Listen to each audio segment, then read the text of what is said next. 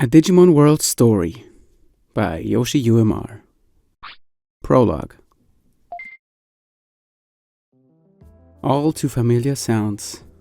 Laughter, yelling, blending in with the noises of the city. He ran, not with haste, but with joy.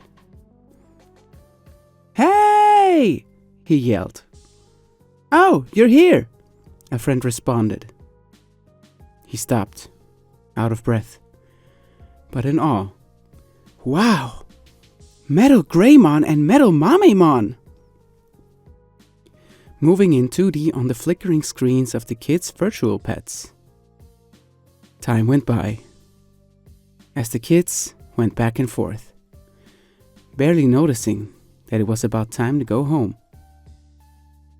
Sun setting in the distance, he exited the elevator, slowly walking towards the familiar door.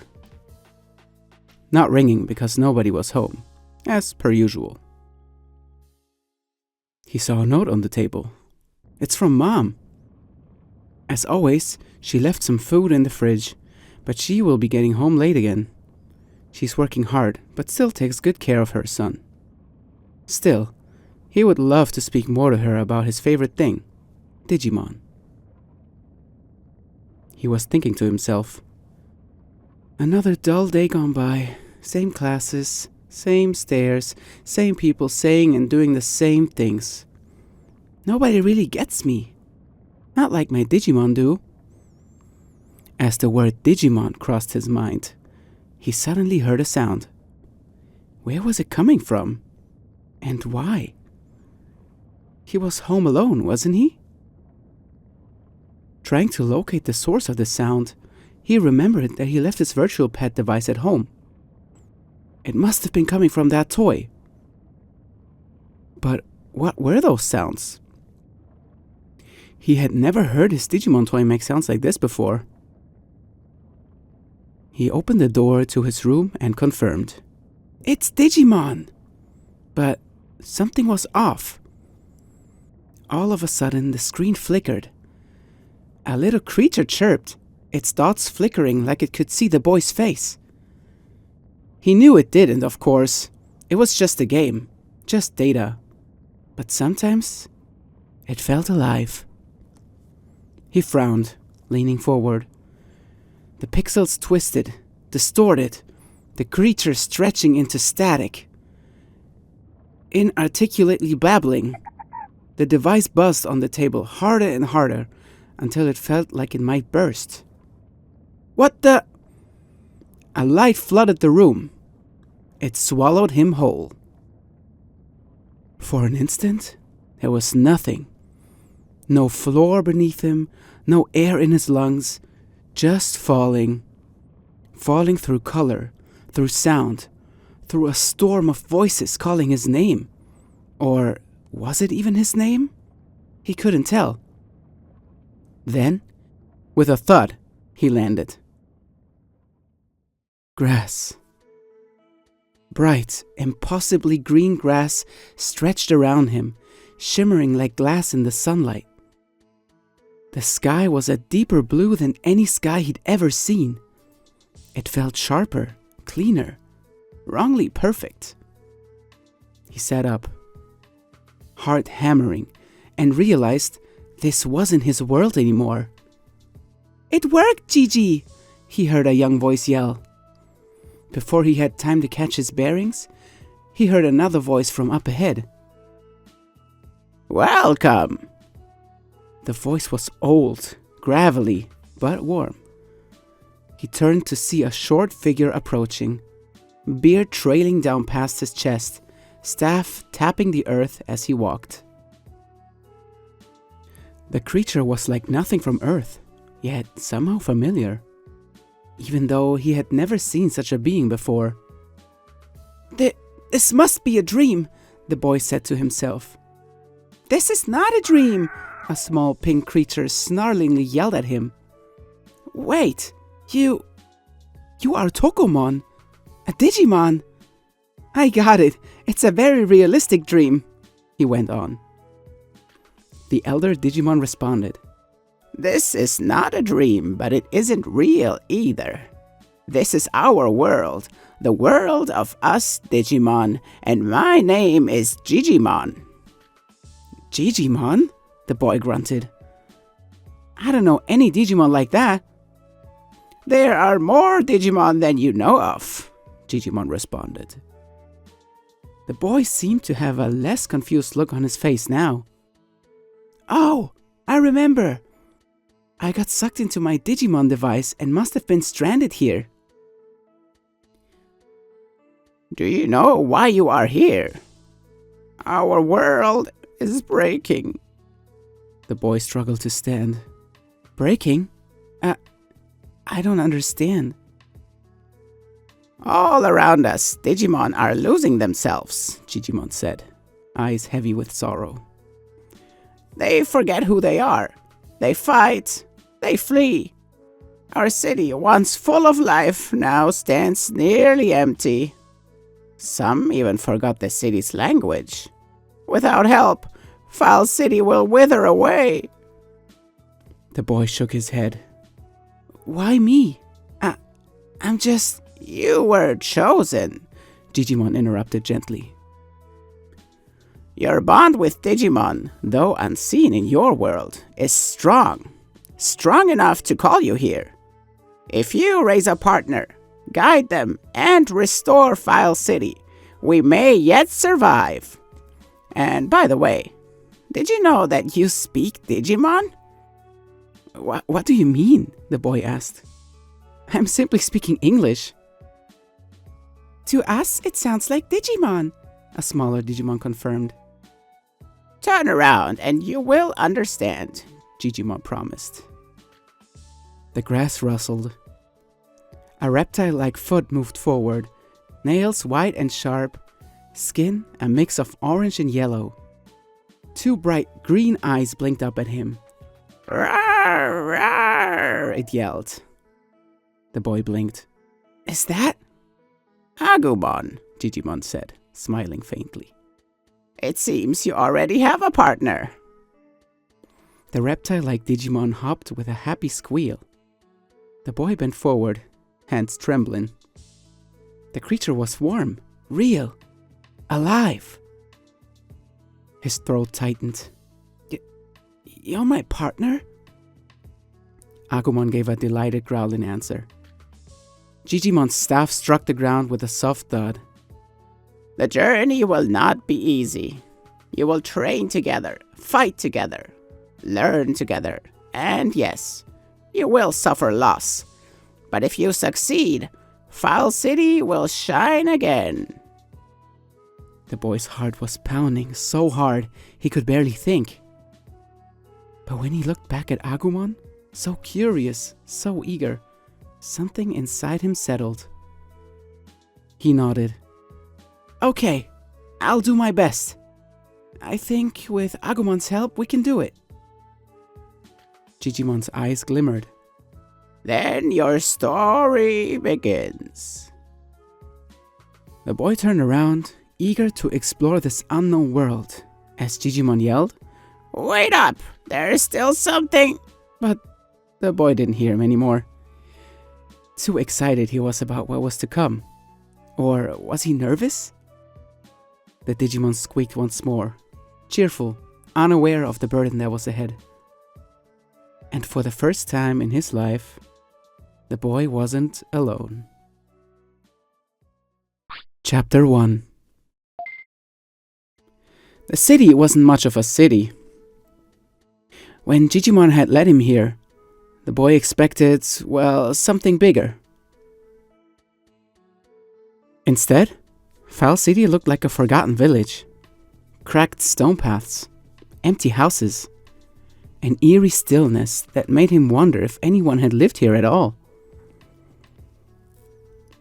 But Digimon had promised it wasn't always like this. The Digimon had left, scattered, driven by confusion and fear. Now, it was up to him to bring them back. The boy wasn't sure he believed it, but one thing was certain. He had Agumon. The small reptile Digimon walked beside him, squeaking happily as if oblivious to the crumbling city. His partner's joy was infectious. For the first time since arriving, the boy felt a little less lost. That optimism didn't last long. "Rawr!" Agumon growled, pointing at his mouth. The boy blinked. "Wait, you eat? You're hungry?" "Rawr! Rawr!" Agumon continued. "I'm sorry, little guy. I don't have any food. But maybe I can find something for you. Oh, wait!" He spotted something in the distance. It was right behind Digimon's house, so he couldn't see it at first. The boy approached an area that was a sort of crop field. But what he found buried in the soil weren't any vegetables or crops at all. Instead, it looked like they were growing pieces of meat like they were crops. "What?" he yelled. "How does this work?" As he remembered again that he was in an entirely different world, so anything might be possible. "Would you like some meat?" It suddenly rang out to him. Who asked? Oh. He spotted a small plant-like Digimon waiting by the fields. It was Tanemon. "We are growing meat here. Why do you look so surprised?" Tanemon asked. "Oh, it's nothing," the boy said with confidence. "Gigi and I are giving you 3 pieces of meat per day. It's food for your Digimon. If you run out of food, you will have to search for mushrooms outside the city in native forest." "I understand," said the boy as he accepted the 3 pieces of meat. "Okay, here," he said, holding a piece in his hands. Agumon excitedly swallowed the meat in a single gulp. Then he hopped and yelped with delight after. The boy couldn't help but grin. "Guess I did that right." A moment later, Agumon squeaked again, this time in distress. The boy's smile vanished. "What's wrong?" Agumon waddled quickly to the side and squatted. "Oh no!" It was too late. The boy gagged, stumbling back. "You've gotta be kidding me." Agumon looked back at him with the most innocent eyes, as if proud of what he had accomplished. He pinched the bridge of his nose. "So this is what Digimon meant by raising a Digimon." It was messy, awkward, and, if he was honest, kind of funny. He laughed in spite of himself. Agumon growled happily, bouncing as if proud of making him smile. The rest of the day passed in a blur. He discovered a training ground called the Green Gym, where strange machines tested Agumon's strength and speed. The exercises left his partner exhausted, but also sharper, tougher. The boy realized he wasn't just watching anymore. He was part of the process, cheering Agumon on, making choices that shaped what he would become. He also learned the hard way not to touch that bonus try the devices offered, as he quickly discovered that these machines were rigged. "I guess some things are the same as in the real world, huh?" he whispered to himself. After a good few hours of training, the boy and Agumon felt ready to finally leave the city and explore native forest, as Digimon encouraged him to do. They stepped out of the Green Gym, but something was watching them, and suddenly running at them. "Who are you?" he called. From the distance stepped a Digimon that looked very familiar, orange scales glinting in the sun, claws sharp, eyes fierce. "Agumon!" the boy yelled. The lizard Digimon growled, tail lashing. "Get out of here! This is my turf!" It seemed that Agumon felt threatened by the boy's Agumon's presence, who growled nervously, then realized that a battle couldn't be avoided anymore. The boy's stomach twisted. A real battle? He had no idea what to do. The hostile Agumon charged. "Agumon, move!" It seems like the training was not enough yet, as Agumon decided to run around and sometimes stare into the sun as if he had forgotten that he was in the midst of a battle. I guess I will have to trust my Digimon and watch, the boy said to himself.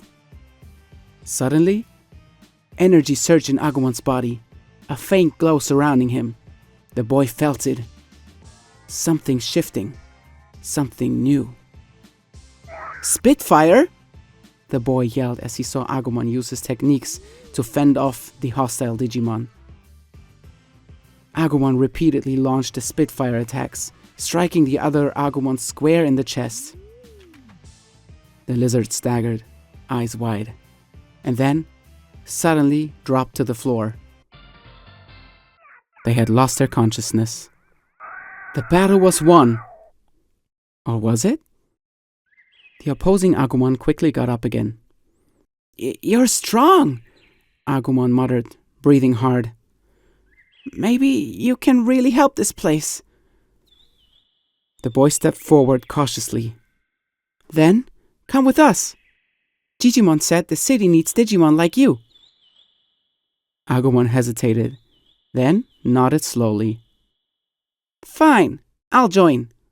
But only because you proved yourself. With that, Agumon turned and headed toward File City. The boy exhaled, knees trembling. His first battle. His first victory.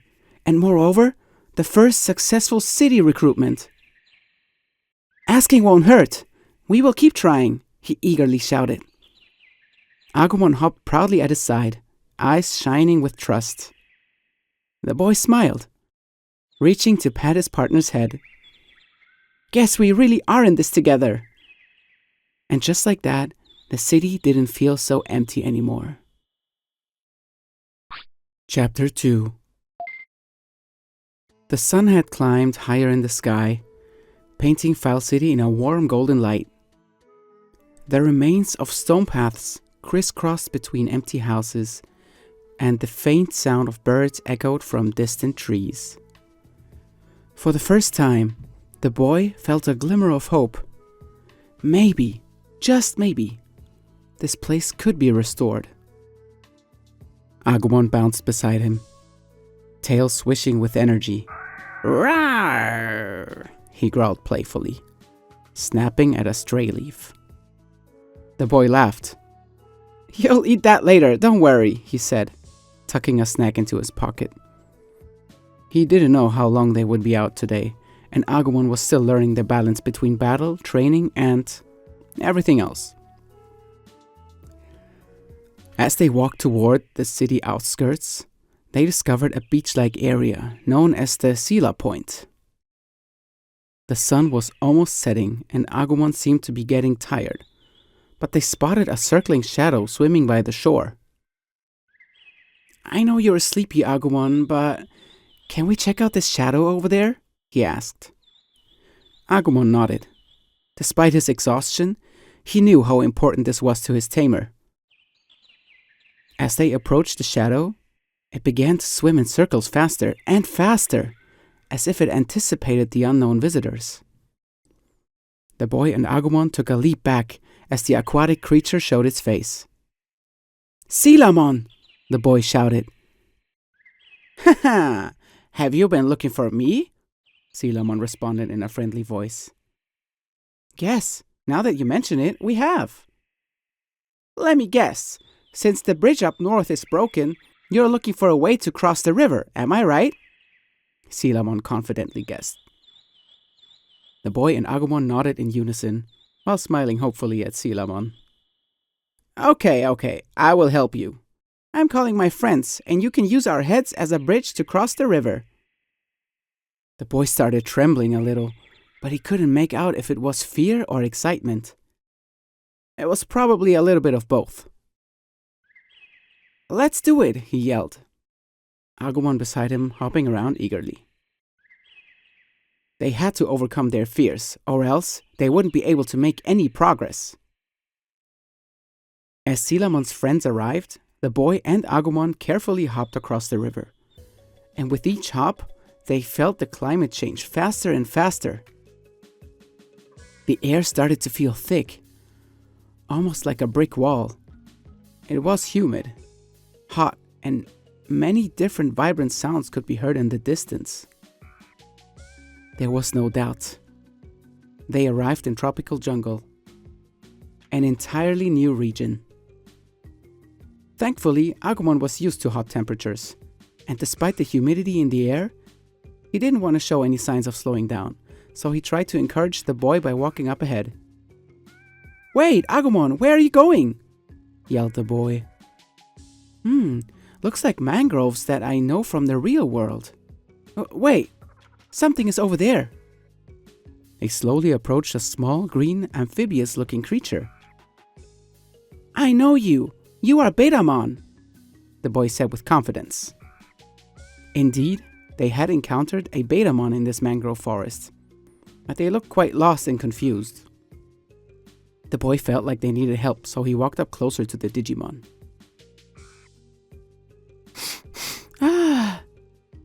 "The smell is so familiar," Betamon said once the boy was close to them. "You smell of File City, the old place. I once lived there, but I don't have any memory of moving away or what happened after I had left," Betamon told the boy with sorrow in their voice. "Well, we are trying to rebuild the city by recruiting more and more residents, so why don't you join us in the city? Do you remember how to get there?" the boy asked in a hopeful manner. "Yes, I do remember the way now. That familiar smell must have brought back my memory. Thank you so much. I will move back to the city and help everyone," said Betamon as they waddled away.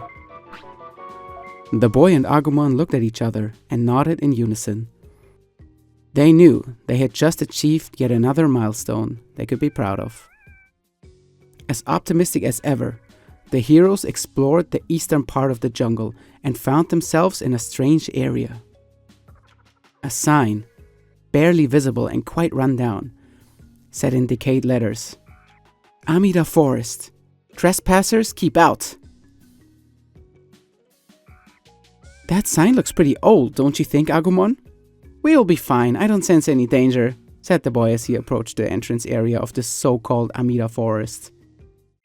He might have been a little too confident as he kept on walking. "What's with this layout?" referring to the 3 parallel paths that looked quite familiar to one another. But then he remembered he had seen something like this before. In the real world.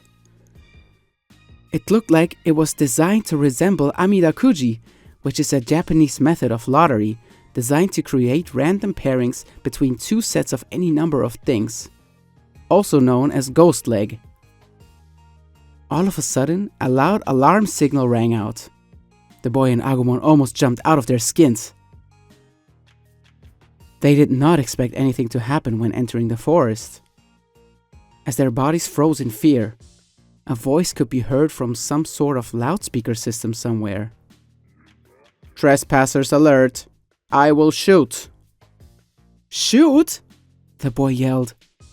"What is going on here?" He looked back at Agumon, but the small reptile Digimon seemed too flustered and didn't know how to react. It came back. The feeling the boy had right after he arrived in Fell City for the first time. Fear of the unknown, not knowing if he would be harmed. But did it feel the same? No, I can't be scared right now. I have Agumon by my side, and I need to show that I'm willing to do whatever it takes to rescue this island.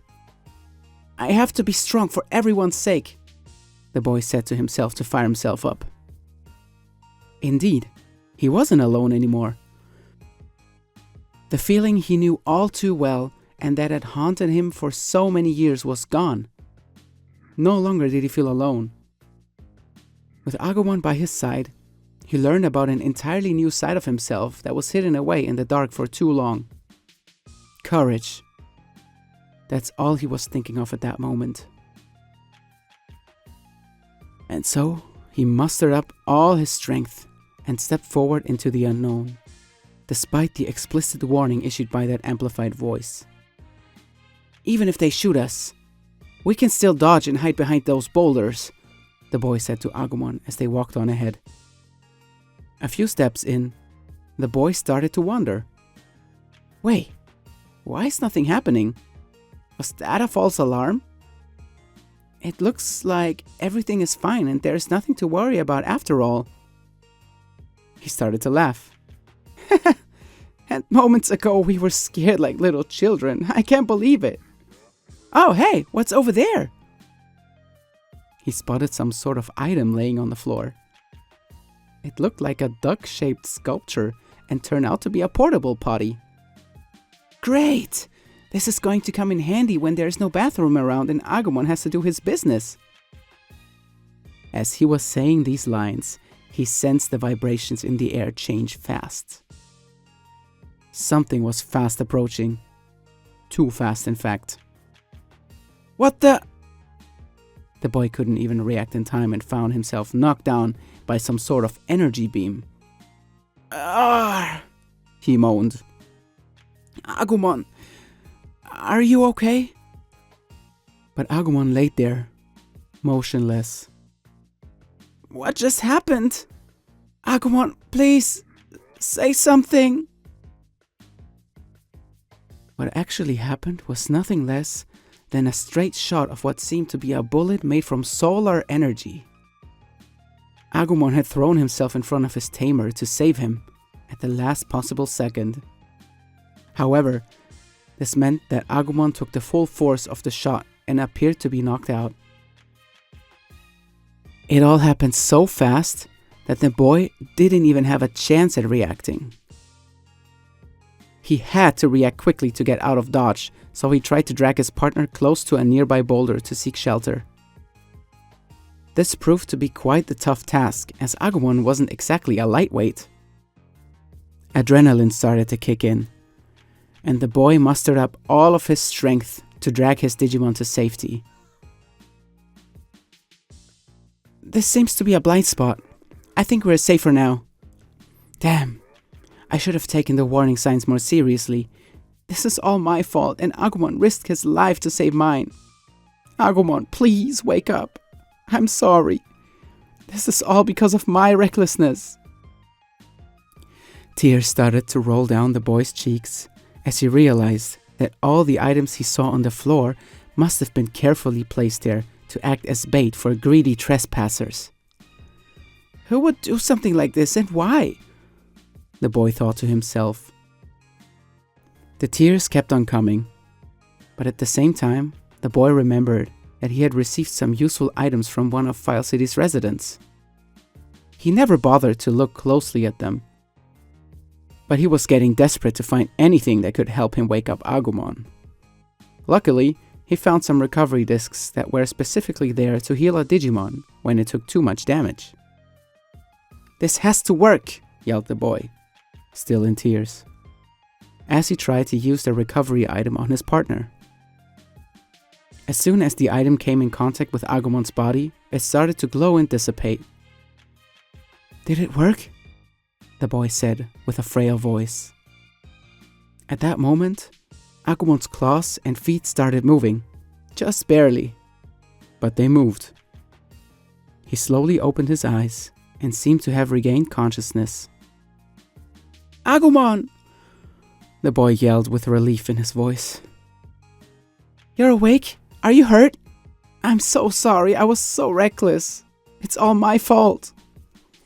But Agumon immediately shook his head as if he wanted to say, "No, it's okay. Don't worry." The healing disc seemed to have worked wonders, because Agumon was already getting up on his own and regained the sharp look in his eyes. He looked like he spotted something in the distance and tried to make the boy aware of it. "What are you trying to tell me?" the boy asked. "Oh? I see. There are symbols at the end of the path. I can see an X symbol on the left-hand side and an O symbol on the middle path. Unfortunately, from where we are right now, I can't see what's at the end of the right path. But if this forest really imitates the Amidakuji game, then I think I know what we have to do, Agumon." Agumon was already hopping around again, excited for the boy's realization. "Listen, Agumon, I think I finally figured out how to avoid getting shot again. Do you trust me?" Agumon nodded eagerly. Then here's what we have to do. We were shot because this forest seems to follow the rules of Amidakuji. This means we are not allowed to simply walk in a straight line. We absolutely have to make a turn whenever it is possible to avoid getting shot. That way, we will be in the shooter's blind spot. If we keep doing that, we can slowly advance and eventually reach the end of the path. There's a catch, however. I do not know what happens when we reach those symbols. My best guess would be that the X marks a failed attempt, while an O marks a successful one. I can only confirm this once I see the symbol at the end of the right-hand path. Does this make sense? It looked like Agumon didn't quite follow, but that seemed to be no problem at all. He simply was excited to see the boy all motivated and eager to solve this puzzle. This forest was only another roadblock they had to overcome. This couldn't have possibly been the end of their journey. And so, they followed through with the boy's plan. They stormed into the middle path and saw a possibility to turn right without taking too many steps. Great! Let's take a right there, Agumon. If my theory is correct, we will not be shot this time. And so, they ran forward and took a right. Then made it to the next blind spot, and that's when the boy was sure of it. His plan might work. As they reached the safe space, he was then able to see the symbol at the end of the right-hand path. Yes, just as I suspected. It's another X symbol. This means that the middle path, which shows an O symbol, is the correct one. Luckily, they entered the correct path right from the beginning, as they would make it to the goal by simply walking the right-hand path, then taking another turn left to then finally end up on the middle path. They would then use that path to make it to the finish line without taking another hit. Oh yeah, we did it, Agumon! I'm so glad this is over. Or, is it over? What do we win? As the boy looked around curiously, the path in front of him opened up, and appearing in front of him was an imposing figure. Hello, may I ask who you are? Asked the boy. You have done well, said the creature that resembled a fairy tale-like animal. A man-horse. My name is Sentarumon. I'm sorry I shot you both. It was a test, the Digimon explained. A test? The stressed-out boy yelled. I had to make sure you have what it takes to save this island. It doesn't take strength alone. You also need to be smart and be able to assess each situation wisely. So, did we pass? The boy then asked. You passed with flying colors. I will make my way towards File City. With your help, I think we can save this island, said Sentarumon as he galloped away. Wow, I think we are starting to become famous, Agumon, said the boy with joy in his face. They have indeed overcome this intimidating challenge and could be proud of their accomplishments. Agumon pushed for the boy to continue walking despite looking visibly exhausted. It was about to get dark too, so he decided to head west again and rest up in File City. They could explore the area beyond Amida Forest some other time, he decided. There was one more worry in the boy's mind, however. How would they get back to the city when the Digimon Bridge north of Sela Point is still broken? As they approached the river, that worry turned into a non-factor. The bridge was magically fixed and looked as good as new. Wow! I guess File City's residents really put in some work and fixed the bridge in no time. Now we can get back easily, said the boy with excitement. However, crossing the bridge, they encountered another issue. The city's east entrance was blocked by some overgrown plants, so there was no way in, at least not from the eastern direction. I guess we will have to walk all the way around then. But I think that might be too much for today. Agumon, you had better rest here, said the boy with worry in his voice. So they decided to camp in native forest by the river. And thus, another day went by. A day filled with adventure and learning. The next morning, the boy and Agumon set out toward File City for a brief rest and most importantly, to see the city's progress while they were gone and recruiting new residents. In the distance, they noticed a few Seelamon swimming around in the river. The exact group of Seelamon who had helped them before. They decided to go there again to say thank you, but before the boy could say anything, one of the Seelamon told him, "Hey, I would like you to help me this time. By rebuilding the city, you are saving the island and everyone who is living there. In that case, I will move to the city and offer my services as well." Before the boy could even react, Seelamon already began swimming south. "Wait!" yelled the boy. "The city is north of here!" But Seelamon didn't seem to mind the boy's words. It seemed they had some other business to take care of first, before moving to the city, but that didn't matter. What did matter was the fact that they had found yet another new resident for the city. It was now time to go back and rest up a little, or so they thought. On their way, they passed an area called Kunemon's Bed. Murmured the boy. "I think we have been here before, and I recall seeing a certain Digimon hanging around that bush. Yeah, it's right over there." The boy ran ahead, and right behind him his curious Agumon. They spotted a bright yellow bug curled up on a green bush. Was it asleep?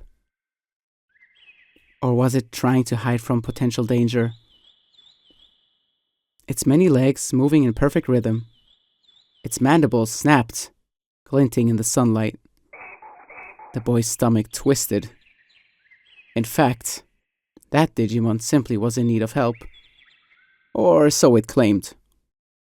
"Hello, I'm Kunemon," said the worm-like Digimon. "Do you have something to eat? I'm starving." The boy, speechless by what he had just heard, simply stared at Kunemon and forgot to answer its question. Meat. I have meat. Would you like some?" The boy then responded to Kunemon's request. "Ah, yes," yelled Kunemon. You could say it had a sparkle in its eyes upon hearing the word meat, but in fact, Kunemon does not have eyes. Nevertheless, as the boy pulled a piece of meat out of his bag, Kunemon was already getting very close to him and snatched that piece of meat from his hands in an instant. "Wow, that was delicious," said the Kunemon as it devoured the food at a single bite. "Now let's battle." "What?" yelled the boy. "Why? I just helped you out and you want to fight us?" Kunemon did not even react to what the boy said. Instead, it already launched a dangerous thundercloud-like attack on Agumon, who took a hit. However, Agumon got up quickly and didn't hesitate to fight back. It was sink or swim. No matter if they just helped out that Digimon. The situation had changed. They were enemies now, so they would have to act accordingly. It was the digital world after all, and for most Digimon, it's survival of the fittest. The boy came to that realization rather quickly, so he shook off his final doubts and yelled in support of Agumon. "Defeat it! You can do it, Agumon! Show them who's the best!" A few moments later, Agumon seemed to have figured out Kunemon's attacking pattern and quickly turned around the battle. And a couple of spit-fire attacks later, Kunemon was beaten. "See? You shouldn't bite the hand that feeds you," yelled the boy at the defeated Digimon. "I'm sorry," Kunemon responded. "I got too excited from eating that delicious grub." Please, let me help you out this time. Do you know where File City lies? The boy interfered.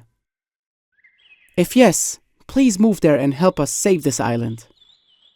Yes, I do know the way. Okay, it's decided. I'm going to help you, said Kunemon, and made its way towards the city. Interestingly enough, it went the same path that the boy and Agumon just came from, so the boy thought the Digimon was going to hit the same roadblock they had encountered. It's going to find a way somehow, the boy said with a smug face. He realized that they had just made another friend in a short amount of time. The heroes made their way south, only to find a strange tree with something that looked like a door. They approached that door and discovered some letters engraved in the wood. Nobody's here. Go away, the letters said. The boy was thinking, strange. Maybe somebody lives here. But since they couldn't find any other clues, they decided to walk further west. The faint scent of flake water was in the air, but a few wild Goblimon were blocking the path towards the water.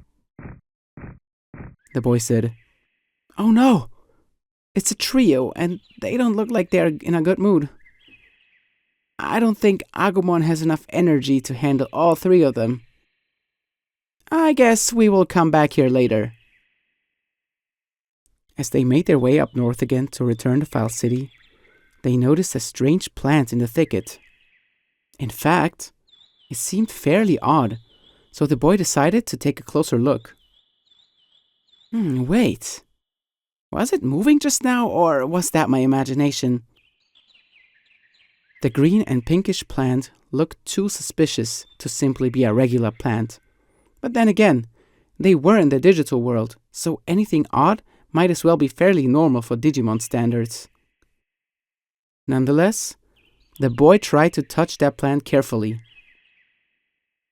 "A flower," he heard something or somebody whisper. "What?" yelled the boy as he moved closer and closer to that strange plant. "I'm a flower," he heard it say again. "It definitely just talked. This is no ordinary plant," said the boy as he nervously touched the plant again. "I said I'm a flower, aren't you listening?" Agumon barked. "Rawr!" And the boy looked back at Agumon, who had already gotten in position to fight. As the boy turned around again, he saw that plant turn around and run towards Agumon to attack. So it was a Digimon after all. Wait, I know this one. It's Palmon. The rookie-level Digimon Palmon are known for their peaceful and shy nature. However, when provoked, they will not hesitate to use their Poison Ivy attack to numb their opponents. "Agumon, beware of their claws. They're poisonous," the boy warned his partner. But Agumon had already analyzed the situation and quickly fired one Spitfire attack after another. His enemy was a plant-like Digimon after all, so the fire attacks worked wonders against this Palmon. Palmon realized that they had to change their strategy. Close-range moves wouldn't work on this fire-spitting Digimon, so Palmon decided to fire a ranged attack called Water Blit, a bubble of water rapidly moving towards the enemy. "Watch out!" the boy yelled. "This is dangerous!" He knew from his virtual pet games that Agumon had a weakness to water and ice moves in particular. But Agumon was unfazed. Despite the powerful move that Palmon had just unleashed, the reptile Digimon was ready to fire his finishing maneuver to end this fight immediately. Agumon had to get in position and required his tamer's support to prepare this strong attack. Another smart dodge by Agumon and his finisher was ready. "Use Baby Flame!" shouted the boy towards Agumon. A rather big ball of fire formed in the reptile Digimon's mouth and was fired towards Palmon, like shot out of a cannon. Palmon took the full hit and fell down immediately. It was simply too much to take for a small plant Digimon like this. As Palmon laid on the ground, defeated, the boy and Agumon, while celebrating their victory, heard the small Digimon say a few words. I hate fighting. The boy stopped celebrating and paid full attention to Palmon now, as he realized he could ask Palmon to join Foul City. You don't have to fight in the city. It's peaceful there. Really? Said the Palmon with sparkly eyes. So I can move there right now? Yes, of course, the boy responded. You will be most welcome there. Great. It's decided then. I will move to the city, said Palmon to the boy, skipping away towards Foul City. And just like that, they had made another new friend, and more importantly, took another big step towards saving the island. It was finally time to return to the city and check out its current state. The heroes were excited to find out what had changed after recruiting some new Digimon, so they made their way towards Foul City. But let's be careful, the boy said. Some Digimon on the way might not be friendly yet. After a careful yet swift hike north, they finally reached Foul City, and it already had changed quite a bit. With each Digimon who joined, the city felt a little more alive. Broken pathways seemed less empty, and abandoned houses less forlorn. Birds chirped louder. The wind carried faint laughter across the streets. The boy felt it in his chest. Foul City was waking up, one Digimon at a time. It was time to explore the new facilities in the city. At first, they noticed that Foul City finally had an item shop, and it seemed there were 2 shopkeepers already working there, Betamon and Seelamon. Hey friends, the 2 Digimon shouted. Look at this cool new shop. We're selling and buying useful things, so stop by regularly and please bring more Digimon so the business can thrive. This opportunity was too good to let it pass, so the boy decided to use his recently acquired battle funds to stock up on some very important items. Healing discs, meat, and a very special item, the autopilot. This item would let the heroes return to the city at an instant, and this would prove to be extremely useful later on. Next, they noticed a bigger building south of the item shop. It looked like a clinic, and upon entering through the front door, it turned out to be exactly that.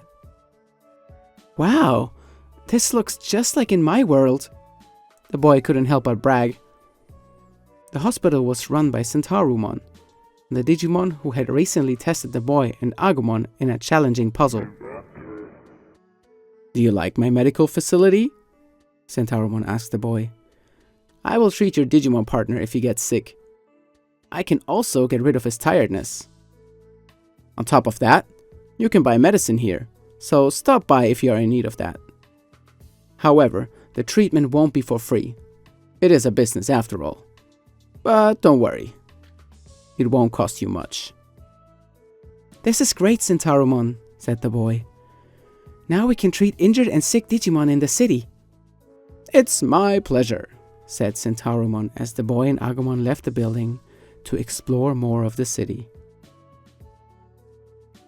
The boy realized that he had yet to pick up his daily meat rations, so he made his way up north to find a new farmer at the meat farm behind Digimon's house. It was Palmon. The shy Digimon had stepped up to become the new leader of the farm. Hi my friends, look! I have increased the size of our meat field. Palmon yelled at the boy and Agumon once they saw them. From now on, you will receive 3 pieces of giant meat every day. If that's not enough, you can also buy more from me at only 500 bits per piece. The boy thanked Palmon for the meat. However, didn't mention that the 500 bit for a single piece of giant meat might have been a little too expensive. Nonetheless, it was time to talk to Digimon and see what the elder had to say. Before entering Digimon's house, they spotted Yuramon in front of it and talked to the baby Digimon. I have heard some rumors recently. Wanna hear? Yuramon said eagerly. The boy nodded. Did you know that there's an invisible bridge northeast of the tropical jungle that leads to the Great Canyon? An invisible bridge? The boy responded. He was quite surprised hearing about this, but at the same time, he seemed to have gotten used to the strange things of this world. So he believed Yuramon and moved on to enter Digimon's house, keeping the information in the back of his mind. Agumon growled softly, but there was a gleam in his eye. The boy chuckled. Alright, buddy. Let's see what the elder has to say. You are back. Great, said Digimon upon seeing the boy and Agumon enter the house. Step by step, Digimon by Digimon, they are beginning to reclaim their former lives. And they are leading the charge, and it's all thanks to you. But there is still a lot to be done, so we can't rest just yet. I know, said the boy. Don't worry, leave it to us. I think it's best if you go west and explore the drill tunnel. I have heard that the Dremogamon in there might be in need of help, advised Digimon. Got it. That's where we will be headed next, then, the boy responded. Are you ready, Agumon? Rawr! Agumon growled with a happy voice as he fell to the floor, eyes closed. Agumon? Agumon, are you okay? The boy yelled in panic. Oh, you're just tired. He realized that Agumon simply was too exhausted to move out immediately, so he decided to go to sleep right then and there. The day began quietly, with only the soft rustling of leaves and the distant chirping of birds. Pal City was slowly coming to life, the faint hum of activity echoing through its paths. The boy tightened his satchel straps and glanced at his partner Digimon. Ready to check out Drill Tunnel? He asked. He remembered Digimon mentioned the day before that some Digimon might need help there. Agumon growled affirmatively, tail wagging. On their way to the tunnels, they passed a narrow cliff, but the view they got from there was magnificent. Wow, said the boy enthusiastically. This must be Dragon Eye Lake over there. It looks so large from here. As they approached the entrance of Drill Tunnel, the boy noticed a sign on top. Drill Tunnel, it said. There was no doubt their next adventure awaited them inside. Shall we go, Agumon? The boy asked his trusty companion. Agumon growled with excitement, and so they entered this new area. The tunnels were dark and narrow, carved into the rocky hillside. Sunlight barely reached the entrance, casting long shadows. As they stepped inside, a sudden vibration rattled the ground beneath their feet. What's that? The boy whispered. From the darkness ahead, a Dremogamon burst forth, claws scraping against the stone as they dug frantically. Chunks of rock flew everywhere, and the boy barely leapt aside in time. Agumon barked a warning. Rawr! Dremogamon paused, turning their big eyes towards them. Today we're digging, tomorrow we're digging, it's so much fun. Hey, who are you? A human? It's gonna take a long time until this tunnel is open. Go on, and explore the other tunnels if you want. So they walked in a different direction, and what they found was something that resembled a residential area. Inside the drill tunnel, of course. Oh, so this must be where the Dremogamon eat, sleep, and take breaks, said the boy. Wait, what is going on over there? The boy spotted another Dremogamon, but this specimen was not digging any tunnels. Instead, they were wallowing on the floor as if possessed by something. At first, the boy was hesitant to approach the Digimon, but he had to find out what was going on with that Dremogamon. So he carefully walked over and tried to start a conversation. Hey, are you okay? He asked. It's hot, yelled the Dremogamon. So hot, do something. I can't take it anymore. They suddenly got up with a fierce look in their eyes. Oh no, this is not good, said the boy to his Agumon. Agumon, looks like you have to calm this one down a little.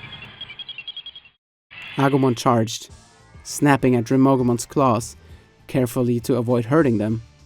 He simply wanted to calm down the big Digimon, but this proved to be a tough task. The battle was tense. Dremogumon was powerful, but not malicious, only desperate. The boy realized that brute force alone wouldn't solve the problem. Agumon, flank them, he shouted.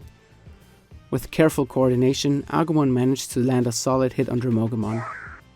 Step by step, claw by claw, the boy and Agumon worked together. Eventually, Dremogumon slowed, panting. Their frantic movements halted. The boy stepped forward cautiously. We're not trying to hurt you. We just want to help. Dremogumon blinked, then huffed, lowering their claws. Slowly, they moved aside and said, I got weird because of the heat. I'm sorry. The boy asked, Don't worry about it, but tell me, why is it so hot in here? Dremogumon answered, This tunnel is actually inside a volcano. But this can't be the only reason it's so hot. Maybe there is a fire somewhere nearby. But either way, we have to keep on digging. The boy looked at Dremogumon and praised them for their hard-working efforts. You're doing a great job. Don't give up. You're nice, said the Dremogumon. Feel free to explore these tunnels for as long as you like. And so, the boy and Agumon continued their exploration of the drill tunnel, just as Dremogumon had suggested. They once again passed by the other Dremogumon from earlier. But this time around, they noticed a huge pile of dirt nearby, so the boy went ahead to ask the digging Digimon how it was going. It's going well, but it's still going to take a while, said the Dremogumon. I don't want to wait this long. Can't we help you out? The boy convincingly asked. You want to steal our fun?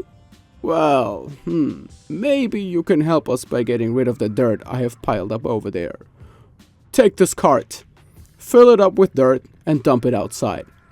For each round trip, I will pay you some bits. Sounds good?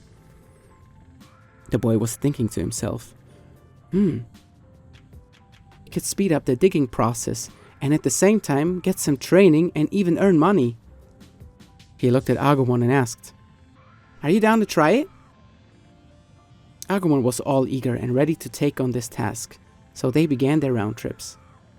At first, it didn't seem like much of a difficult task, but after a couple of hours, Agumon was moving significantly slower than before.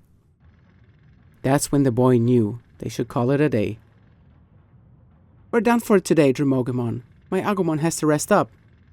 Tired already? Haha, Dremogumon laughed. Don't worry about it. You can come back later. And so, the boy let Agumon rest up and later continued the work until Dremogumon said, You really have been a big help. Thank you.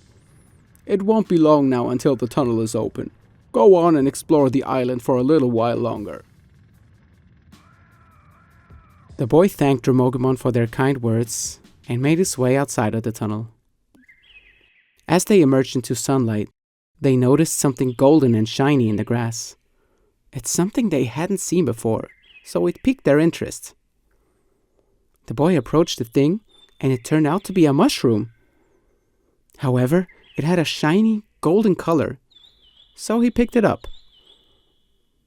This seems to be rare and valuable.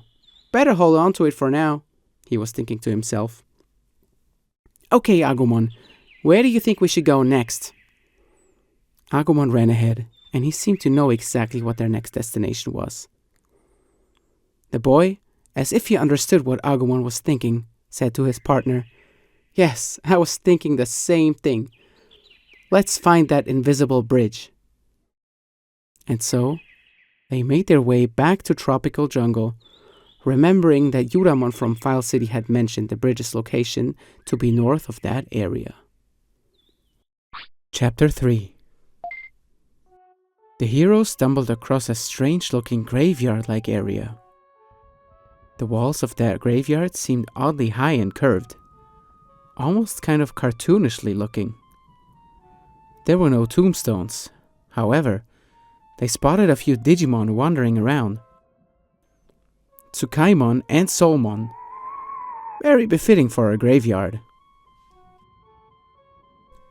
In the distance, there was a large building that looked like a mansion of sorts. The boy was quite impressed by the sheer size of it. Its walls looked rather run down, and some windows were shattered, but that building had something magical to it. Its presence alone was enough to draw the heroes closer and closer. "I guess we can knock and ask if somebody is home," he suggested. But right as they took another step towards the big door, their feet suddenly stopped moving, as if they had been cemented in. "What?" the boy shouted. My feet! They won't move!" He was able to leap back. However, it seemed that the heroes were forbidden from entering this huge mansion. It felt like a dark power had taken over and stopped the boy from moving. "Looks like we won't be able to enter that easily. I guess we can come back at another time," he realized. On their way back to the graveyard's entrance, they noticed a seemingly confused Bakemon roaming around. The boy decided to try and talk to it. "Hello, are you okay? Can we help you somehow?" Bakemon looked at the boy with a surprised look on its face. "Bake?" Bakemon asked the boy. It seemed that this Digimon doesn't have the ability to speak like other Digimon they met before. The boy tried to guess what Bakemon might be saying to him by reading its facial expressions. The Bakemon seemed to have an expectant look on its face, so the boy simply replied with a resounding yes. Bakemon seemed to be satisfied by his answer, so it responded with "Bake? Bake?" The boy, still confused, responded with a yes again. This seemed to make Bakemon even happier, so it got real close and shouted, "Bake, bake, bake," at the boy, who yelled, "No!" However, not to respond to Bakemon's supposed question, but to signal that the Digimon got a little too close for comfort. Either way, this seemed to have satisfied the ghostly Digimon, and it suddenly wandered away. "You're going to File City, yes?" the boy shouted towards Bakemon. The Digimon didn't flinch or react, and simply continued moving. "I guess we have to assume it knows the way to the city," he hoped. It looked like even odd encounters like this, in even stranger places, can lead to something good. This had the heroes in a hopeful and eager mood, as they made their way east to search for the infamous invisible bridge that Yuramon had mentioned. They approached the northeastern side of Tropical Jungle, and it looked more and more like a canyon to them. "It has to be somewhere around here," said the boy to Agumon, who took careful steps as they approached the edge of the cliff. "Very careful now, Agumon," the boy said with a determined look on his face. The best chance they had at finding the invisible bridge, that is, if it even existed, was to slowly and carefully inspect the cliff. The boy asked Agumon to secure him by holding his arms as he used his foot to test the waters, or in their case, the ground.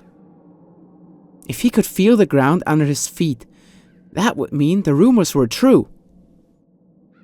After a little hesitation, the boy decided to go for it, and indeed, he had some foothold. So he was sure of it. This had to be the rumored invisible bridge. So it was real. "Careful now," said the boy. "I'm really glad that I am not scared of heights," he laughed. We have to continue like this now, Agumon, because I don't know if the bridge might end unexpectedly. And I wouldn't want us to fall off. They continued their safe strategy, and it would eventually, slowly and steadily, bring them to the other side unharmed. "We did it, Agumon!" yelled the boy as he celebrated with his partner. And so they reached Great Canyon. The change in temperature was significant. "I guess some things are not that different from my world," thought the boy. They continued their path forward carefully and spotted a sign up front next to an opening in a rocky mountain wall. "Monochromon's shop," it said. "A shop? Here?" the boy yelled, surprised. He definitely wanted to find out who ran the shop and why it was here in the first place. So the heroes didn't hesitate to walk inside. As they entered, they saw another Digimon leave the premise, and the look on its face told an entire story. It didn't look too pleased. Or was this the normal expression of that Digimon named Weedmon? Either way, the heroes walked further in, only to stop in front of the counter. "Monochromon," the boy whispered. The Digimon looked up, eyes narrowing as he spotted them. "You there! Would you like to work here?" The boy nodded. Yeah, Before the boy could say anything, the Digimon already continued. "I'm Monochromon." The Digimon interrupted, puffing his chest. "Shopkeeper extraordinaire! And you look like you are good at bargaining. The truth is, business is not so good these days, but I desperately need a break from work. Can you take over, part-time? I'll pay you proportionally to sales. Sounds good?" The boy looked perplexed. "Actually, I don't know a single thing about being a salesperson. I wanted to ask you to come to File City so we can work together and save the island," he offered Monochromon instead. "File City, huh?" said Monochromon in a skeptical way. "And who's running my shop when I'm gone? Have you considered that?" The boy shook his head, realizing it wasn't going to be easy to persuade this intelligent Digimon. Monochromon waved a paw toward a small barrier. "You may enter there. Your Digimon can come too and wait behind the counter." The Digimon was all but convinced that the boy would not refuse his offer. The boy responded, "Wait, I haven't even said yes." "Please, I need your help, and I'm sure you will do a great job," Monochromon said pleadingly. The boy, with an uncertain look on his face, turned to Agumon. "What should we do?" he asked. Agumon, as often the case, already had a determined look on his face. At that moment, the boy knew he couldn't back down from the challenge. He thought, it doesn't matter if it's a Digimon battle, a puzzle, or a job like this. I have to prove that I am willing to do anything to save this island. And so, he decided to give it a shot. "Okay, Monochromon," said the boy. "I will try and help you." "Splendid!" the dinosaur-like Digimon said with joy in his eyes. As they discussed potential sales strategies, their first customer already made their way towards the counter. A green, gremlin-like Digimon with a bone club in its hands. It was a Goblimon. The Digimon yelled at the boy. "Hey boy, give me some meat!" The boy was shocked by the Digimon's rude way of asking for the product, but at the same time, he decided to just roll with it. He knew this wouldn't be easy. "Meat, you said? Well, we have great meat," the boy responded. He remembered what Monochromon had advised him to do, so he started to bargain. "How about a special price of only 75 bits?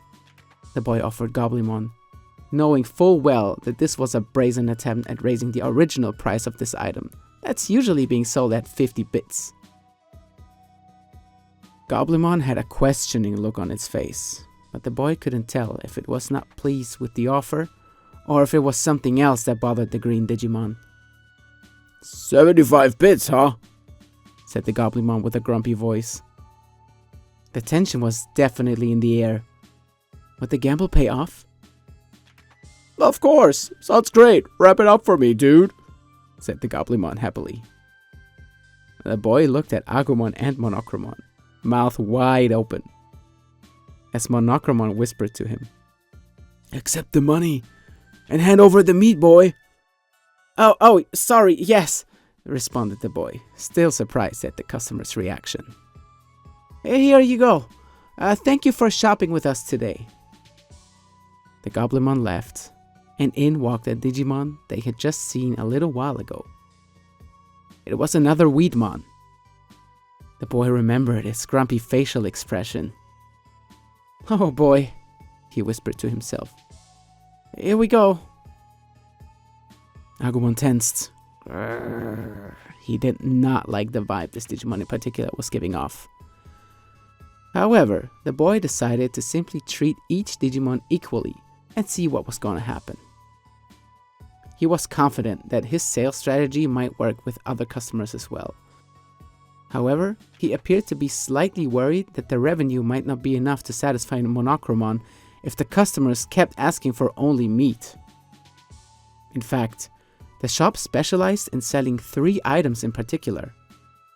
The aforementioned meat, the very useful item Portable Potty, and lastly, the more expensive item Medicine, which would drive sales significantly. If only the boy could sell a few of the more valuable items, he would surely impress the shop owner. As the Weedmon approached the counter, everyone in the room started to pluck their noses. What was that stench? It appeared that this particular customer did not give off the most pleasant scent, to put it charitably.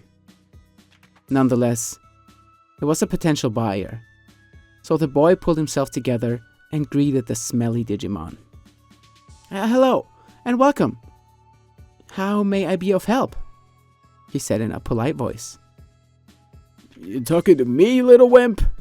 Said the Weedmon snappishly. Obviously, I want to buy something. The Weedmon didn't seem to be in the best of moods, but the boy didn't let that fact discourage him. He tried his best to treat the client with respect. Weedmon, unimpressed by the boy's efforts, went on by saying, Boy, I need some medicine. The boy's eyes opened wide. He knew he was about to make some profit, so he was trying his best to read Weedmon's next move. It was almost like a Digimon battle in its own right. Medicine, you said? The boy tentatively repeated. We have some great medicine for sale. How about this 1000-bit medicine for 1300 bits? In the corner of his eye, he saw Monochromon flinch after hearing what he just said to the customer. The Weedmon, without the bat of an eyelid, disgustedly responded, Never mind, I'm shopping somewhere else, and left the shop immediately. The boy, at this moment, realized what he had done wrong. Oh no! Did I actually tell the Digimon the original price of the item? As he looked at Monochromon, who was simply shaking his head. But there was no other way. The boy had to leave this blunder behind him and continue. And that's what he intended to do. There wasn't much time to think about the mistakes. He had to learn and adapt immediately and keep his head in the game. Promptly, a new customer walked in. This Digimon had a penguin-like appearance, while being brightly red-colored. Oh, a new customer. They sure look very nice, the boy thought to himself, but at the same time remembered to not be blinded by prejudice. He simply had to do his best, no matter the customer. The Digimon's name was Muchomon, and it didn't waste any time asking for a portable potty immediately. Upon hearing the Digimon's request, the boy was already calculating the prices in his head. He knew that a portable potty usually costs around 300 bits. However, he also knew that if he raised the price too high, that he might lose yet another customer. At the same time, lowering the price would result in low profit, so he had to make a swift and bold decision. he decided it would be best to offer the item at 330 bits, just slightly raising the original price. He responded to Muchumon. We're offering the best portable potties out here for only 330 bits per piece. Muchumon looked visibly unimpressed and said, 330 bits? That's highway robbery, boy. The boy had to react quickly, so he responded, too expensive? Well, how about 300 bits then? As sweat dripped from his face. He knew he had to make a critical decision and couldn't risk losing this customer. 300 bits? The Muchumon repeated. Okay, wrap it up for me, dude. Thank you very much, the boy said loudly.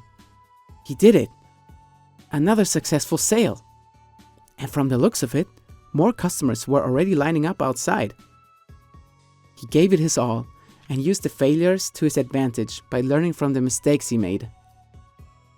The shift is halfway over already, Monochromon suddenly said. The boy hadn't realized that time flew by so fast. He was locked in and focused on doing his best at being a salesperson. By that time, he had already noticed a pattern regarding the customers, or rather the type of Digimon those customers were. He did manage to sell a 1000-bit medicine to a Goblimon for 1500 bits, a 50% increase in the price. However, that Digimon did not seem to care. On top of that, he noticed that Weakmon were very stingy and mostly grumpy customers, so with those, he had to be very careful. Gotsumon, another one of his clients, loved to bargain and think about the price the boy offered the products for. However, in the end, these rocky Digimon would still buy the item at a higher rate. And lastly, for the penguin-like Digimon Muchumon, the boy wasn't able to recognize any sort of behavioral pattern. He guessed it really depended on the Digimon's mood, if it would accept raised prices or not. Slowly but surely, the boy got the hang of it, and just as he wrapped up yet another successful sale, Monochromon stopped him right there to tell him, "The shift is over. We need your courage and ability to make timely decisions." The boy was visibly confused. "What are you saying?" he asked. "I was testing you, to see if you're truly able to save this island," Monochromon explained. "Strength alone is not enough. You also need wisdom and bravery. I'm sorry I deceived you." The boy responded, "So, did we pass?" "Absolutely," Monochromon said. "I will aid you in your quests and move to the city." "But what's going to become of your shop here?" the boy asked, worrying about the dinosaur Digimon's legacy. "It has served its purpose and is no longer needed. I'm going to open a new shop in Foul City," Monochromon explained. "That's wonderful!" the boy cheered while looking back at Agumon, who had a proud and smug look on his face. "I guess I'll see you in the city soon then." And so, the heroes managed to recruit yet another Digimon for Foul City. Digimon would surely be proud. Quite some time had passed. Of course, the boy worked a full shift on that day, and the sun was already setting. Agumon looked visibly exhausted, so they tried to look for a good spot to rest. The temperature was quite low. They were in a canyon after all, and the boy could hear some Digimon's cries in the distance. He wasn't sure if there was a safe spot to rest nearby, so he decided to use one of his recently acquired autopilots to transport them back to Foul City in an instant. They went on to use the item and rested at Digimon's house. The elder happily provided shelter for them, as he was proud of their recent accomplishments. For the boy, this adventure was starting to feel real. Restoring Foul City wouldn't just be about battles. It would be about earning trust, understanding each Digimon, and proving himself as a partner worthy of leading. That was the lesson he learned on that day. Agumon nudged him, head tilted, letting out a big yawn. "Roar." The boy smiled. "All right, buddy. You earned yourself a full night of sleep. Good night. The next day. The morning sun streamed across the streets of Fell City, warming cracked stone paths and the occasional patch of stubborn grass that had refused to die. The boy yawned and stretched, feeling the stiffness from yesterday's trial. Agumon bounced at his side, tail flicking, ready for anything. Ready to start the day? The boy asked. Agumon growled playfully. Rawr! The first task was simple. Training. Digimon had left instructions the day before, scribbled on a piece of old parchment. Train your partner, build their strength, and explore. Every Digimon you help might return to File City. They began near the edge of the city, where they had trained before. Green Gym. Okay, Agumon, he said, pointing at a tree trunk. Focus on your accuracy. Hit the target with all your might. Agumon crouched low, muscles tensing, then leapt forward. Teeth snapped at the wood. The tail swung, shaking the training device. The boy counted each success, cheering him on. Good! That's 3 perfect hits in a row! Agumon barked, spinning in a small circle. Every movement was sharper, more confident than the one before. The boy felt a swell of pride. As they trained, a faint rustle came from the tall grass nearby. The boy froze. Did you hear that? Agumon's ears twitched. He growled softly, stepping protectively in front of the boy. From the grass emerged a small baby Digimon with a head full of long gray hair. Yuramon from the city. The boy knelt slowly. Hey there, what happened? What are you doing here? Yuramon twitched, eyes darting to Agumon, then back to the boy. A small voice squeaked. I wanted to tell you something before you leave the city again. Agumon relaxed, sitting down with a friendly bark. The boy extended his hand. Tell us something. What could it be that you would like to tell us?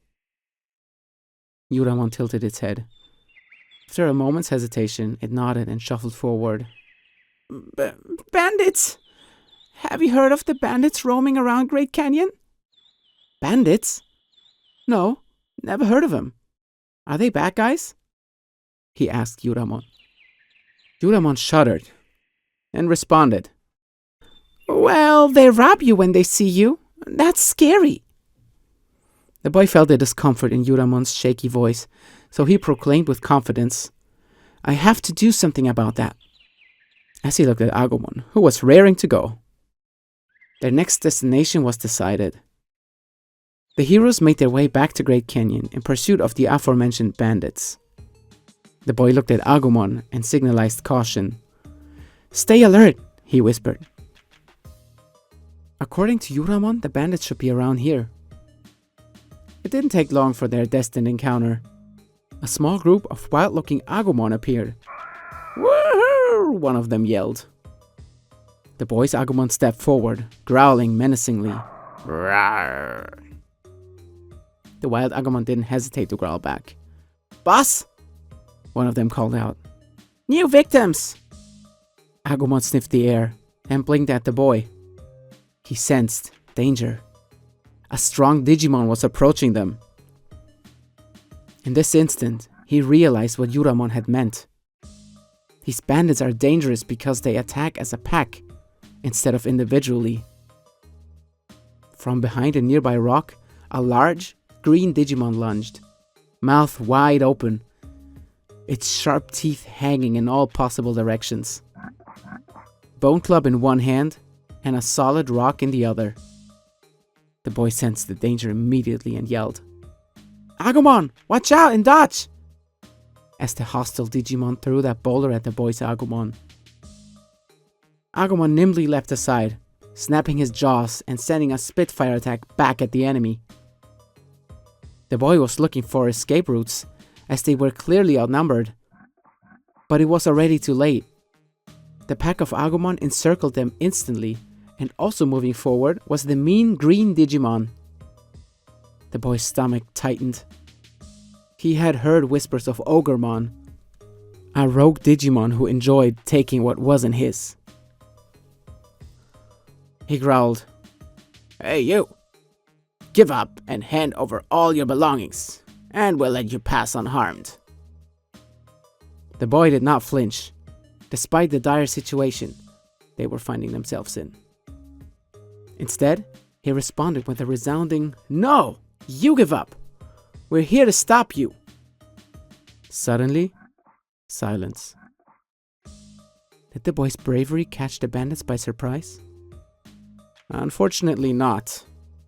The silence was followed by excessive laughter. It was Ogremon that laughed, loudly, almost as if he was mocking the boy and his Digimon. "You just made a big mistake," Ogremon barked at them as he ordered his henchman Agumon to attack the duo. The battle was rough and tense because Agumon had to make sure to dodge all the strong attacks from Ogremon while dealing with the smaller Agumon at the same time. Eventually, this proved to be too much for the small rookie-level Digimon to handle. As he was trying to dispose of the hostile Agumon, the other Agumon flanked the hero's Digimon and shot a Spitfire attack into his back. Shortly after this distraction, a big ranged attack came flying towards Agumon. It was Ogremon's powerful Magma Bomb. Agumon took a full hit, looked weakened, and began to tumble. "Oh no, Agumon!" the boy shouted in shock as he was looking for healing items in his bag. But it was already too late. Ogremon struck Agumon's head with a solid bone club at full force. Agumon went down, knocked out, not moving an inch. The boy was in shock. He didn't know what to do. Out of desperation, he simply threw himself over his beaten Digimon to avoid any further damage, had the enemies attacked them further. However, this was not the case. The bandits were after their belongings. They ripped the boy's backpack off of him and began searching for anything they might find useful. However, the boy didn't care about items or things at that moment. All he wanted was to bring Agumon to safety. His precious partner, who he fought with side by side, had just collapsed. Tears started to roll down his face as he somehow mustered the energy to lift his Digimon and carry him on his shoulders. It must have been the power of adrenaline at that point. By no means was Agumon a lightweight, but this fact did not seem to matter at all. All the boy wanted was to treat his precious partner Digimon, so he slowly but surely made his way back to File City, bags empty, but at least they were safe. "Digimon!" he yelled. "Digimon, please, I need help! Agumon collapsed!" The elder Digimon reacted fast and ordered his co-residents to summon Centaurumon to Digimon's house immediately. A few moments later, Centaurumon arrived and checked on Agumon. "Oh no, poor thing, what happened to you?" the doctor asked the boy. The boy responded, tears still flowing. "We wanted to put an end to the bandits' evil doings, so we challenged them head on. However, the numbers game was not in our favor, and so we were overwhelmed, and Agumon took a bad hit from Ogremon. But please tell me, Centaurumon, can you help Agumon? Will he be alright?" Centaurumon looked back at the boy and gave a hand sign of relief. "No need to worry. Agumon is merely knocked out. It doesn't look like he sustained any long-term damage. A good night's rest and a proper meal should have him up and running again in no time." The boy let out a huge sigh of relief as he sank down on his knees. "I'm so glad," he said, still crying. However, the tears had turned into happy tears. "Let's leave Agumon here for a bit and check back later," Centaurumon suggested. However, the boy did not want to leave his partner's side, so he insisted on staying with Agumon. Centaurumon understood and nodded at the boy. Several hours passed, not once taking his eyes off his partner Digimon. The boy whispered. I'm so sorry, Agumon. This was all my fault. I was reckless again, and you suffered as a result. At that moment, Agumon's body stirred. He slowly opened his eyes. Agumon, you're awake! Oh, I'm so glad you're okay, said the boy with relief in his voice, as he gave his partner Digimon a big hug. Not too tight, as Agumon still wasn't at 100%. Agumon felt the warmth and concern from his tamer, at the same time sensing the regret the boy carried within.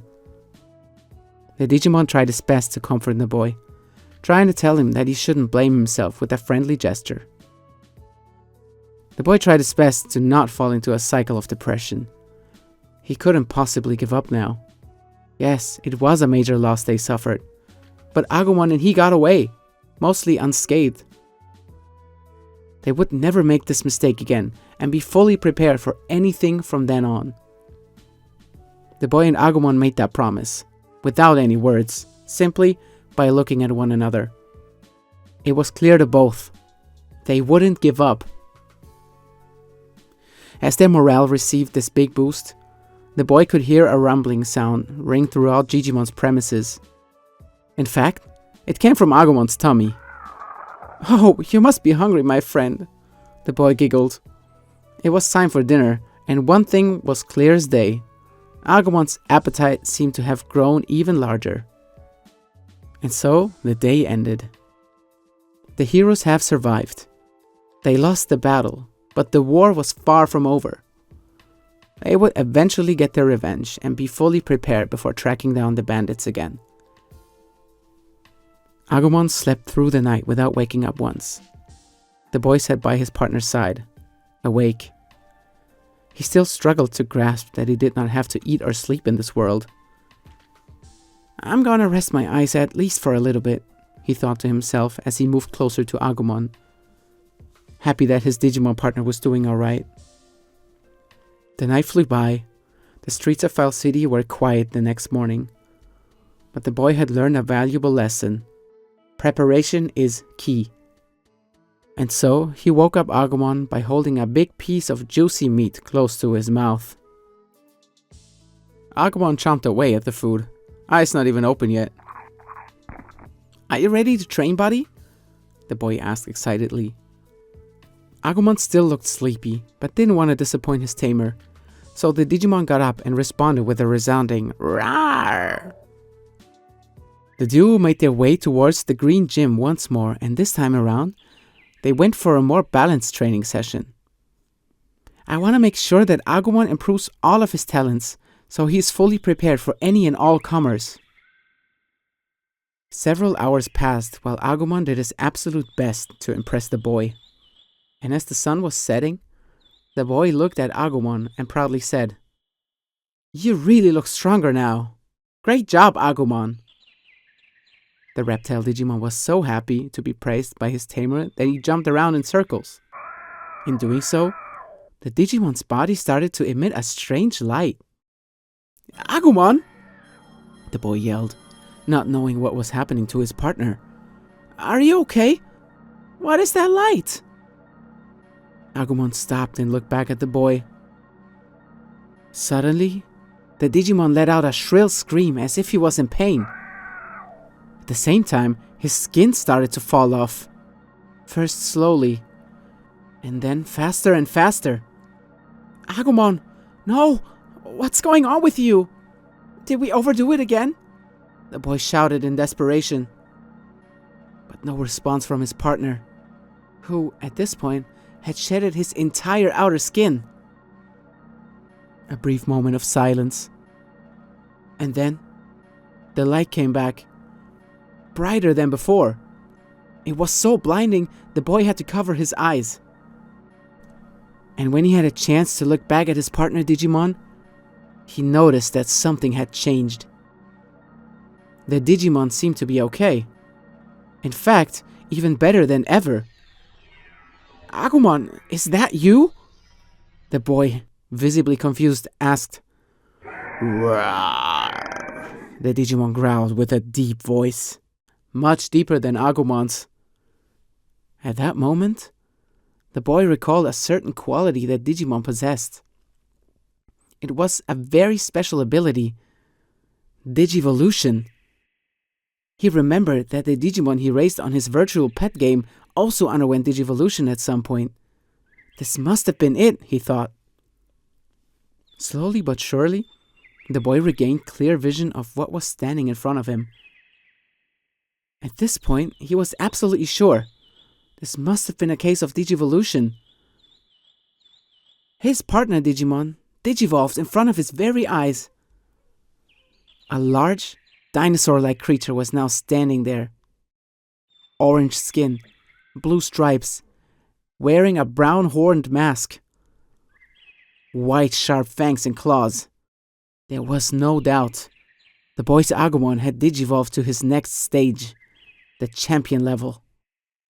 And the Digimon standing there was called Greymon. Greymon, you are Greymon! Wow, Agumon, you digivolved! The boy said with pride in his voice.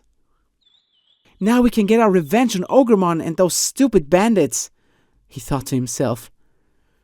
With a more powerful Digimon like this by his side, he was certain that they could take on much stronger opponents from now on. Including the bandits, they still had a score to settle with.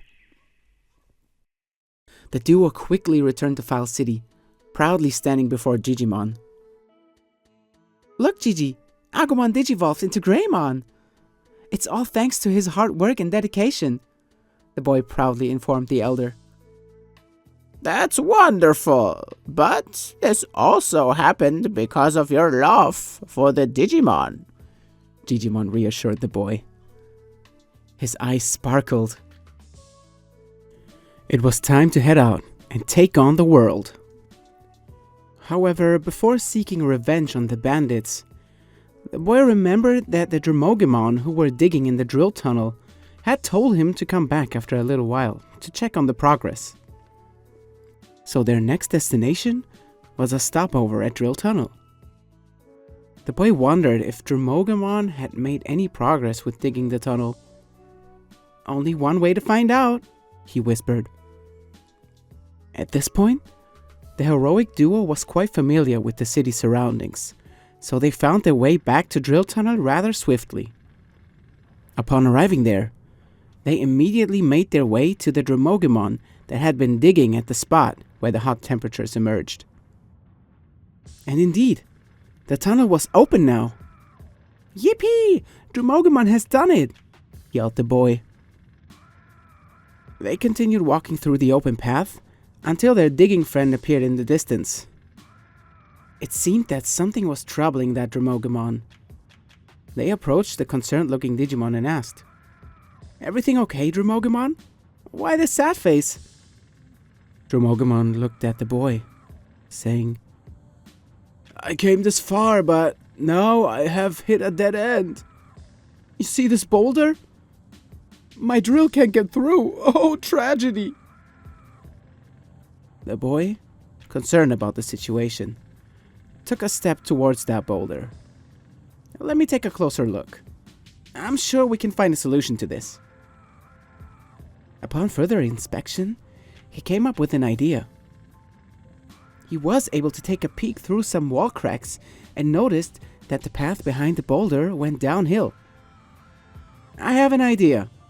The boy tried to spark the Dromogemon. Greymon, I need your help, he said, as Greymon looked back at him confused. The two champion-level Digimon both had questioning looks on their faces. But they had come this far, so they were willing to hear the boy out. If we can break the boulder, then why don't we try to move it? He suggested. Move it? Are you crazy? This boulder is huge! Dromogemon responded doubtfully. The boy countered. We won't know until we try it, right? As he looked back at Greymon, who was already flexing his arms and legs. Let's show this boulder who's boss! The boy yelled.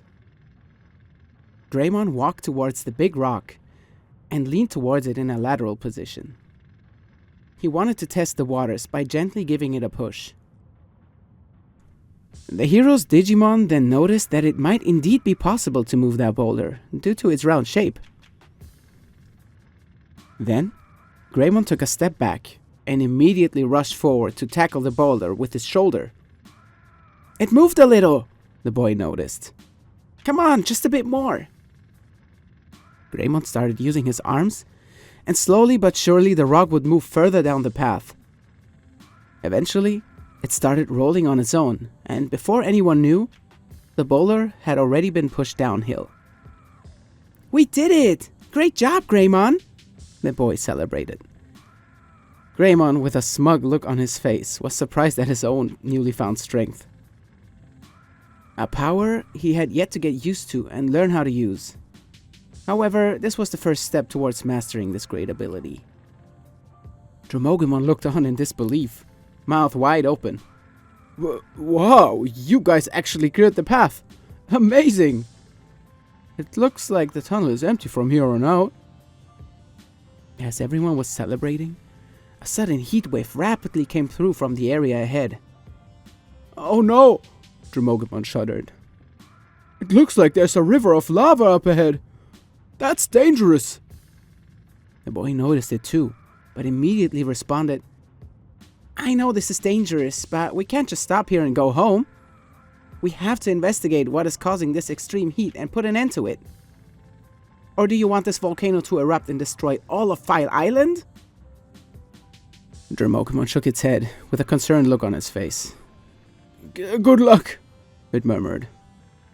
Come on, Greymon, we can do this. The heat doesn't bother you, does it? Said the boy. Greymon, who indeed feels comfortable in hot places, already took a step ahead. Okay then, here we go. The duo slowly approached a river of lava. That's when the boy spotted a narrow path that led to some sort of cave. Look, Greymon, we can follow this path. But be careful, don't fall, the boy warned his partner Digimon. The heroes carefully walked towards the cave in the back while watching their every step. One wrong move, and they would fall into that river of lava, and then it would have been game over for them.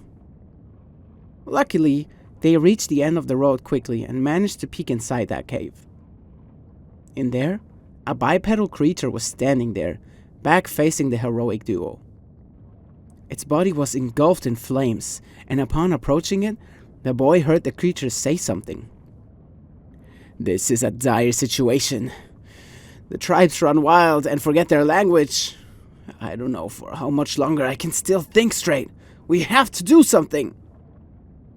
Its voice got louder and louder as it was speaking to itself. It started lifting both arms upwards, riling itself up. The boy noticed some energy emitting from the flaming Digimon's body, as it fired off a shockwave-like attack that triggered an earthquake. The boy was alarmed immediately and tried to get closer to this Digimon that still hadn't noticed him yet. It proved to be a tough task to even get close to the flaming creature due to how hot it has gotten in that cave. But the boy knew that he had to stop it, or else the island would be destroyed.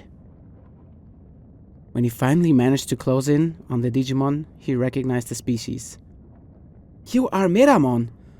Oh no, this is bad, the boy said. Hey, stop it. Please stop this madness. Do you want to destroy the entire island? He yelled at Miramon. Miramon noticed its visitors and instantly responded. Who are you? And why are you here? There's no other way than destruction. It is already too late. Come and see if you can stop me. Miramon provoked the boy. They had no other choice but to challenge the Digimon to a battle, hoping they could beat some sense into it. And so, Greymon already got into an offensive position, firing off some Spitfire attacks. Unfortunately, these attacks proved to be ineffective against a flaming opponent like that. Furthermore, it seemed that fire attacks even fueled Miramon's strength further. Next, the aggressive monster started to generate a bomb-like sphere. I'll blow you away! Magma bomb! Miramon yelled upon throwing a massive attack at Greymon.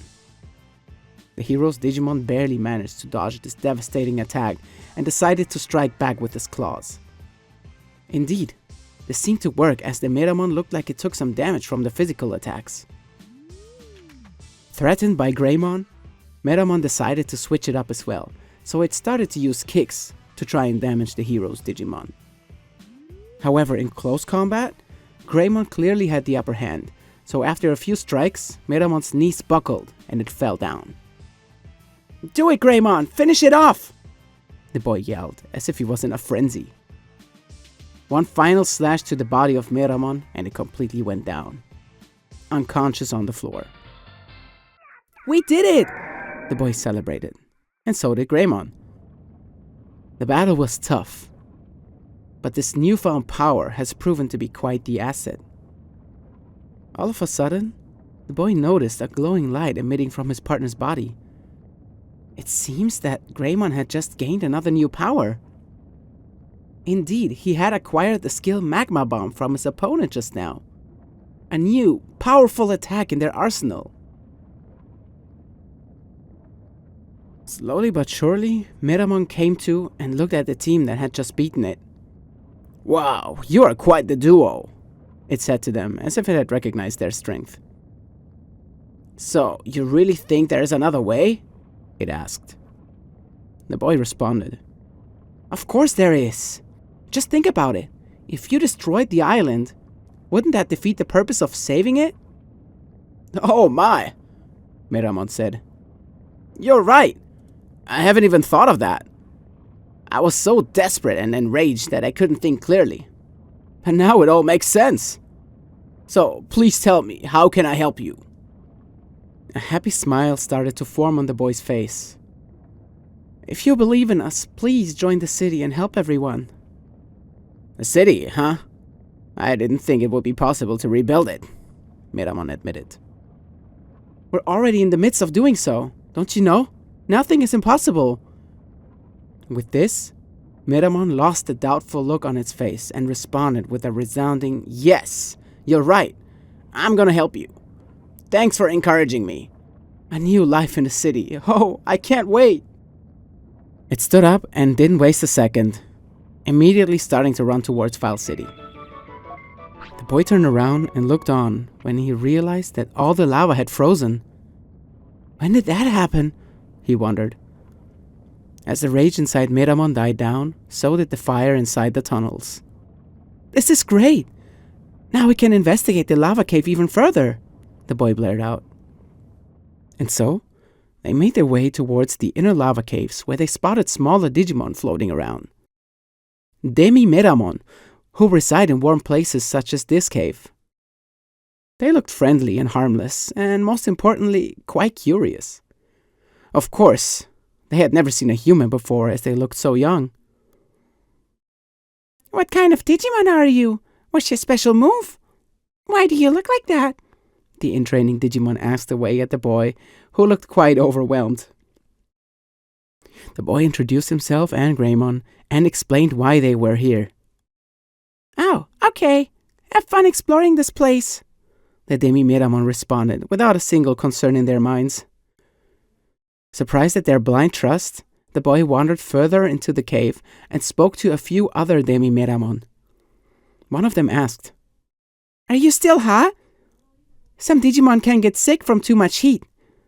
While another one said, "You collect Digimon cards? Everyone loves them. So I'm collecting them too.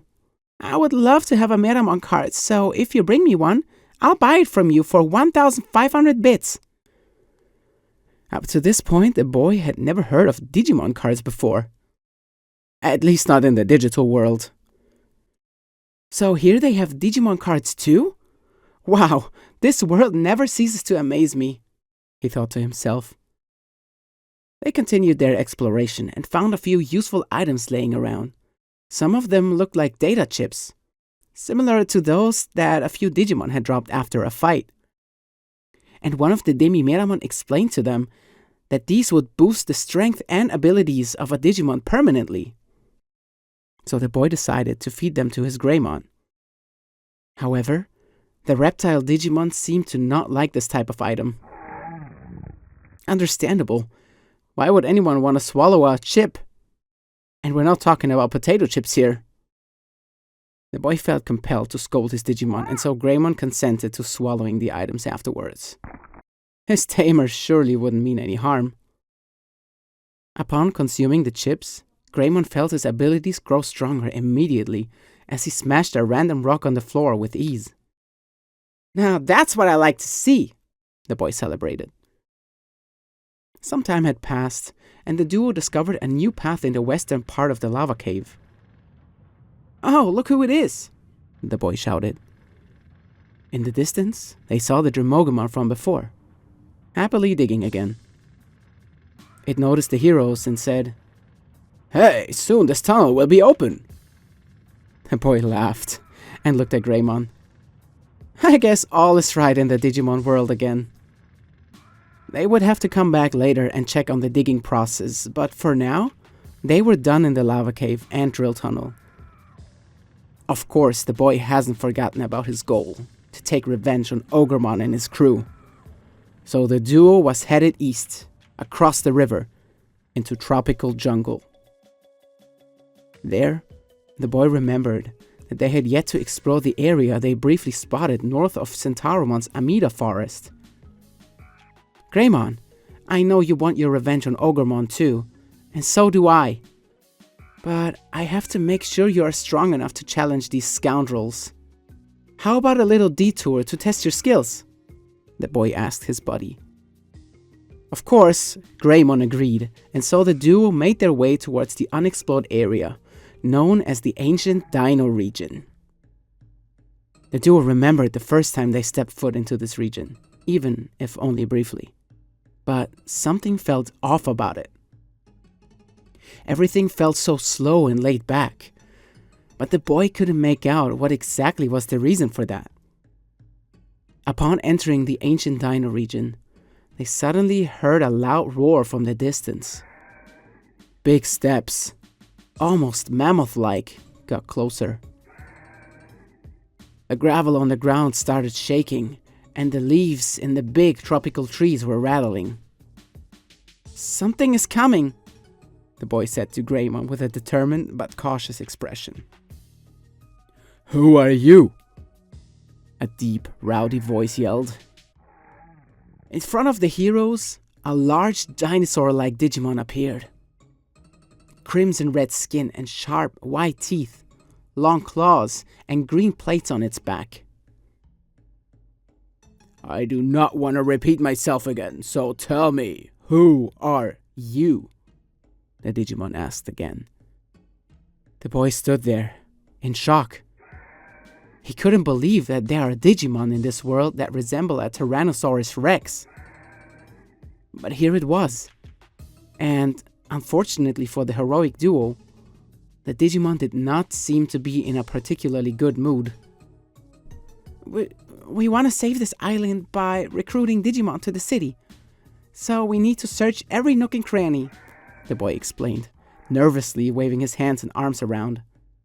"I don't trust you," said the dinosaur Digimon. You could cut the tension with a knife. The boy and Greymon realized they would not be able to progress without a fight. So they mustered up all their courage and decided to face off against this behemoth of a Digimon. "I am Tyrannomon of the ancient Dino region. You shall not enter these sacred grounds, so this is your last warning. Get lost now, or face my wrath," the Digimon yelled. The boy responded, "I'm sorry, but running away is not an option. We will fight and prove to you that we don't have any evil intentions." He then whispered to Greymon, "Remember our training. You have enough strength and wisdom to overcome this challenge. You are just as big as this Digimon, so let's stick to our usual strategy. Observe, dodge, counterattack. Got it?" Greymon nodded at the boy, fletching his teeth. He was eager to test his newfound strength.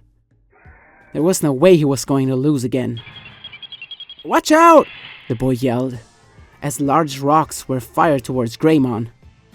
That's a move the team has not seen yet, so they had to be careful with their next steps. All of a sudden, Tyrannomon stopped moving, seemingly stopping the attacks. "Huh?" the boy reacted, visibly confused.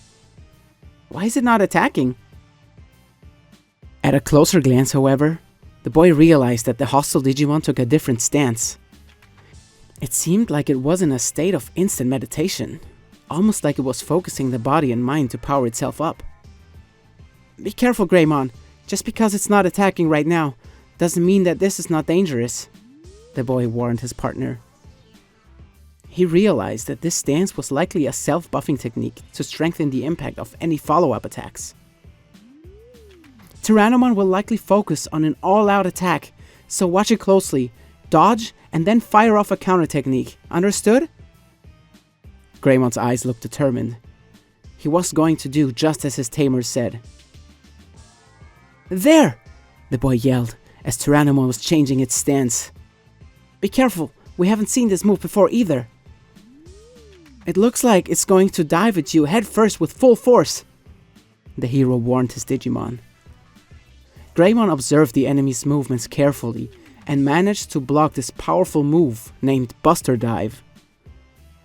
The impact, however, was so strong it resulted in an explosion that blasted both Digimon away. Thankfully, Greymon was not hurt and could continue. Good job, Greymon! Now try to release a magma bomb as soon as Tyrannomon goes for this type of move again. I noticed that it takes quite some time to prepare, so we have to take advantage of that opening. Greymon did just as his tamer said, and it worked. Tyrannomon took big hit after big hit. Even the continued power-up strategy of the big red Digimon did not seem to pay off, and after a few more attacks, Greymon was ready to discharge a powerful Mega Flame to finish this fight. Tyrannomon collapsed in front of the heroes, and the joy on the boy's face was quite noticeable. We did it! We did it! He celebrated with Greymon. That was amazing! The hard training was worth it, and you did a great job, my partner. Greymon tried to hide his excitement, but couldn't quite contain it. So they both had a little victory dance. Who are you guys? A weakened Tyrannomon suddenly asked. The duo's faces turned serious almost immediately. It's as I said, we are trying to save the island by gathering friends in Foul City. I wasn't lying earlier, the boy responded. Will you come with us and help? Okay, I believe you. Sorry for the sudden attack, but it's my job to protect this forest. Also, I'm sorry, but I cannot come with you. My new job is so much fun, and I wouldn't trade it for the world, Tyrannomon said. New job? The boy asked. Yes, I am protecting the border between the Glacial Time Zone and the Speedy Time Zone. Both are part of the ancient Dino region, but as you might have noticed, time moves much slower here in the Glacial Time Zone. The boy let out a big ah. So that's why I felt like everything feels much slower here. Wow, I would have never thought that such a place exists. And as you can guess, the Speedy Time Zone is quite the dangerous zone, as time moves much faster over there. That's why I have to protect the border, so no unauthorized Digimon enter that deep forest and endanger themselves, Tyrannomon explained. But that's bad for us, said the boy. We really have to explore this forest to find answers. Because not only are we trying to recruit Digimon for the city, we are also trying to learn about the danger that has overcome this island. We need to find the source of evil, and therefore we would like to search even in the dangerous parts of the island. The boy responded with a determined look on his face, followed by a big nod from Greymon. But I can't just let you waltz into the Speedy Time Zone like it's nothing. You and your Digimon are going to age twice as fast. Do you know how dangerous that is? I don't even have the courage to go there. But we defeated you, didn't we? The boy countered. Yes, that you did, Tyrannomon admitted. Okay, I will let you pass. Meet me deeper in the forest at the border. And take enough food with you, got it? Tyrannomon explained.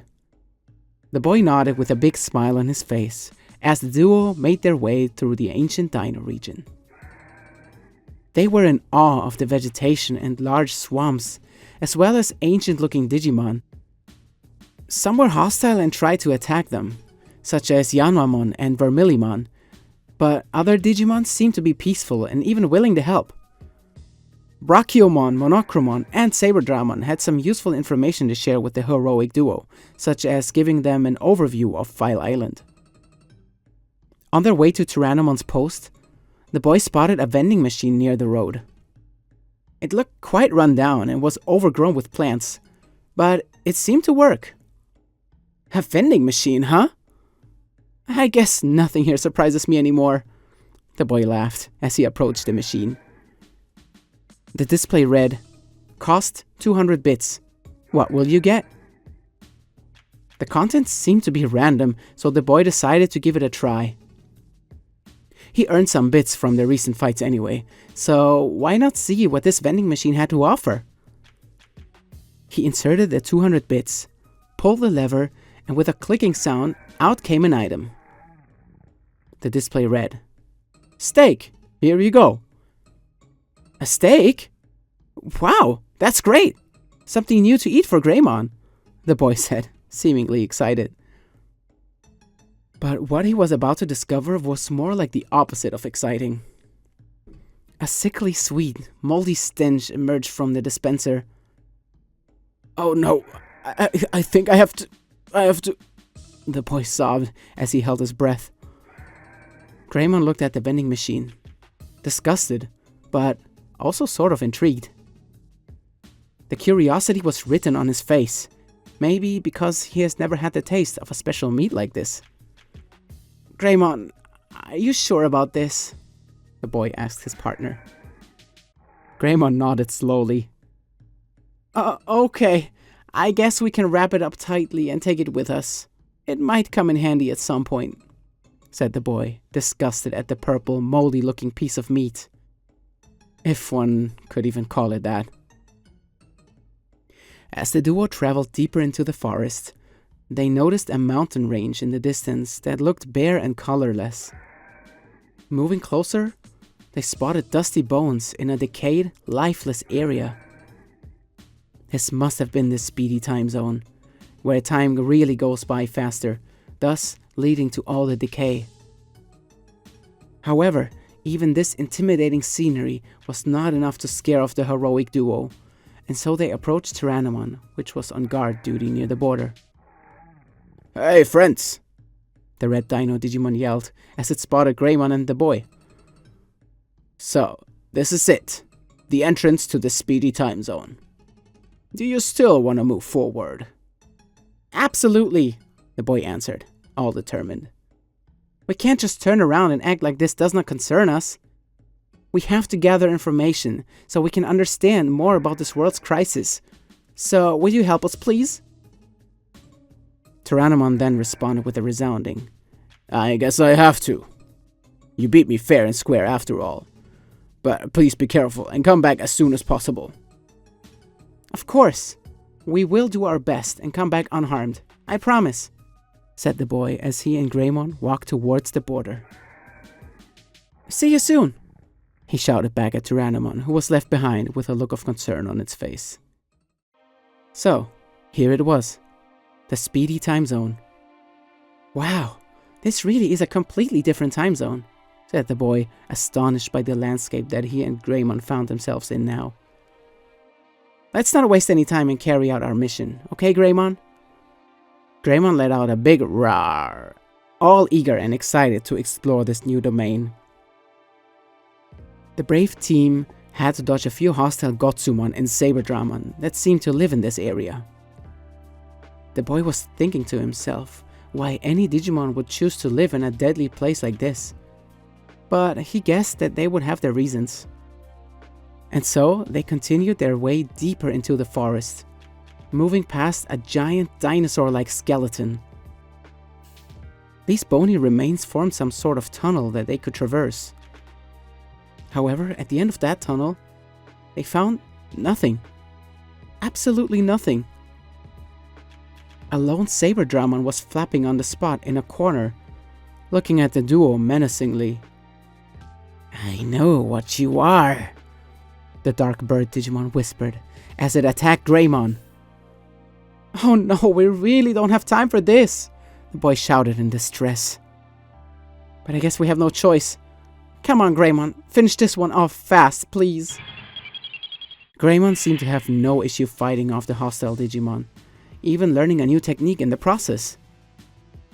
And thus, the boy learned that Greymon was not only capable of performing close combat and fire-type moves, he was also capable of channeling the power of wind and electricity, and so he learned the powerful and versatile move, Spinning Shot.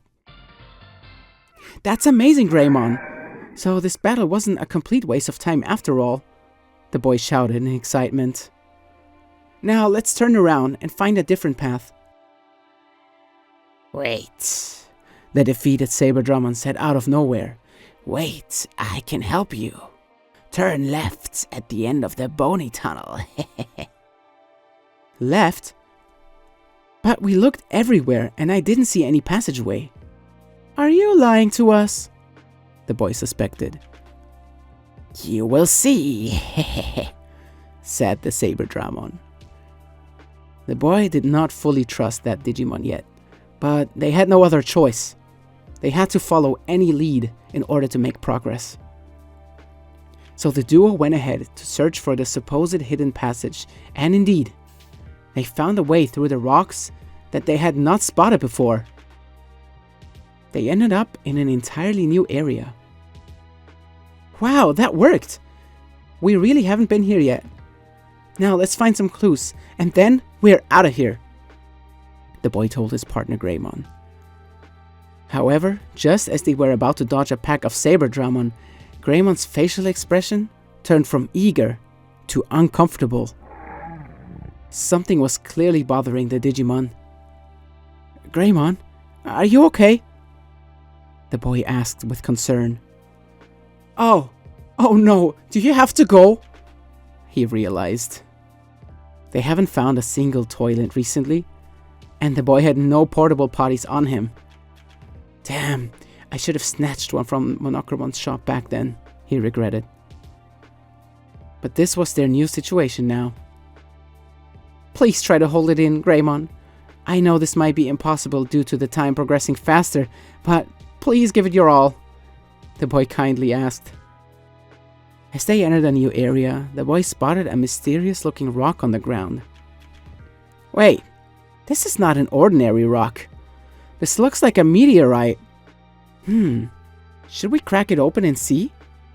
the boy asked his partner.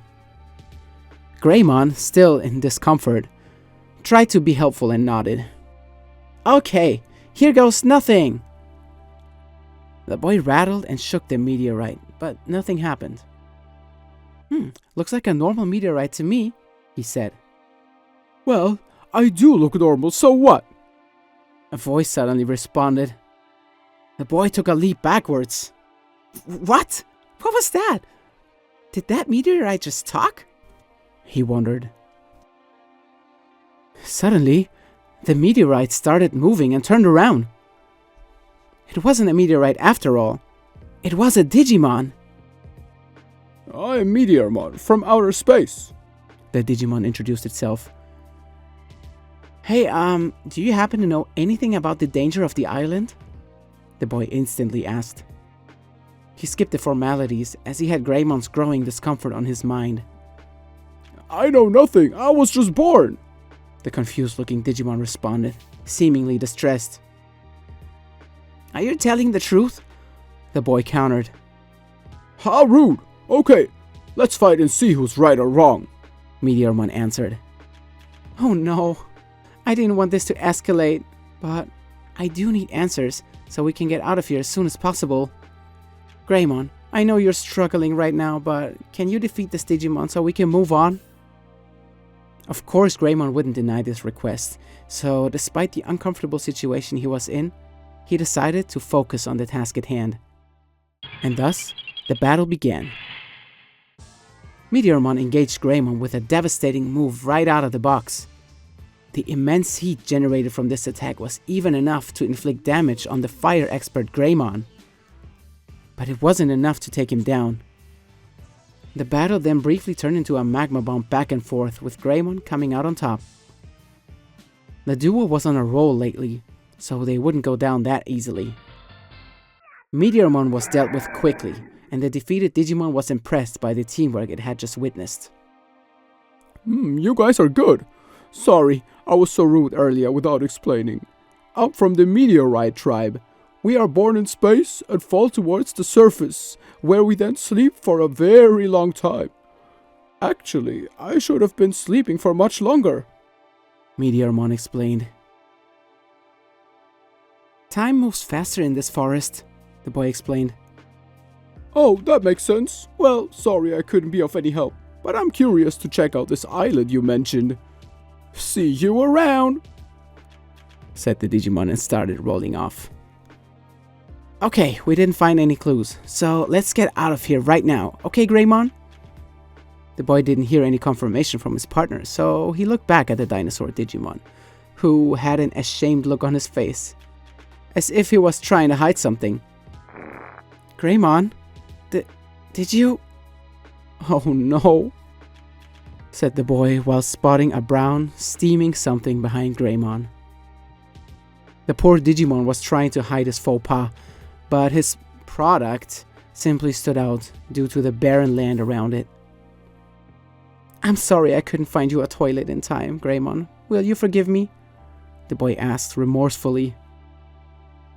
Of course, Greymon couldn't be mad at his loving tamer, so despite the embarrassment, the duo decided to leave the turd behind as a memento, or maybe a guidepost in case they got lost again. Either way, what's done was done. What mattered then was to exit the speedy time zone fast and report back to Tyrannomon. Back at the border, Tyrannomon was already eagerly awaiting the duo's return. So, did you find anything? The Digimon instantly asked. Unfortunately, we didn't find any clues at all, the boy responded, clearly disappointed. Suddenly, the ground started shaking immensely, even stronger than earlier when they met Tyrannomon. A deep, loud voice sounded from the distance. Get this! I can't believe you're still here! A giant, dark-skinned, Tyrannosaurus-like Digimon yelled as it approached the team. Master Tyrannomon? To what do I owe the pleasure? Tyrannomon responded, visibly intimidated. In times of crisis, the city needs all hands on deck, said the enormous Digimon. So you want me to move to the city, Master? Tyrannomon asked. I don't know why you are still here. Go, get a move on. Okay, you guys, what do you say? Can I join the city? Tyrannomon asked the duo. Absolutely, but beware. A lot of work is waiting for you there, said the boy encouragingly. Oh great, I will be there. Goodbye, Master, yelled Tyrannomon as it ran off towards File City. I wonder what it will do in the city, Master Tyrannomon muttered. Hey you guys, I haven't guarded this area in a long time. Please pass through anytime. You're always welcome, said the huge Digimon with a giant grin on its face. The boy wasn't sure if that smile was intimidating because of the large teeth, or if it was a simple gesture of kindness. Either way, it looks like their work in the ancient Dino region was done. Or was it? While the duo had an engaging conversation with Master Tyrannomon, Greymon noticed a small, odd-looking Digimon sneak past them.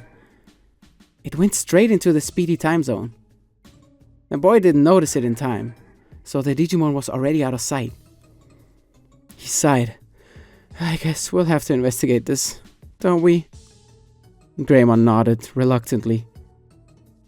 So, after taking a well-deserved break in the glacial time zone, the duo made their way back into the speedy time zone to track down the sneaky intruder.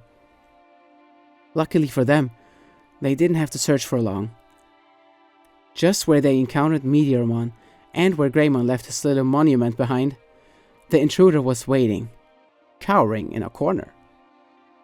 It looked like a balding man, but it was just a head. Bearded, with sunglasses on, no torso, arms and legs directly attached to the head. The boy jumped. Perhaps it was attracted by the scent of the turd? He wondered. He proceeded to engage the mysterious Digimon. Hey, who are you? Huh? And who are you? The Digimon responded. It spinned around, confused, then ran off south, as it seemed to have dropped something. The boy walked closer to the item and picked it up. Dimensional keychain, it said. Does it hold more items? Oh, that's great! I can carry more items now, the boy shouted with excitement. At least we got something from this odd encounter. But now, let's really get out of here, Greymon. Greymon looked like he couldn't agree more, and thus, the duo made their way back to Master Tyrannomon, leaving the speedy time zone behind for good. As the Guardian Digimon waved the heroes goodbye, they continued their journey onwards. Of course, they haven't forgotten about their first encounter with the bandits. The battle that had almost shattered the boy's spirit. He was out for revenge, and thus the duo traveled directly from the tropical jungle back to the Great Canyon. After once again crossing the invisible bridge, the boy made sure that his Greymon was well rested and ready for the rematch. Greymon couldn't be readier, so as the sun was rising and the canyon was flooded with light, the heroic duo stepped towards their toughest challenge yet. They had to defeat the bandits in order to progress. Would they be able to overcome the odds this time? Chapter 4. The boy's eyes scanned the horizon warily. From behind a cluster of broken walls, a group of rough-looking Digimon emerged. At their head was a hulking creature with a wicked grin and jagged claws. Ogremon. And so we meet again, you weaklings. Haha, Ogremon growled. But this territory still belongs to me. Greymon growled deeply. Rawr. You want some, huh? Do you think I'm intimidated just because you got a bigger dinosaur with you now? Ogremon shouted aggressively. Ogremon's gang stepped forward snarlingly. You don't belong here, human. Back off, or else. The boy clenched his fists. We're not leaving. File Island belongs to everyone, and we're gonna save it. Ain't no scrappy bandits going to stop us. Did you forget what happened last time? Ogremon laughed, sharp and cruel. Bold words for someone so small and weak. Let's see if you can back them up this time. Greymon lunged first, teeth bared. The gang of Agumon scattered, snapping and clawing. The boy shouted instructions, coordinating Greymon to flank, block, and attack. The battle was chaotic, but not as one-sided as last time. Ogremon and his lackeys fired magma bombs in unison, but Greymon dodged with agility, striking only when necessary. Ogremon was seemingly irritated by the unusually agile dinosaur Digimon, so he fired off a bunch of large-scale attacks. What Ogremon didn't realize was that his attacks also hurt the Agumon gang. The boy decided to take advantage of the Green Ogre's blind rage by ordering Greymon to sneak a few smaller attacks at the Agumon until they went down. So it was now 1-on-1, Greymon versus Ogremon. At that point, Ogremon had realized what the heroes had done and fell into a frenzy. You are going to pay for this! It's not over until I say it is! The enraged Digimon screeched. Despite their efforts, the boy realized that raw strength wouldn't be enough. Ogremon was clever, aggressive, and relentless. Greymon, keep it busy, The boy paused, assessing. He saw a pattern in Ogremon's attacks. Use his momentum against him! Greymon tilted his head, understanding.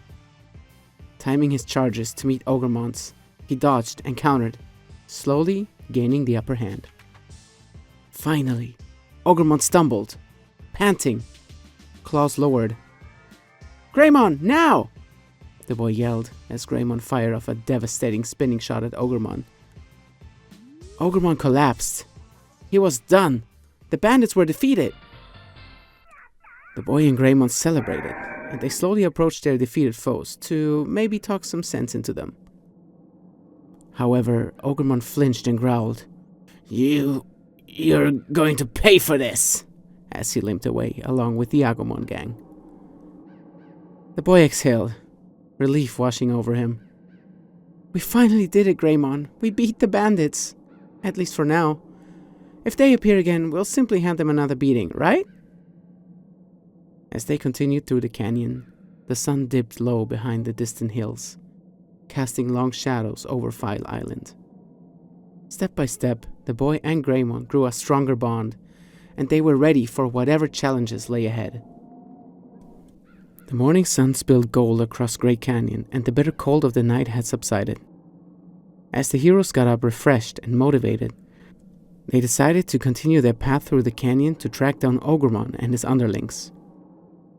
The boy had a feeling that the bandits' misdeeds would continue, so he had to put an end to them. The duo strolled around the area, looking for suspicious activity, when they discovered a sign hanging by a rocky wall. It said, Danger! Landslides up ahead. Proceed with caution. Landslides? You better tread carefully, Greymon, said the boy. Greymon nodded hesitantly. It was as if he had a bad feeling about the cliff up ahead. The duo moved towards that cliff slowly, inspecting the edge carefully in hopes of finding something when all of a sudden the boy stopped. Greymon, did you just feel the ground moving? He asked. Greymon slowly shook his head. Huh. Must have been my imagination then. The boy laughed. It was at that moment when he felt the sensation again. With no time to react, out of nowhere, the ground started forming cracks, becoming brittle and unstable. What? Oh no! The boy yelled in distress as the duo lost their footing and fell down a scary cliff. Ouch! The boy cried in agony. However, he was more concerned about his partner's well-being. Greymon, are you okay? I'm sorry I made you take such a bad fall. Greymon got up and showed no signs of injury. Deep down, the boy knew that his Digimon partner was probably hurting, but gritting his teeth to not worry him any more than he already was. The boy dusted himself off and started looking around this new area. Luckily, they didn't get hurt, so they were able to continue their search. Seems like we landed in an unknown area, Greymon, said the boy. As they walked around for a little while, they noticed some patrolling Digimon nearby. Watch out, Greymon. These red penguin-like Digimon don't look friendly, the boy warned his partner. Wait, where have we seen these guys before? Oh, I remember! In Monocromon's shop. But now's not the time to wallow in memories. We have an island to save. The duo swiftly dodged the hostile Digimon only to find another problem up ahead. An elevator that looked in really bad shape. I wonder if it still works? If not, we might be in big trouble since I don't see another way out of here, the boy worried. They walked up towards the elevator and tried pressing the button to call it. It seems like something is stuck in the mechanism, he noticed when all of a sudden he heard a loud crack. What was that? Did the weight of the descending elevator just fix the problem for us? The boy assumed. And indeed, calling the elevator led to the solution. A rock that was stuck in the mechanism was squeezed out by the sheer force of the descending unit, and that seemed to have fixed the issue. The elevator was now operational again. That's amazing, Greymon. I guess luck is on our side after all, the boy celebrated. However, his intuition told him not to go back up again just yet. Greymon, how about we go south and investigate further? I have a feeling those patrolling Digimon weren't just there for fun. Something smells fishy here, he told his partner. Greymon seemed to have a similar feeling, so he nodded and turned his eyes towards the Muchumon that had quietly overheard their conversation. The tropical Digimon freaked as it noticed the heroes move towards it. It tried to act all tough by asking them, Hey, where do you think you're going? The boy responded, We're coming through, and you are not stopping us. Greymon was already preparing for battle when the Muchomon noticed its buddies in the background looking all terrified. Before it knew, its brethren fled the scene, and the penguin-like Digimon was all alone, having to fight Greymon. To no one's surprise, Greymon made quick work of Muchomon, as he knocked out the Digimon in a single magma bomb blow. I give up, please don't hurt me, the Muchomon pleaded, as it ran away dropping some healing items.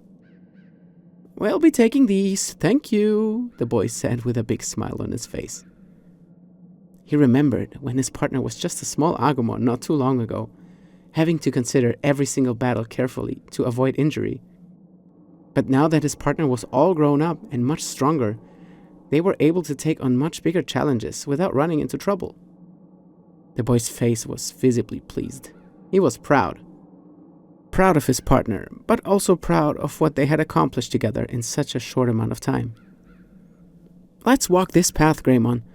I'm sure we'll find answers over there, he urged his partner Digimon. Greymon happily followed, and before they knew it, they found themselves in front of a palisade trench. Well, if this doesn't look suspicious, then I don't know what does. I think we just found Ogremon's hideout, Greymon, the boy concluded. The palisade trended quite far, so the boy suspected this to be an entire fortress. It was quiet all around, no Digimon, no sounds. A little too quiet for the duo's liking. Greymon squinted and spotted a yellow creature standing by what looked like an entrance. The creature turned out to be an Agumon, seemingly guarding the main gate. It looked a little exhausted. I guess we aren't the only ones that Ogremon treats badly. He doesn't seem to care about his henchmen at all, the boy wondered, almost feeling bad for the weakened reptile Digimon. However, there was no other way inside, so they had to confront the guard directly. As Agumon spotted the duo, it acted dumb, as if it didn't know who they were. Who are you guys? What do you want? Agumon asked. You know exactly who we are and what we want, the boy responded. We are after your boss, and this is his hideout, am I right? Agumon tried to act confused. What are you talking about? Don't play dumb, we know this is a fortress, the boy reacted. Agumon realized that it wasn't able to battle them by itself, let alone convince the heroes to leave, so it decided to back out and flee inside the fortress. This left the entrance completely unguarded and open to enter, so that's exactly what the boy and Greymon did. What they found was a smelly, untidy hallway with some furniture and a makeshift wallpaper that looked like it would break at the slightest sign of dampness. However, the team did not have much time to explore their surroundings, as they were immediately attacked by a rowdy group of Gabumon. Looks like the welcoming committee is here, Greymon, the boy laughed. But let's try to save our energy for later and dodge these guys.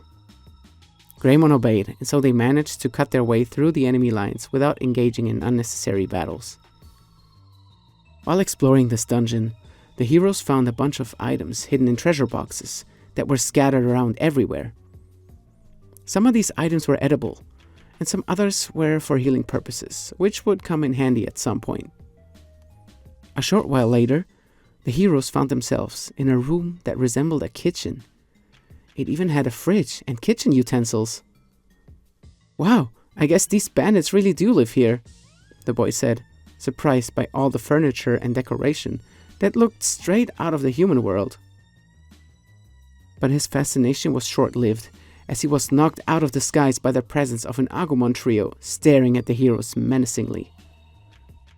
They seemed to guard the entrance to the main room, most likely Ogremon's whereabouts. It doesn't look like they would move, Greymon. So you know what we have to do. Let's make the move, the boy cheered on his partner. Greymon, already in his battle stance, snarlingly approached the trio of Agumon. All of a sudden, one of them yelled, "Formation A! Go!" The Agumon began to move in patterns, surrounding Greymon and firing off a coordinated attack that hit its mark. Greymon flinched, but didn't back down. Oh no, Greymon! Are you okay? That attack was definitely not a random one. I guess they have learned from their past mistakes and came up with a strategy. But we won't go down that easily. Let's dish out a counterattack, the boy yelled. Greymon got into position and released a powerful spinning shot with all 3 hits connecting on each Agumon. They looked visibly stunned, so the duo took advantage and fired off another round. A second spinning shot did the trick, and the battle was won. We did it, Greymon! Good job! However, we will have to be careful of those well-coordinated attacks, especially when it is 3-on-1, the boy explained. Greymon nodded, while already surveilling his surroundings in case there were more enemies approaching. It didn't seem that way, so the team moved forward. They arrived in the final room, which looked like a big living room. In the background, the boy spotted a huge skull hanging from the wall. Jeez, this looks like a Greymon skull. I hope my Greymon never ends up like this, the boy thought to himself. He didn't want to say this out loud. Right at the entrance, another pair of Agumon were on guard, but this time they didn't seem to be aggressive. They were observing the heroes. I guess they have learned from their body's mistakes, the boy suspected. The duo managed to sneak past the 2 Agumon, and in the distance, they saw them. Ogremon and his henchmen, resting near a kotatsu, most likely plotting their next raids. We will not let them have it their way, said the boy, determined to stop their evil doings once and for all. Hey! He yelled far into the room. Ogremon looked up at them. Oh no, he quietly said. Not these guys again. So, this is your hideout, huh? Are you planning your next ambush from here? The boy confronted the bandits. That's none of your business, Ogremon barked at them. How did you even find me? Wait, you know what? I don't even want to know. I will crush you right here, right now. Go ahead and try, you scoundrel, the boy countered. Let's go, Greymon. It's now or never. Greymon looked all fired up and ready to go as he already charged at one of the Agumon. He made short work of the small lizard Digimon.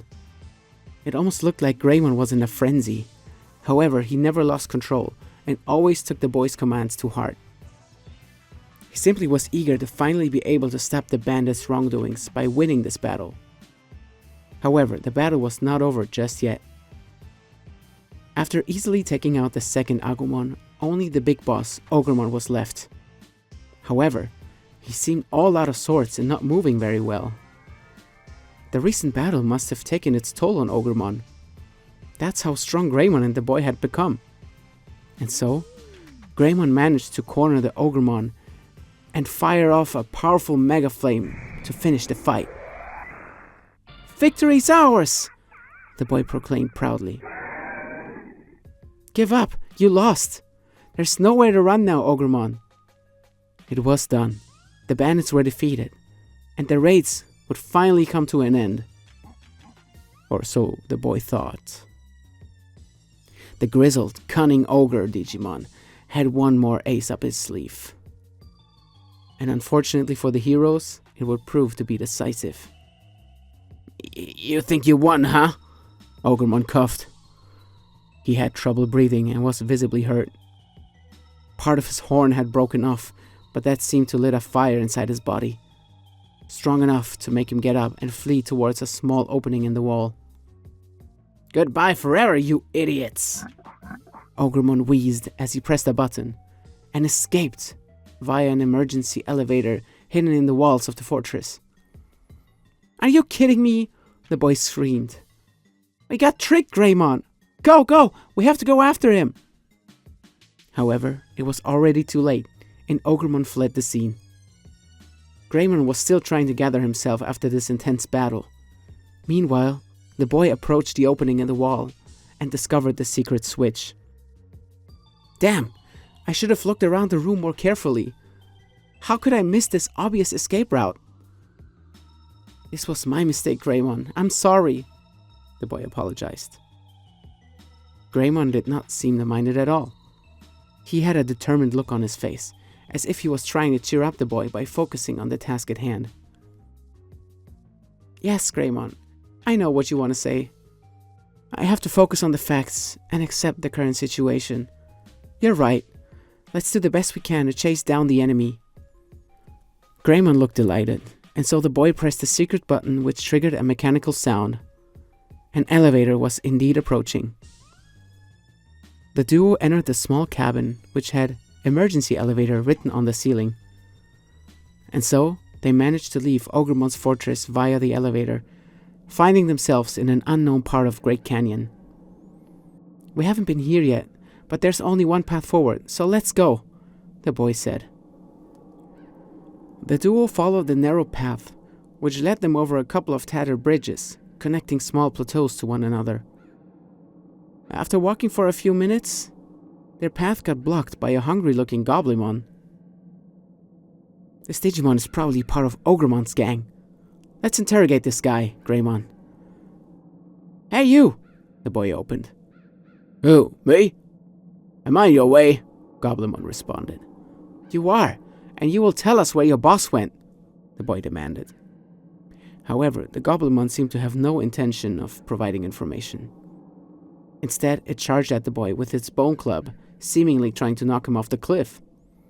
Lightning fast, Greymon reacted and fired off a Spitfire attack, torching the Goblimon's bone club in an instant. As Greymon realized what the hostile Digimon was trying to accomplish, he grew visibly enraged and charged a massive spinning shot attack, probably the most powerful one he had ever delivered. The Goblimon was forcefully blown off the cliff, leaving no trace behind. That's right! If you want to hurt me, you will feel the wrath of Greymon, the boy explained, peeking down the cliff. Okay, maybe that was a bit too harsh. Sorry. I got a bit carried away there, he laughed. Thank you for protecting me, buddy. Greymon went from intense to smiling in an instant, as soon as the threat was neutralized. Unfortunately, we didn't get any hints about Ogremon's whereabouts, but I'm sure we'll cross paths again in the future. For now, let's move forward and continue our journey, the boy told his partner as he praised him for the big victories he secured in the fortress. And so, the heroes took a short rest before advancing the canyon's narrow paths. Chapter 5.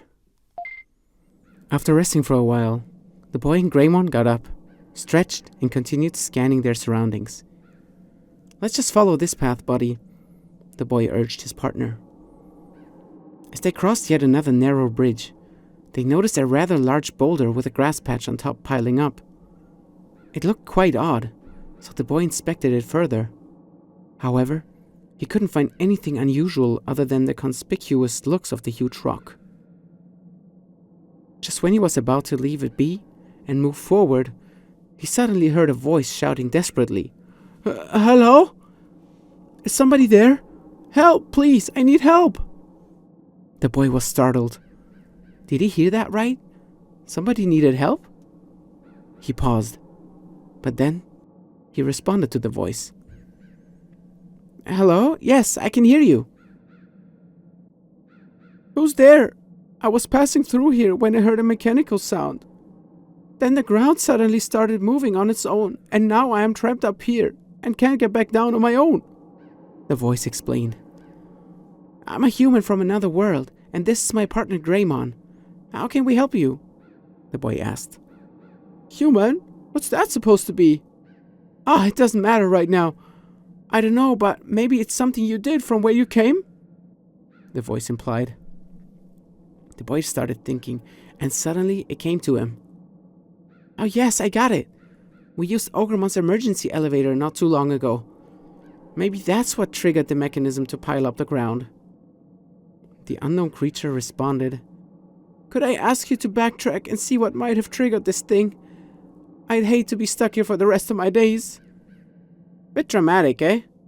The boy was thinking to himself. He wouldn't want to say that out loud, of course. Okay, We'll go back and check things out for you, he reassured the victim. Thank you. I hope to see you soon, the voice thanked him. And so, Greymon and the boy made their way back where they came from.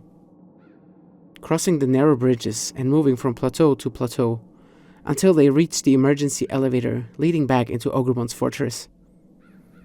The boy realized that once they went downstairs again, they couldn't use the very same elevator to get back up. But that's when he remembered that he recently found a very useful item, and this was the right time to finally use it. The autopilot, an instant free return to File City. Wow, this world really has some rather useful things to offer, he thought to himself. Okay, Greymon, once we are back in the fortress, we will use the autopilot to return to File City. And while we're there, we can rest up, restock some food and battle items, and check in with Digimon. I'm sure a lot has changed. Greymon nodded happily. He was visibly delighted to be able to return home, even if only for a little while. So the duo did exactly that, magically appearing in front of Digimon's house. Let's do all the shopping later. We have an old fella to report back to, the boy suggested. As they walked through Digimon's front door, the village elder already spotted them and happily welcomed them back. Wow, you look so much stronger, both you and Greymon. I have lots of things to tell you. Your efforts made a bunch of Digimon return to the city, like Tyrannomon, who's become a chef and opened a restaurant alongside Meramon. I also talked to Monochromon, who told me that it wanted to open a brand new item shop. What a professional! This is all thanks to you both. I can't thank you enough. The city is prospering and looks completely different from before, but there is still a long way to go. The duo was visibly tired, of course from their recent adventures, but also from the amount of words a single old Digimon could speak. The boy responded, Thanks for your support, Digimon, but I think it's time for us to rest a bit and restock our supplies. Is that okay? Why, of course, but please feel free to return later so we can talk some more, Digimon urged them. The boy already had other things on his mind.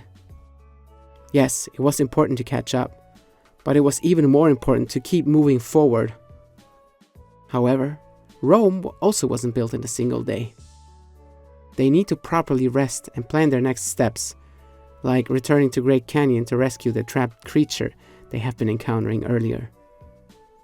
Let's find a good place to rest, Greymon. You look tired, the boy suggested. Greymon was pleased to hear this, and so the duo left Digimon's house. But what happened next was anything but pleasant or relaxing. It was suddenly so quiet, an almost eerie atmosphere overcame them. Something's up, Greymon. I can feel it. Did you hear that? The boy shuddered. It sounded like somebody or something was approaching the duo with huge steps. Greymon, although exhausted from their journeys, became laser-focused on the incoming threat. He became even more tense than usual, so the boy assumed that this could spell danger for the city. And then it appeared. The boy couldn't believe his eyes. As the sun was setting, a large dinosaur Digimon walked up on them and simply stood there. It wasn't just any dinosaur Digimon. In fact, the boy was very familiar with the appearance. It was another Greymon. A Greymon had appeared before their eyes, right in front of Digimon's house. The boy took a defensive stance, signaling that every villager should stay back. He whispered to his partner Greymon, Hey, I'm gonna try and talk to this one.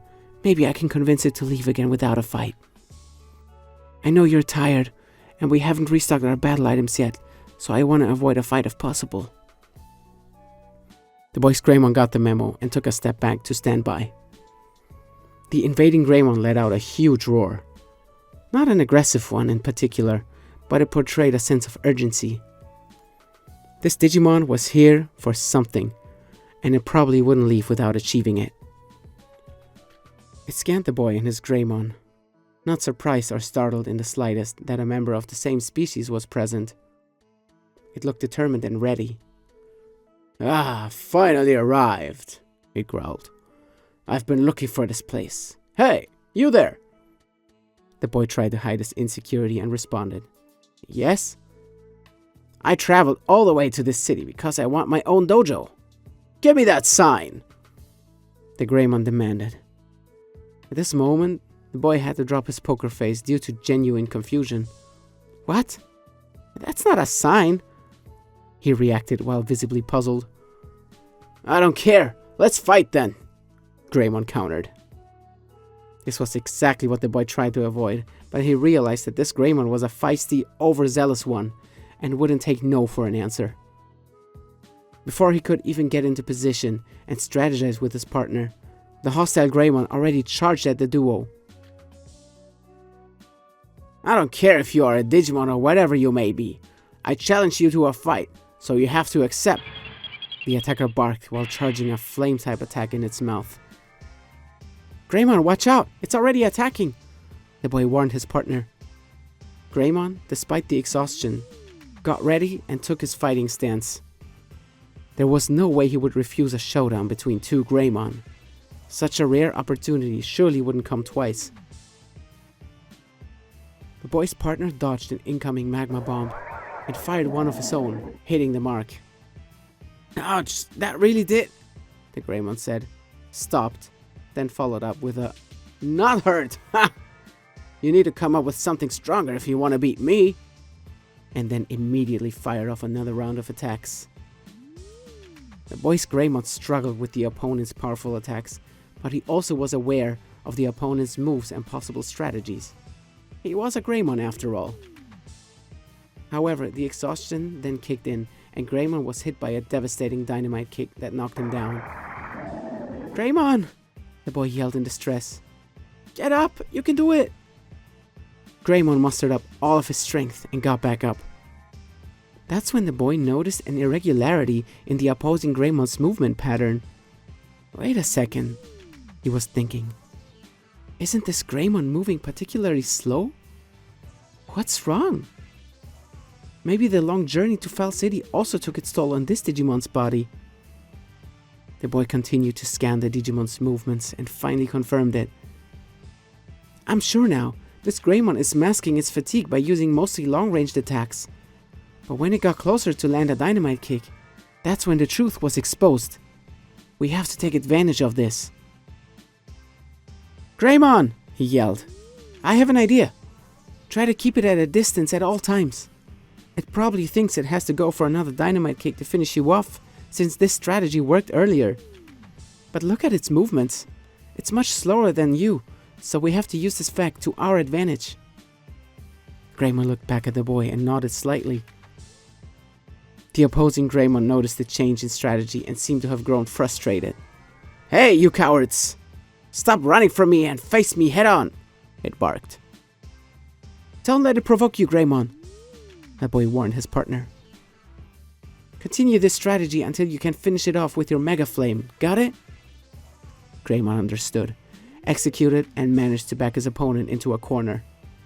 He fired a powerful Mega Flame that dealt massive damage, enough to finally take down the enemy. Yes, we did it, Greymon! Amazing job! You did exactly as, Greymon? Said the boy as his Digimon partner collapsed shortly after his opponent did. The boy's Digimon collapsed from sheer exhaustion, but it also looked like he sustained an injury in the battle. I'm sorry, Greymon. I should have paid more attention to your health, the boy regretfully cried.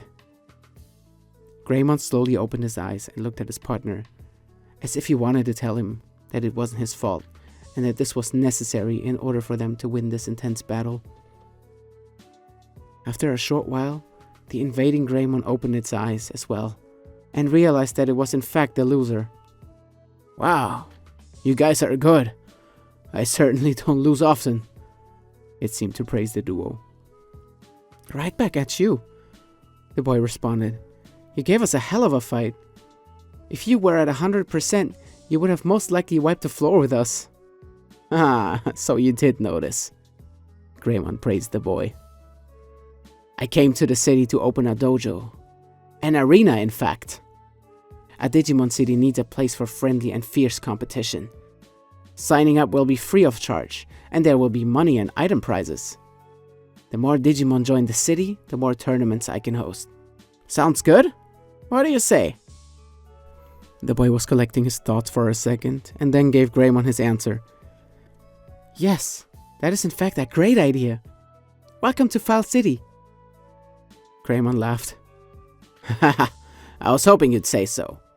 That way I can also stay and train you and your partner. You still have a lot to learn. And so, an unexpected new companion joined the city. As the boy ran his partner to Centauromon's clinic to treat his injury, he made sure to stock up on enough healing items to be prepared for any upcoming battles. After a good night's rest, the duo woke up all excited and eager to continue their journey. Greymon seemed to be fully healed thanks to Centauromon's effective treatment, and it was time for a big breakfast before their departure. That's when the boy remembered that Foul City now has its very own restaurant, so he decided to pay the new establishment a visit. When Greymon noticed where they were headed, he got more excited by the second. What delicious meals would he be able to eat in the brand new restaurant? The duo entered the building that resembled a giant microwave and saw both Meramon and Tyrannomon arguing behind the counter. They were visibly upset about something. Hey guys, what's wrong? The boy intervened. Meramon looked back at the duo and responded. Nothing to see here. I'm just explaining to this rookie how to run the register, because it keeps making mistakes. Mistakes? Are you kidding me? Tyrannomon responded. You have been doing things wrong this whole time. You should be grateful that I moved here recently. Otherwise this place would have closed down before even serving a single customer. Are you serious? I won't let that one slide, you sorry excuse for a T-Rex. Meramon reacted heatedly. The two chefs kept going back and forth, but Greymon wasn't in the mood for an argument. He was hungry and wanted to eat, so he let out a big roar, followed up by a loud stomp on the ground. The boy interfered. Hey guys, I think it's time to settle this argument. As you can see, my partner here is very hungry, and I think something very bad is going to happen if he doesn't get to eat soon. The boy looked back at Greymon with a smirk as the two chefs simmered down. Yes, you're right. We shouldn't make such a scene in front of a paying customer, right, Meramon? Tyrannomon responded nervously. Absolutely. How may we satisfy your hungry companion? Meramon asked. And so, this little inconvenience was taken care of. Not in the most elegant way, but it was surely effective enough. Minutes later, Greymon gorged on a juicy T-bone steak and some piping hot curry chicken, courtesy of Tyrannomon and Meramon. Thank you. Greymon really liked both dishes, the boy praised the two chefs. From now on, please settle your arguments in the back. Or even better, don't get too heated all the time. Got it? Yes, sir, both Digimon responded in unison.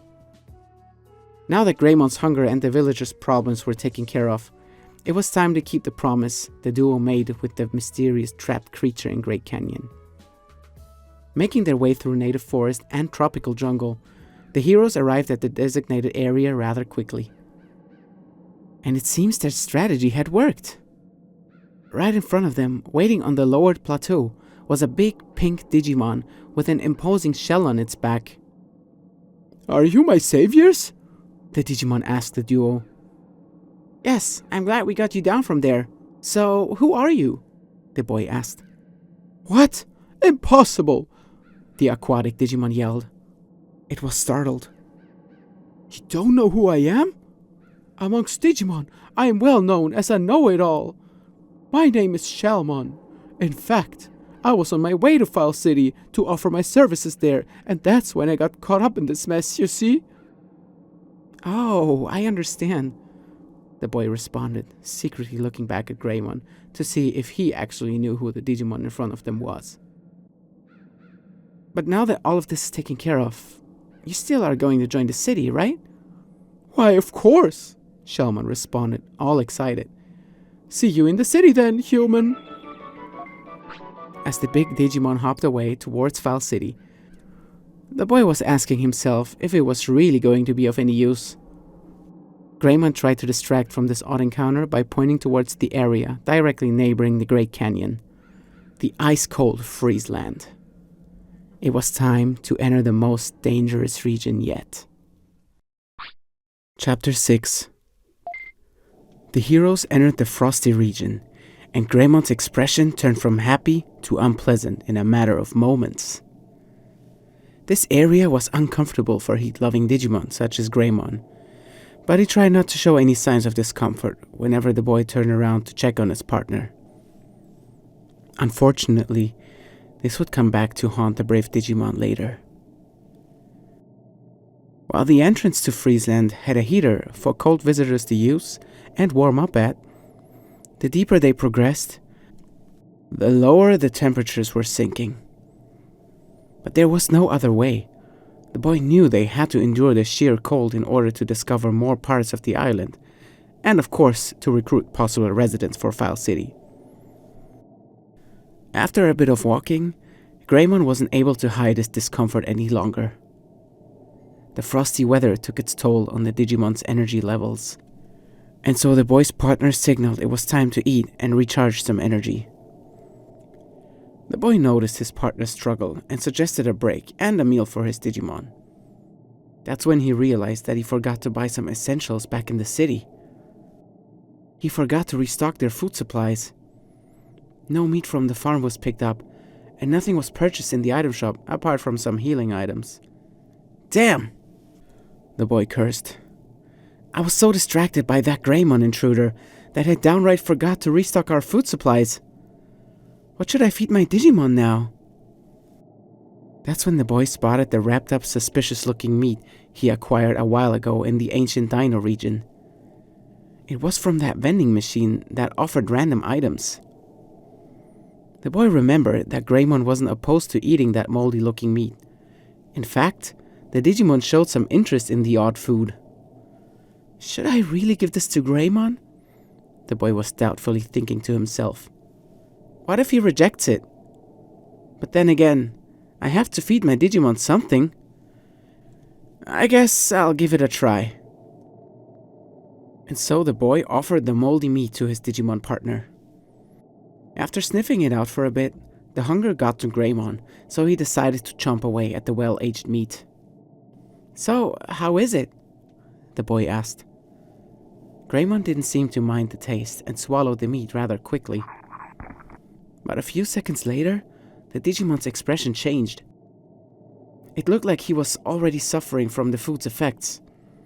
Greymon, the boy yelled. What's wrong? Are you okay?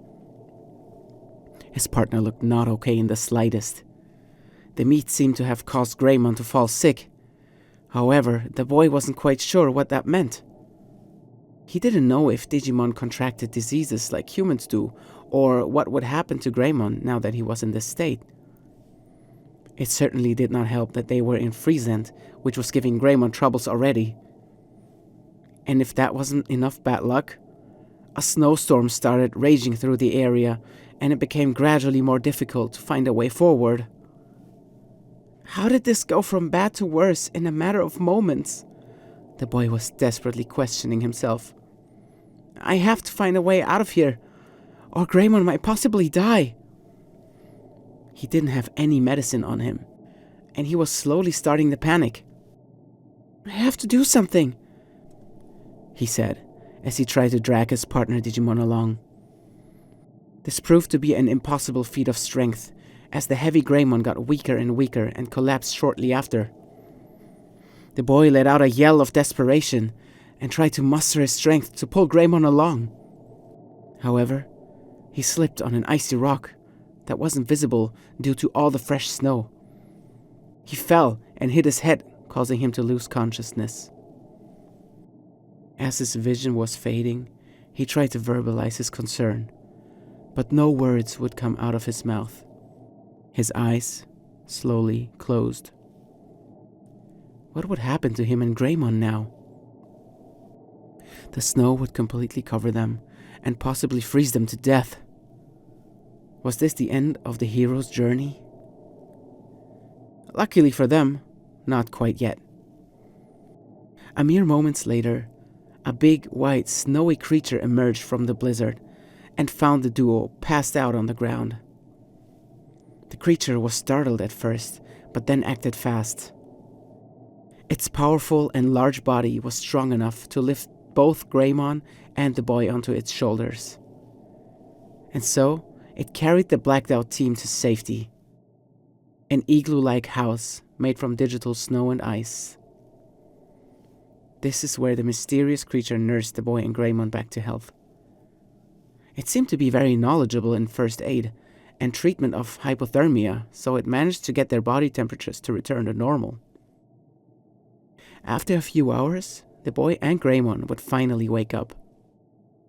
Not knowing where they were, or what had happened after their blackout. The creature was sitting in front of them. It turned out to be a Digimon too. A large, white, snowman-like appearance. Frigimon? The boy said, voice still weakened and low. You are a Frigimon, aren't you? What happened? Where is Greymon? The Frigimon's expression turned from neutral to infuriated. This was all your fault! How could you be so reckless? Don't you know that Greymon can't stand the cold? You both would have died if I hadn't saved you back then. It started bombarding the boy with accusations. The boy didn't even know what was going on. He was still dizzy and confused. But Frigimon continued. You don't even know the first thing about raising a Digimon properly. You should be ashamed of yourself. As he slowly came to, the boy realized that Frigimon was indeed the one who saved him and Greymon. Thank you for saving us. You really saved our lives there, he said. Frigimon wasn't responding. Instead, it still looked infuriated. Maybe I should invite it to the city, the boy was thinking to himself. Could I ask you for another favor, maybe? He asked. I'm going to stop you right there, Frigimon interrupted. Don't you see your wrongdoing here? And here you go asking me for a favor when you haven't even learned from your mistakes? What if Greymon collapses again when you two are marching through Friesland again? Do you realize the gravity of your decision to bring your Digimon partner here? The boy realized this wasn't a good time to be asking Frigimon for another favor, and so he let the angry Digimon continue its antics. I got it! The boy shouted. Frigimon stopped, visibly confused. I will let Greymon digivolve into a different Digimon, the boy said as he took Greymon and left Frigimon's house. Frigimon didn't know what to make of this claim, and just looked on as the duo exited its home. Digivolve? Different Digimon? Frigimon repeated. Thank you for saving us, Frigimon, the boy shouted back at the Digimon as he left with his partner. Frigimon was right. This was all my fault. But I have learned my lesson, and I won't ever let you go through pain like this ever again, the boy promised Greymon. Greymon, who looked much healthier and seemingly fully recovered, nodded at the boy as if he wanted to imply, I forgive you. We make mistakes and we learn from them, like we always have.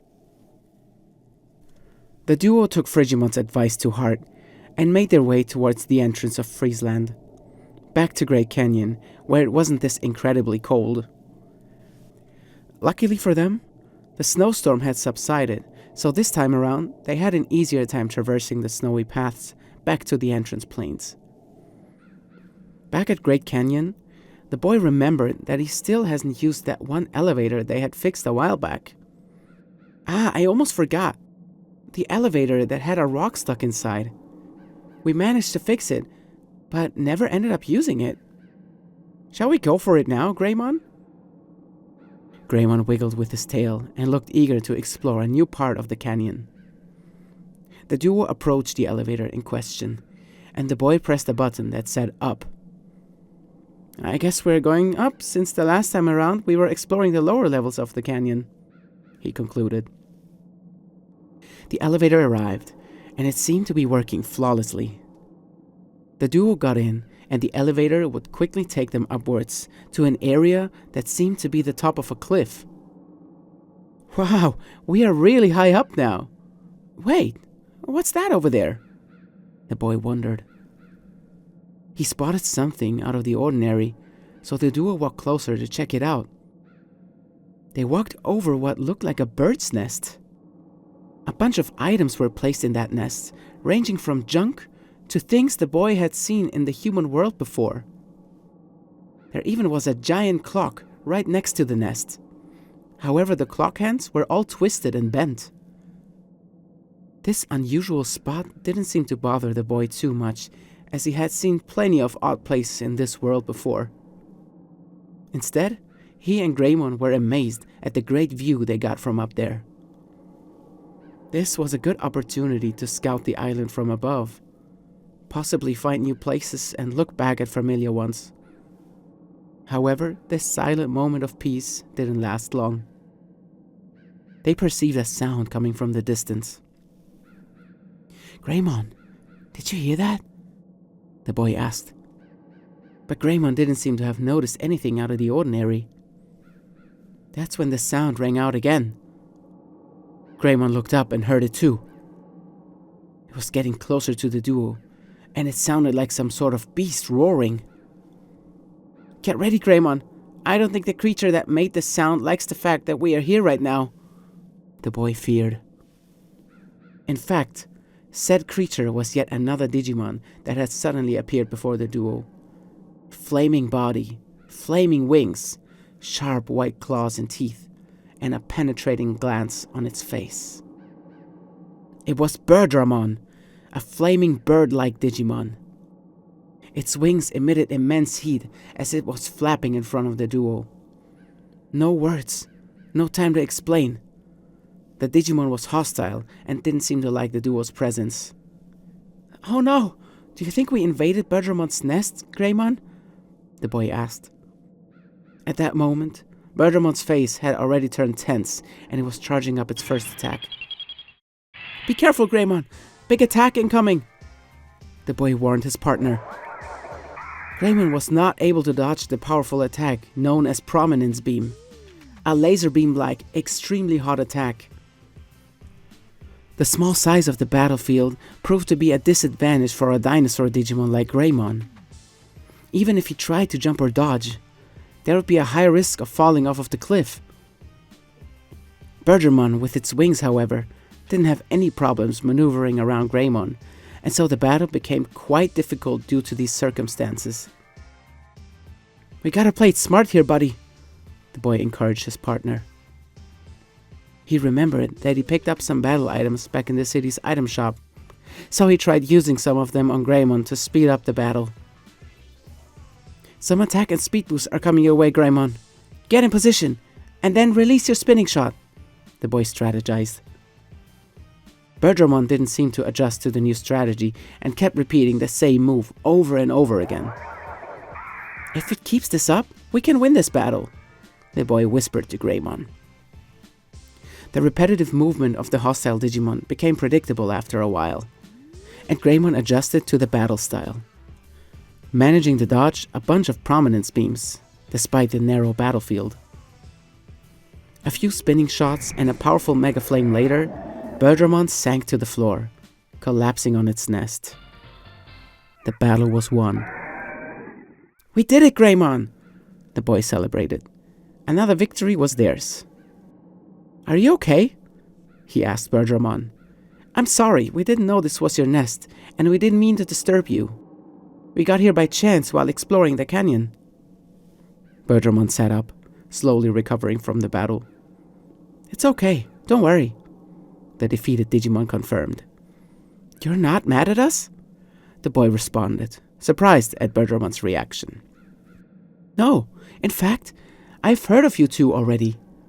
I was actively thinking about joining your city, but having fought you and Greymon, I am now convinced that you can save this island, Birdramon explained.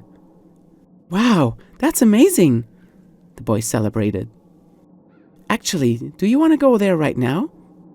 I will fly you there, Birdramon suggested. The boy nodded with joy on his face. Then looking back at Greymon, who wasn't amused at all. The big Digimon was visibly worried at how he was going to be carried by a flying Digimon like Birdramon. "Don't worry, I have carried around bigger cargo than you two." Birdramon laughed and winked at Greymon. And so, the duo was transported back to File City alongside Birdramon, who moved there. Berdramon's service for this city was particularly useful, as it offered a flying taxi, bringing the heroes to any area they had visited before.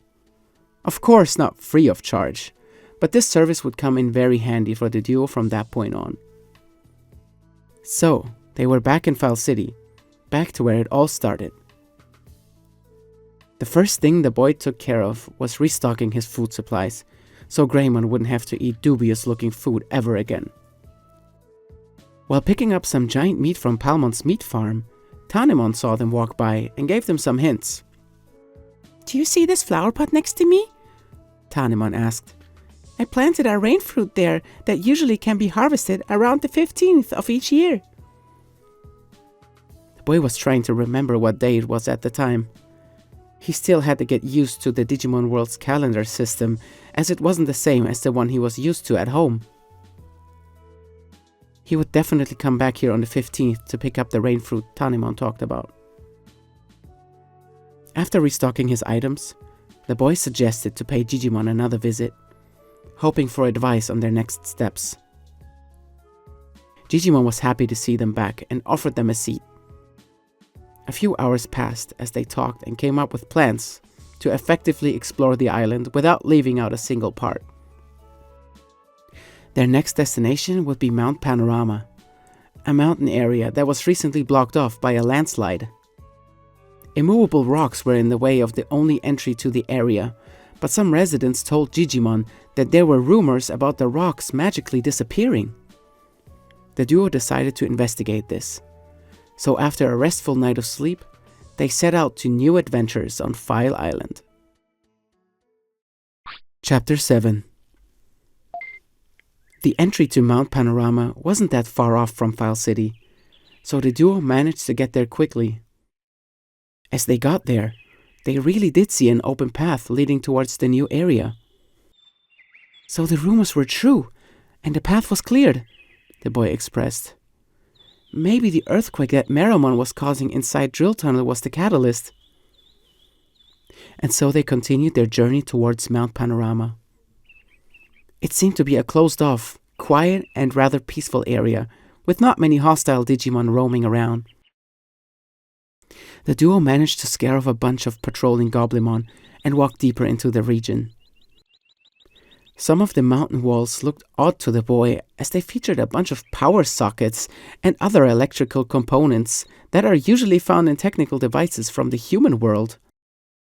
"You know, Greymon, I really wonder why there are so many things resembling the human world here. But then they are in such odd places that don't make that much sense, like the vending machines in the wild, the power sockets in the mountain wall, or the weird things we have seen in Ogremon's fortress.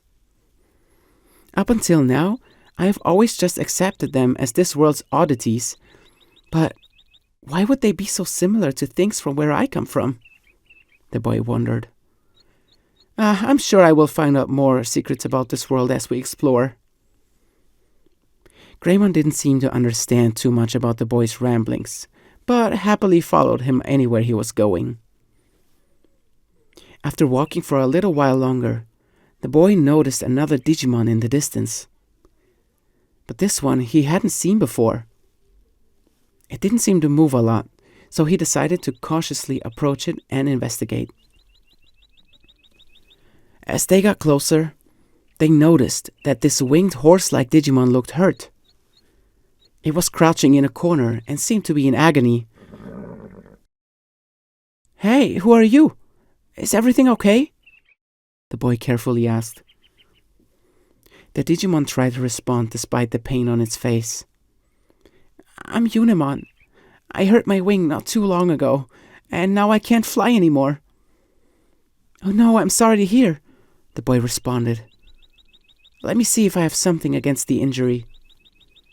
He took off his backpack and started digging. "Ah yes, this should do it," he said as he pulled out a small recovery disc, a commonly used healing item in this world, or so he assumed. He gave the item to Unimon, who had a much more relieved facial expression after consuming the medicine. That felt good. My injury seems to be more severe, but I think I can fly a small distance now, Unimon explained. There's a medical facility in File City, not too far from here. Do you think you can fly there? The boy suggested. Yes, I think that should work. I know the way, so I will go there right now. Thank you so much for your help, despite not knowing who I am. I hope I can return the favor someday, Unimon said as it took off towards the city.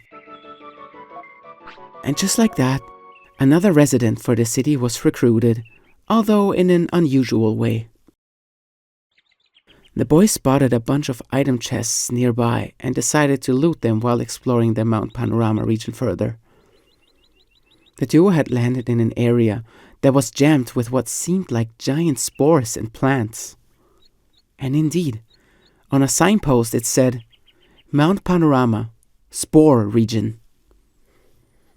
An unusual scent was in the air, and the boy was quite surprised by the exotic flora in this region. Just as they were done with looting the chests, they noticed something out of the ordinary on the ground. Wait, I haven't seen something like this before, the boy said. Is this one of those strange circles?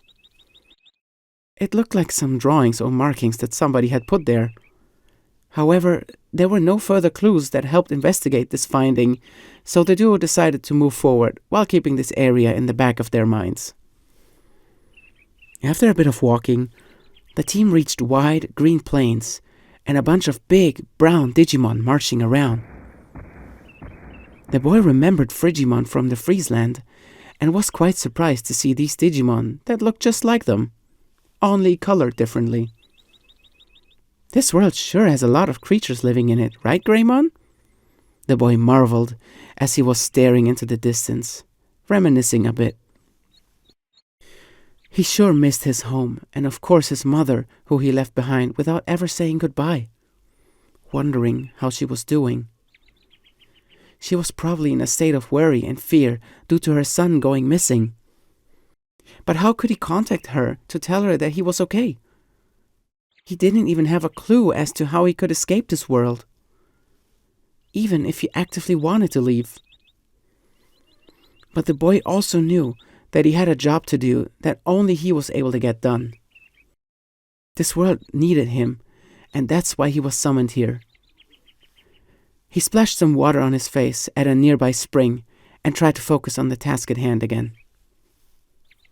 Greymon, who had a look of concern on his face, was much more relieved after seeing his partner back to his normal self. Sorry, Greymon. I didn't mean to worry you. I'm okay. I'm just missing my home a little bit. But that doesn't mean that I'm not enjoying my time here with you. Let's continue our journey. I think I have seen a new area at the foot of the mountain, so if we can make it there before nightfall, we might be able to find a comfier spot to camp at. What do you say? Greymon nodded and let out a big squeal. It was time to keep walking ahead.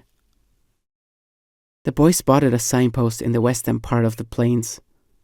Ah, this gives us some directions. Great! The sign said, South, Mount Panorama. West, Gear Savannah. Gear Savannah? Said the boy, reading the sign. Sounds interesting. I wonder what kind of Digimon we will find there. There was a path leading downhill, so the duo decided to follow it. However, a bunch of Digimon were patrolling around the narrow pathways, so they had to be careful. They didn't want to provoke any of these creatures and trigger unnecessary fights. After some crafty dodging, they managed to reach the foot of the mountain. Some more Digimon were patrolling around the area, but they didn't seem to be as aggressive as the ones who lived higher up in the mountains. It was time to rest. Thankfully, a bathroom was just around the corner, so the duo decided to take a break.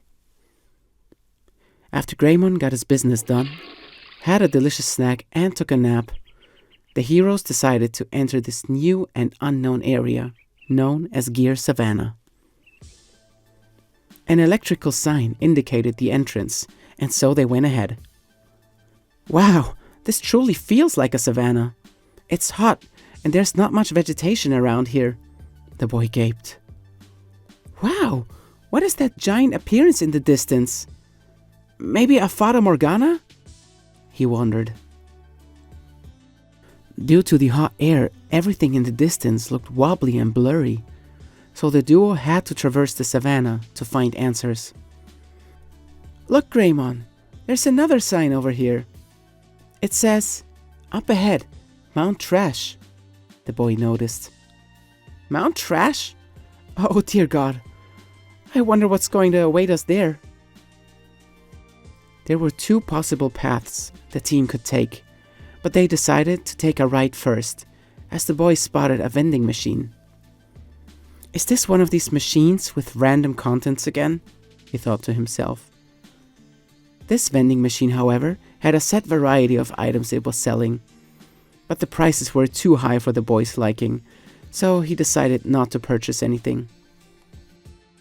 As they turned away from the machine, they were caught off guard by a large rooster-like Digimon, aggressively charging at them. Watch out, Greymon! The boy yelled, but it was too late, and the Digimon, known as Akatorimon, already launched their first attack at Greymon. However, with Greymon's battle experience and game prowess, this hostile Digimon was dealt with rather quickly, and so the heroes were able to continue their path up north. The path got narrow, and cliffs were towering around the heroes when off in the distance, Greymon spotted a Digimon in distress. It was a Patamon, and it seemed to be running from another Digimon, chasing them. Help me! The Patamon yelled in desperation. That poor Digimon, the boy said. Patamon was chased by a frenzied Goblimon, who didn't even flinch at the sight of the much larger Greymon. Something's not right with this guy, the boy muttered.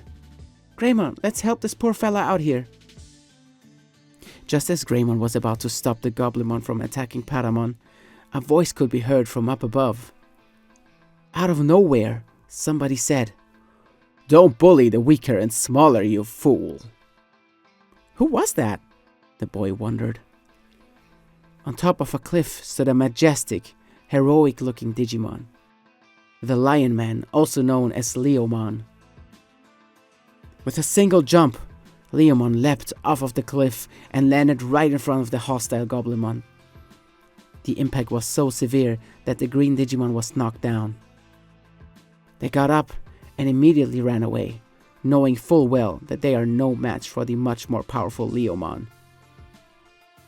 Patamon looked back at Leomon in awe, slowly realizing that their savior was right in front of them. Thank you, Patamon stuttered.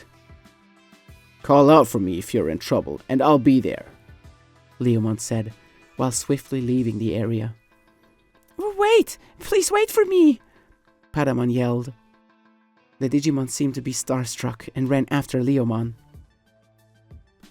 Meanwhile, the boy and Greymon were standing in the distance and watching on. Leomon had beaten them to the punch, but at least Patamon was safe. Wow, what an absolute hero this Leomon, covering himself with all the glory, the boy said out loud, almost sounding a little jealous. I guess we should just be happy that Patamon didn't get hurt, right, Greymon? He followed up. Greymon let out a roar of affirmation, and so the duo continued their way, taking the western path that led upwards a cliff. After walking for a little while, they noticed a large open area that was filled with training machines, such as the ones from File City's Green Gym. Wow, look at this! We can train you here as well, Greymon! The boy shouted with excitement. However, just as he told Greymon to do his first exercise, they spotted Leomon in the distance. The heroic Digimon was standing by a cliff, gazing into the distance, most likely keeping an eye on this area in case any troublemakers appeared again. The boy ordered Greymon to walk up to Leomon instead of training, so they could talk to him. Leomon had already sensed their presence and started talking to them. So, you have come from another world, haven't you? The boy stopped in his tracks and shuddered. How did you know? He stuttered. I heard whispers and rumors of a duo beating up bad guys and recruiting Digimon for Fall City. Some folks claim that a Digimon and something called a human are responsible for this. That's how I put 2 and 2 together. So, does that mean you will join the city and help us? The boy asked. Unfortunately, I can't, Leomon responded. I have a responsibility to patrol the savannah and protect the weaker Digimon from bullies. But that's actually not the main reason I can't join your city right now. I am, in fact, looking for something. Something my ancestors left behind. I've been looking all over, but have not found it yet. Something you're looking for, huh? The boy muttered. Hey, what if I find that certain something and bring it to you? Will you join the city then? Leomon looked up and turned around to look at the boy. The Digimon did not expect the boy to claim something so bold. I mean, if you do find it, then yes, I will join your city. But please be aware that it's going to be incredibly difficult to find. Like I said, I wasn't even able to get any clue regarding its whereabouts. Just let that be my worry from now on, the boy reassured Leomon with a smile on his face. Leomon, in awe of what had just transpired, turned away again while trying to keep a straight face. Go on then, farewell, he said, clearly emotionally rattled by this encounter. You got it. I'll see you down the line, the boy responded, with an even bigger grin than before. You heard the man, Lion, Digimon, Greymon. Let's move. Greymon roared happily, and the duo made their way downhill, then towards the northern Gear Savannah. After walking for a little while, the boy noticed a penetrating smell in the air. It got exponentially stronger the further they walked. Off in the distance, he spotted something that resembled a junkyard, similar to ones in the human world. A junkyard in the digital world? Now I have seen it all, the boy said, surprised. Let's go investigate, Greymon. We might find some clues in there. I know the smell is unpleasant, but we have to search every nook and cranny of this island in order to save it. Greymon wasn't all too pleased, but he didn't want to disappoint his partner. On the way to that junkyard, the duo was intercepted by a group of Shamamon, a Digimon related to Goblimon that they have encountered many times by now. You suspicious? Not good. Give me your things now, one of them barked at the boy. Seemingly unimpressed, Greymon fired off a powerful spinning shot, hitting all 3 of the Shamamon directly. One hit and that's it, the boy celebrated. Wow, Greymon, you have become so strong that Digimon like this are absolutely no match for you. I am very proud of you. The praise gave Greymon a huge morale boost, which was needed for their next venture. As they approached the junkyard, the boy noticed a bunch of corrugated iron sheets piled up next to one another, forming a path upwards. I think this is the way to go, the boy said. And thus, they slowly climbed the junkyard, while some strange and curious Digimon were lurking in the distance. You noticed them too, Greymon, the boy whispered. Let's tread carefully. The Digimon gave off a slightly rotten and sweet scent, definitely not the pleasant type. However, they didn't seem to be in a fighting mood as they stayed hidden under some rubble, simply observing the hero's every move. Their slimy, yellow-greenish appearance, paired with big round eyes that were stacked on what could only be described as snail antennae, were throwing off the boy a bit. But that wasn't enough to keep the duo from progressing. Further up, the boy noticed an entrance to a building, if one could even call it that. He sped up his tempo to get there faster, but predominantly to get out of the smelly Digimon's sight. Just as the duo had approached the entrance, one of the ominous Digimon jumped out from their hideout and charged at them, tongue out, flattering in the wind. The Digimon known as Jeremon engaged the heroes in battle. Its slimy body formed some sort of extremity that would most likely be classified as a hand. And in that hand, something else formed. It had a squishy texture, a disturbing yet familiar smell, and it most certainly wasn't something the boy was prepared to face. Yet there was no other way. He had to fight it head on.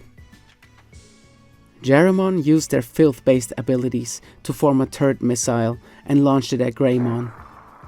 "Watch out, Greymon! Please don't get hit by this!" the boy yelled.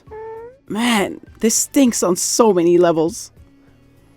But Greymon's movements were so advanced that he had no problem dodging each of the enemy's dirty attacks. Even on a narrow path like this, the large Digimon moved with ease, firing off a series of powerful magma bombs to best the opponent. Jeremon was beaten. The slimy Digimon quite literally fell apart, collapsing on the cold iron sheets. The duo took advantage of the situation and rushed past the defeated Digimon to pass through the entrance from earlier. Inside, they were met with an even more stinging, penetrating smell. "Oh dear, I can't take this for much longer. I'm going to have to breathe through my mouth. We are definitely on a trash pile. I didn't know something like this existed in the digital world," the boy thought to himself. "Let's go, Greymon. Take a look around and leave here quickly." Greymon looked like he couldn't agree more with what the boy just told him. Just as they were about to take their first step inside the junkyard's center, a strange-looking Digimon approached them. "Oh no, not again," the boy said. However, this time, the Digimon didn't seem to be hostile.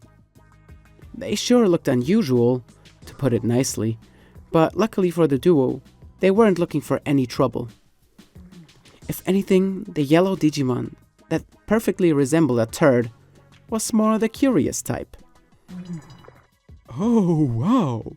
I have never seen something like this before. Interesting. The Digimon started rambling. "Oh my goodness! The poop are moving and talking!" The boy couldn't help but yell in horror of what he had just witnessed. He had a hard time understanding their words due to their tongues sticking out permanently. However, he managed to get the gist of what the Digimon was saying. Are you talking about me? I'm Tsukamon, a mutant Digimon. Welcome to the Dust Kingdom, also known as Trash Mountain, the turd-like Digimon continued. And you are? You are not poop? The boy responded. In a way you are right, because we are made from digital waste, Tsukamon said, completely unoffended by the boy's words. Should we ask them to come to the city too? I'm not so sure, but we also shouldn't be prejudiced, the boy was whispering to Greymon. Tsukamon, who didn't seem to have overheard that comment, continued. Are you planning to live here? What? I never thought about that, the boy responded, surprised at what he had just heard. Well, this is paradise, however only for the Tsukamon tribe. Others can't live here, Tsukamon elaborated. Then you can't live in other places, the boy concluded. Tsukamon, seemingly upset by that question, hastily explained. Of course not. What do you think? The boy looked like he wanted to give up on asking Tsukamon to join the city. He understood that the Digimon wasn't able to live there. Well, although you can't live here, you can at least take a look around, Tsukamon followed up, sounding a lot nicer than before. The boy started to think that this type of Digimon was suffering from mood swings. Oh, just to look? Okay, we'll do that, Oh, by the way, don't ever make the king mad. You'll be turned into something miserable by the king's digivolution technique, Sukamon continued. Greymon and the boy looked at each other, surprised. So the Sukamon tribe was ruled over by an actual king. And a seemingly dangerous one if he truly had the ability to use digivolution on others. Nevertheless, the duo took it upon themselves to explore as thoroughly as possible, and so they started looking around. In one of the corners, the boy spotted something that resembled a rod. Could it be? The boy yelled with excitement. Yes, it's a fishing rod.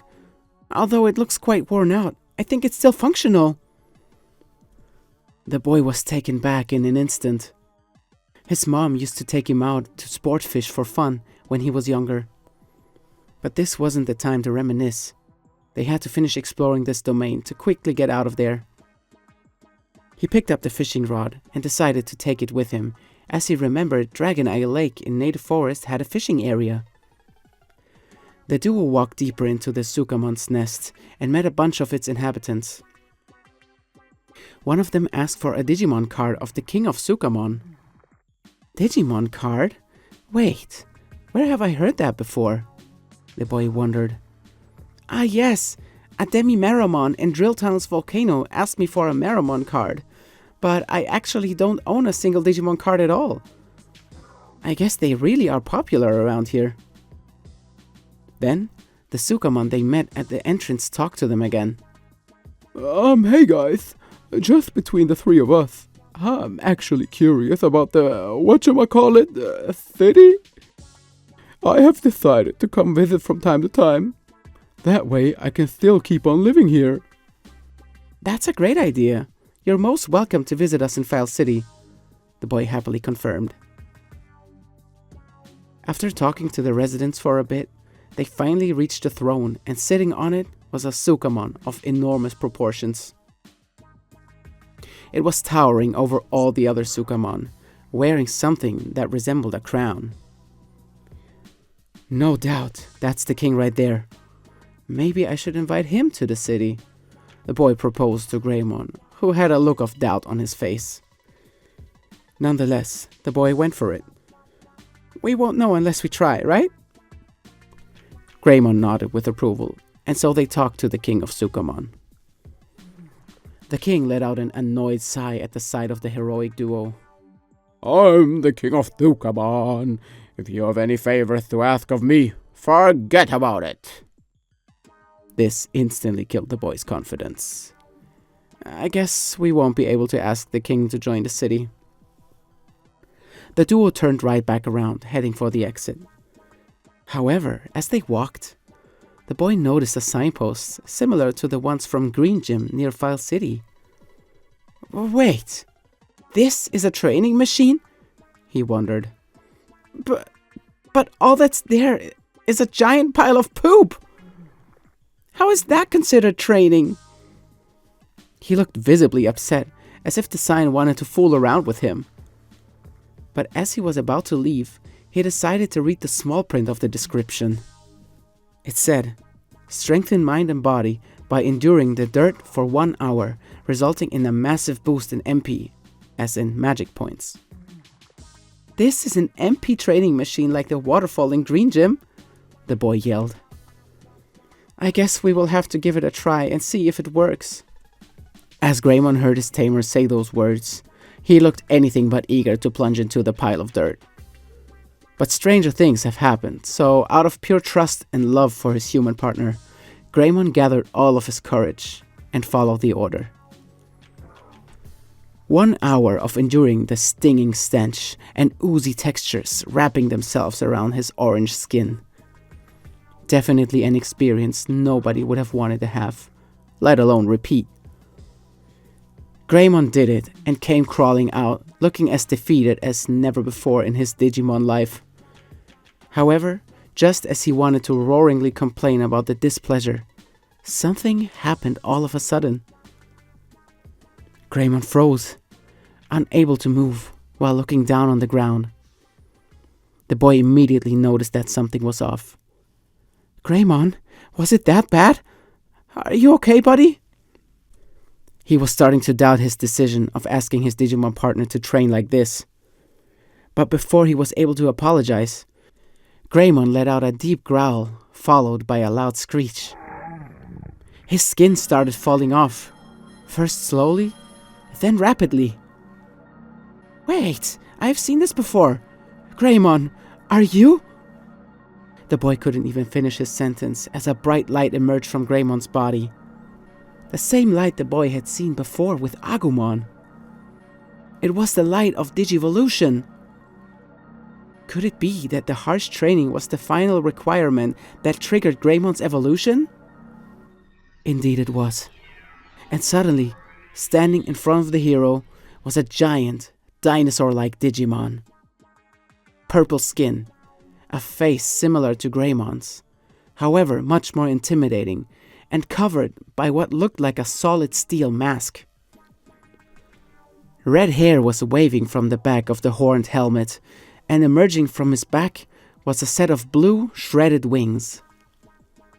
But what really took the boy's breath away was the mechanical armor and claw that covered the Digimon's entire left arm and chest. Greymon, is that still you in there? The boy stuttered. He wasn't sure if he should be happy that his Digimon partner had evolved even further, because he looked so much more intimidating now. The new Digimon's name was Metal Greymon, and he let out a dominating, resounding roar. The boy stepped back at first, but then seemed to get a hold of himself. The roar had a similar character than Greymon's. In fact, it sounded just like his, but with more force. So you're still in there, buddy, the boy said to his new, giant Digimon partner. Metal Greymon looked down at him and growled with approval. This was still his Digimon partner, just more powerful and larger than ever before. Metal Greymon, a powerful android Digimon, the evolved form of Greymon, was known for its devastating battling power and distinctive fighting style. Its use of the finishing maneuver, known as Giga Destroyer, pulverized its opponents at the blink of an eye. A set of homing missiles emerging from the Digimon's metal-plated chest. This was now the boy's partner. It took him a bit of getting used to the sheer sight, but over time he managed to condone the big size of his body Digimon. After all, they were still a team with a common goal, and now, more than ever, they had the best chances at succeeding. The boy was curious. I wonder how Metal Greymon fares in battle. I also would like to see his moveset, so let's punish some of these Shamamon that have intercepted us earlier. As soon as the duo descended from Trash Mountain, they charged at another trio of Shamamon who were plotting nasty things in a corner.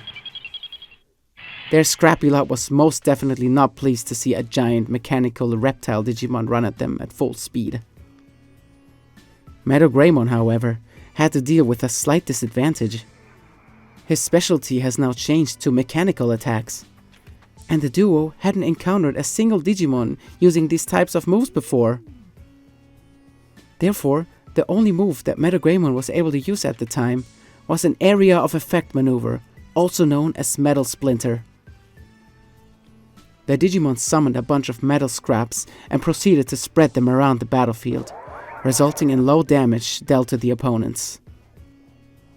The Shamamon, while shaken at first, got their act together and attacked in unison, using a move known as Megaton Punch from different angles. The boy was worried temporarily due to Metal Greymon's insufficient attack power, but these worries subsided instantly when he watched his partner tank the hits perfectly, taking almost no damage at all. "Wow, your defense is rock solid, Metal Greymon," the boy yelled. "But let's try to get you to learn some new techniques so we can speed up future battles. What do you think?" Metal Greymon looked back at his tamer and nodded slightly. "Focus on their attacks and see what you can learn from that," the boy commanded. Metal Greymon closed his eyes for a brief moment, trying to feel the trembles caused by the Shamamon's movements. Just as the trio was about to attack again, Metagreymon opened his eyes and perfectly dodged all 3 of their attacks. He continued this strategy until he was ready to unleash the devastating Giga Destroyer. The air around them became electric, and the ground was shaking immensely as Metagreymon's chest compartment opened up, firing off the fearsome missiles that laid waste to the Shamamon trio in an instant. A decisive victory, and with a fair reward no less. Metagreymon managed to master the move Megaton Punch that he had studied during this battle. A most effective way of defeating his opponents using his massive metal claw. "Awesome, buddy! Now we are truly unstoppable!" the boy praised his partner. While the duo was celebrating their victory, darkness covered the lands and night had fallen. It was time for Metagreymon to eat his dinner and get some much-deserved rest. What an eventful day, and what an overwhelming Digivolution.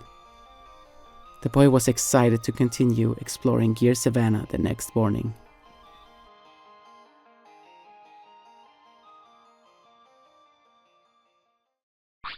Chapter 8.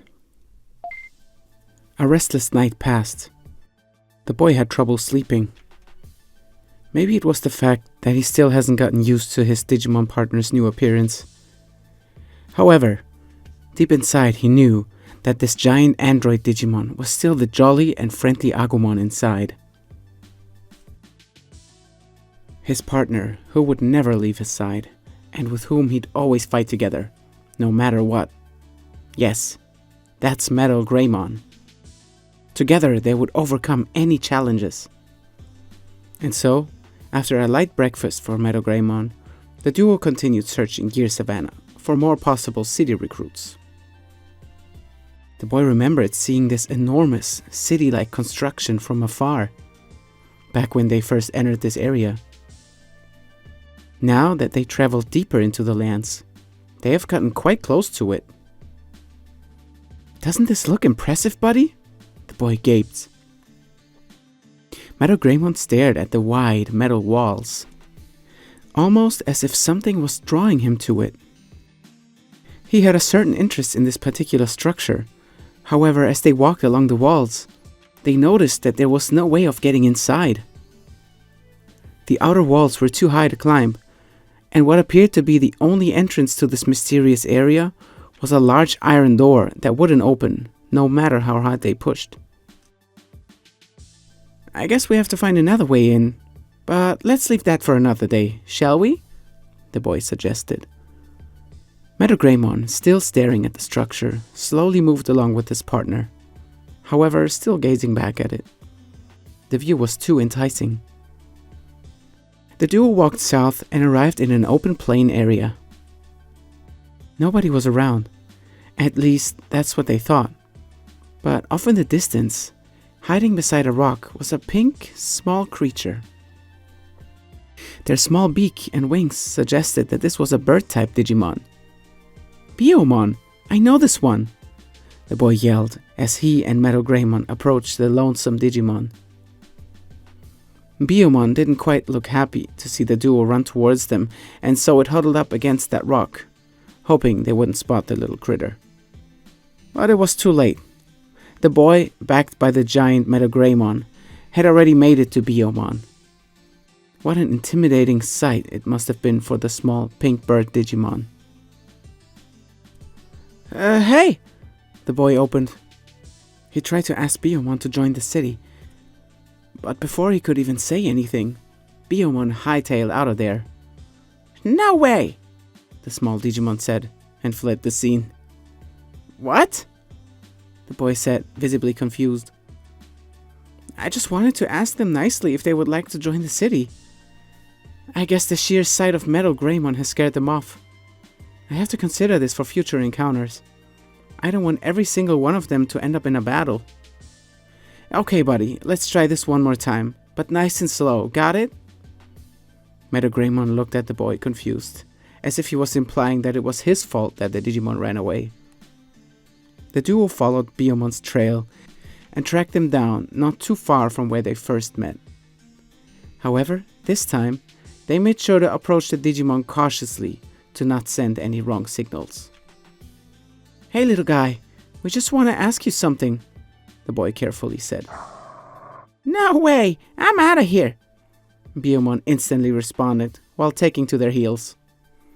Damn it! This way we'll only repeat ourselves. What should we do, Meadow Greymon? The boy worried. After thinking for a short while, he yelled, "I got it! We have to come up with a ruse and make Biyomon come to us." Meadow Greymon looked at his partner and carefully listened. "Look, I will stay here, and you will go ahead and approach Biyomon like we did before. If everything goes according to plan, they should try to run away again. However, this time, I'll be waiting right here. If we're lucky, they're going to run right into my arms. Got it, buddy?" Meadow Greymon nodded and was raring to go. And so their plan began. As Meadow Greymon approached Biyomon, the bird Digimon was already starting to move, only thinking about getting away from the enormous Digimon that was chasing them. The boy, however, was standing in the same spot as before, not moving an inch. This proved to be the right call, as Biyomon came running towards him, with Meadow Greymon being on their tail. This way, Biyomon was trapped, and after running away for so long, they were too exhausted to keep escaping. Therefore, they sat down, looking up at the duo with worried eyes. "Yes, our ruse worked, Meadow Greymon! Great job!" the boy celebrated. He knew he had to choose his next words wisely so he wouldn't scare off the fragile Digimon once more. "Are you the infamous Digimon kidnappers?" Biyomon asked them. "The what now?" the boy responded, looking absolutely puzzled. "I think you have the wrong idea." The boy tried to explain everything and convince Biyomon to listen to him. "Oh, so that's how it is. Okay, I will join the city of yours. Why didn't you say so sooner?" Biyomon brazenly said. The boy had a noticeable vein forming on his forehead while clenching his fists. "It's not like I opened the conversation with exactly that," he was thinking to himself. It was better he kept it to himself to not further intimidate Biyomon. And so, they gained yet another citizen for File City, although it was an odd one.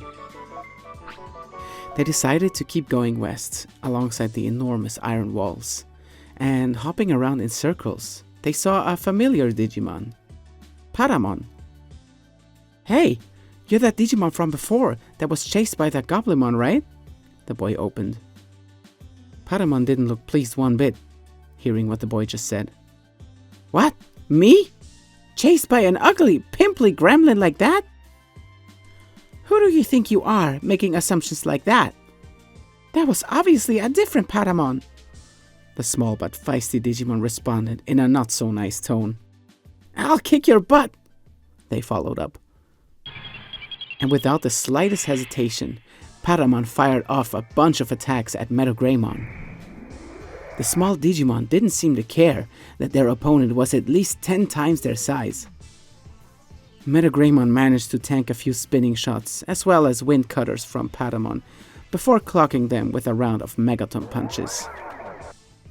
Paramon went down quite fast, but got up almost instantly. "Hehe, that was fun. How about we do it again right now?" Paramon barked at the duo, still panting from their battle.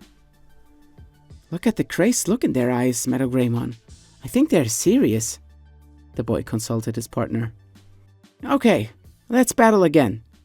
Let's see if we can calm them down." The second time went by even faster than the first battle. Paramon was seemingly overwhelmed by Meadow Greymon's massive attack power. However, the boy seemed to be impressed by their sheer fighting spirit. "We could really use a brave Digimon like you for our city," the boy praised Paramon.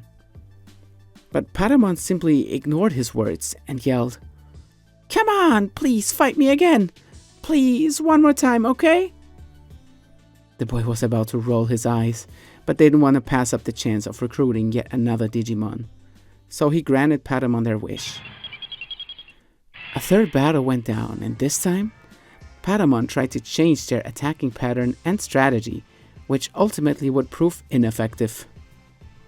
The difference in power was simply too big, and so Patamon went down a third time, ultimately giving up. Patamon started throwing a temper tantrum. Ah, damn it! Why can't I win? Why so stubborn? What's making you fight all the time? The boy asked, worrying about the little creature. It's because I got nothing else. Or tell me, what else should I be doing if not to fight? Patamon asked. I actually do have a suggestion for you, the boy responded. How about you join the city? We have an arena over there in case you want to fight again. But regarding your main activities there, how about opening some sort of shop and helping us rebuild the city with everyone? Patamon's eyes started glowing as a warm breeze came through from the nearby sea. A new beginning for me? Patamon asked, astonished by the boy's suggestion. Count me in! The duo looked on as Patamon raced towards File City. I guess sometimes you just gotta let out all your anger in a battle. Or 3, the boy said jokingly. Metagreymon let out a roar of victory and set his sights on the next target. The heroes walked further west, led by the sea breeze they felt earlier. By a tree, there was a Digimon patrolling, almost looking full of themselves. This one's probably a show-off. Watch out, buddy, the boy suspected. They approached the Digimon, trying to start a conversation. Their pointy red ears and multiple tails signaled danger. However, the boy seemed to be too naive in this moment. The small Digimon seemed to be ignoring the two and kept walking around in circles. And that's when the boy lost his patience, walked up to them, and tried to tap their body to get their attention. That's when it happened. The boy and Metagreymon were knocked back instantly. They were electrocuted out of nowhere. Haha! Anyone who gets too close to me lives dangerously, the Digimon boasted in a provocative tone. Ouch! That really hurt! Are you okay, Metagreymon? The boy asked his partner. Metagreymon seemed to be okay. However, he was quite impressed by the attack power of such a small Digimon. Let's try talking to them again, shall we? The boy suggested. He was confident that there had to be a way to get through to them. And so they tried again. A loud sizzling noise echoed. Double ouch! The boy yelled, falling flat on his face. The smug Digimon had done it again. No remorse whatsoever. Don't you like to be here?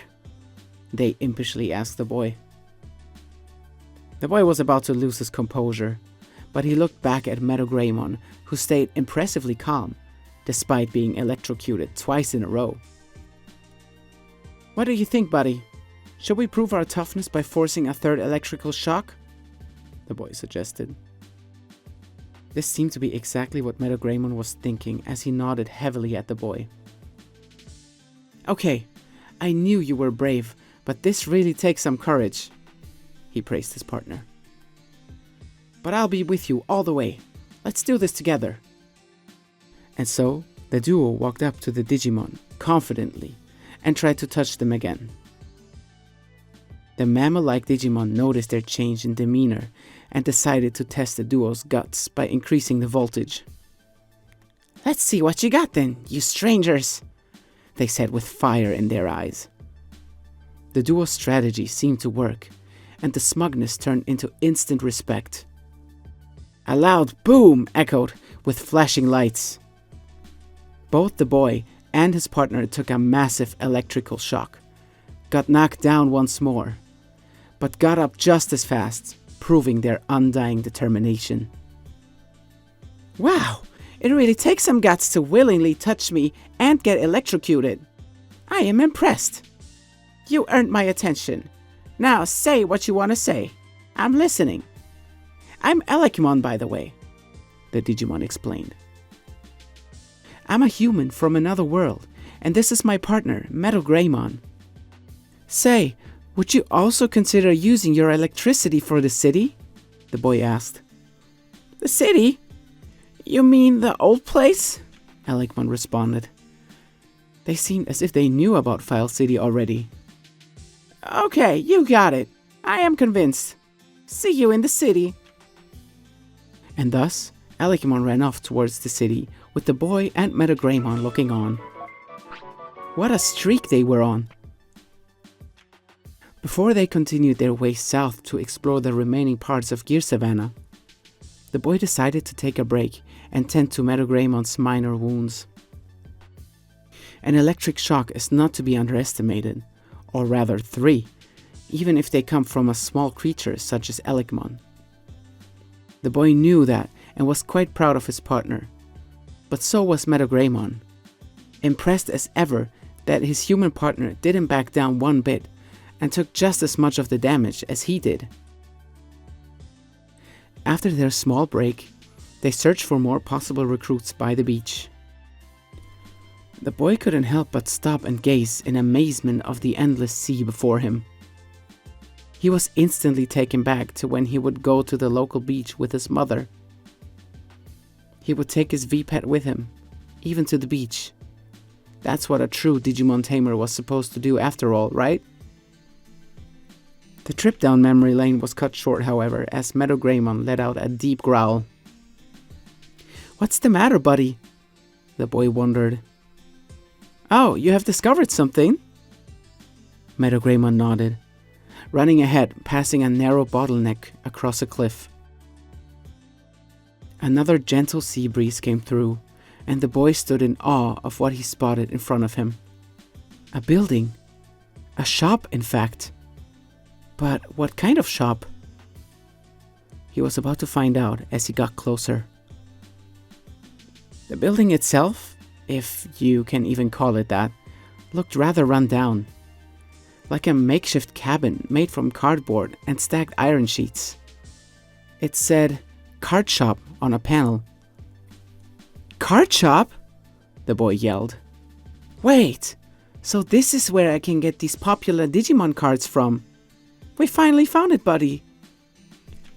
To his right, he spotted a Digimon that looked like an old geezer, small and fragile, yet quick-witted, as he immediately recognized the duo as potential customers. Recycled items, the best recycled items on File Island. Come get them now, he yelled in a creaky voice. Recycled items? The boy asked. What do you mean by that? These are rare goods that can only be bought here. Each item is one-of-a-kind special, the shop owner explained. That sounds nice and all, but where do you obtain such items in the first place? The boy asked, mistrustingly. Company secret, the manager responded in a fuss, quickly trying to switch topics. How dare you ask something like that? Now, are you buying or not? I also have regular items in stock, if that's what you are looking for. The boy squinted and stopped for a second, but then decided to take a look at the regular items they were selling. He took the opportunity to stock up on some healing items, as well as a few pieces of giant meat, despite the high price. He thanked the manager and turned his attention to the other manager that was standing behind a counter to his left. The boy spotted an impressively large glass showcase filled to the brim with Digimon cards. One more captivating than the other. Any collector's dream, all in one place. Wow, this looks quite impressive, he opened. The cart manager, who looked like a female counterpart to the other shop owner, grunted. So, you like my cards? How about it then? The boy looked at her and thought to himself, wow, these guys surely don't beat around the bush, getting right to it. I guess that's how they best make a profit here in the digital world. Digimon cards are the latest craze. Everyone is collecting them, she continued. Here, to start your collection, I'm giving you a very special card for free. The manager handed the boy a card. Not even looking at the card yet, he took a bow and thanked her for the gift. Only then did he notice what was depicted on the card. He couldn't believe his own eyes. How was this possible? It's a card of me? He yelled in disbelief. How? The card manager giggled. Company secret.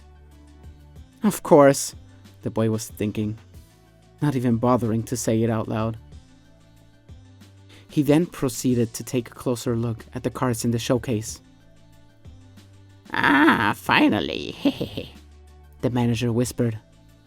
The boy was quite irritated by their antics, but tried to keep his composure. We usually sell cards in packs of 3. There's no telling in advance what's inside, she continued. In fact, we also sell single cards. The selection changes every day, but keep in mind, we are only open from the 1st to the 15th of the year. The boy was trying to store that information in the back of his brain while looking at the cards of the day. Ultimately, he decided to buy some lower priced cards such as Toy Agumon, Tankmon, Leomon, and Greymon. He was particularly happy to see a Greymon card in the selection.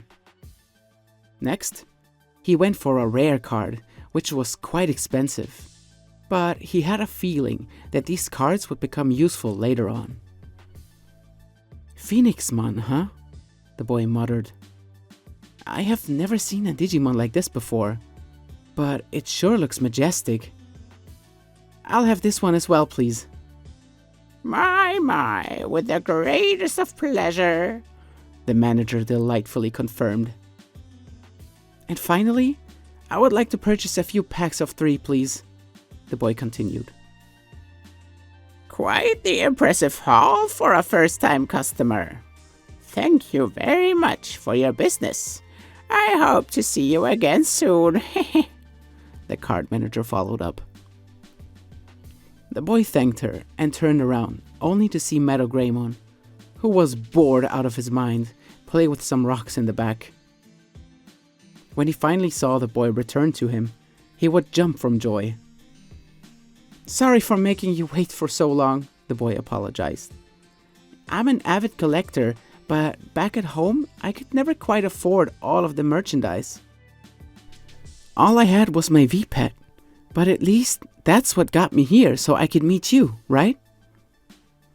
The innocent smile on the boy's face would let Meadow Greymon forget all about the boredom he just had to endure. And so, the duo continued their way through the savannah. Not much left to do here from what it seems, the boy realized. I saw a path leading northeast near Trash Mountain. Shall we head there, buddy? Greymon growled eagerly, and so it was time to say goodbye to Gear Savannah.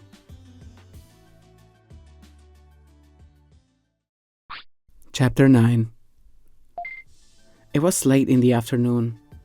The sun was already barely visible on the horizon. The air felt heavy, but perhaps that was the smell coming from Trash Mountain. The two heroes crossed many miles through Gear Savannah to make it to the northeastern part. A pathway there led to a new area. However, it was patrolled by a Digimon. Shima Unimon, a Digimon that resembled a zebra. At second glance, the Digimon wasn't necessarily patrolling, but rather dashing back and forth for fun. Still, the duo didn't want to trigger unnecessary battles, and so they snuck past the Digimon and found themselves in a new region.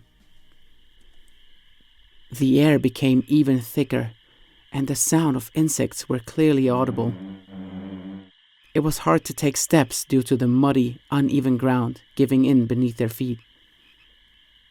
This area could only be described as a large swamp, and it wasn't necessarily a place the duo felt comfortable in. Especially Metagraemon, who had a look of displeasure on his face.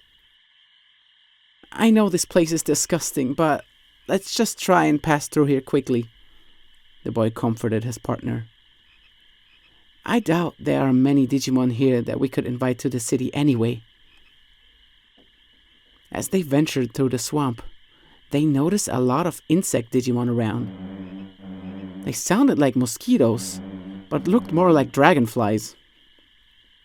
I have seen these guys in tropical jungle before, the boy noticed. Yanmamon. Let's avoid any battles. They are pesky ones, especially in such large numbers. Metagraemon nodded in agreement. He looked happy to just move on and get out of this place real soon.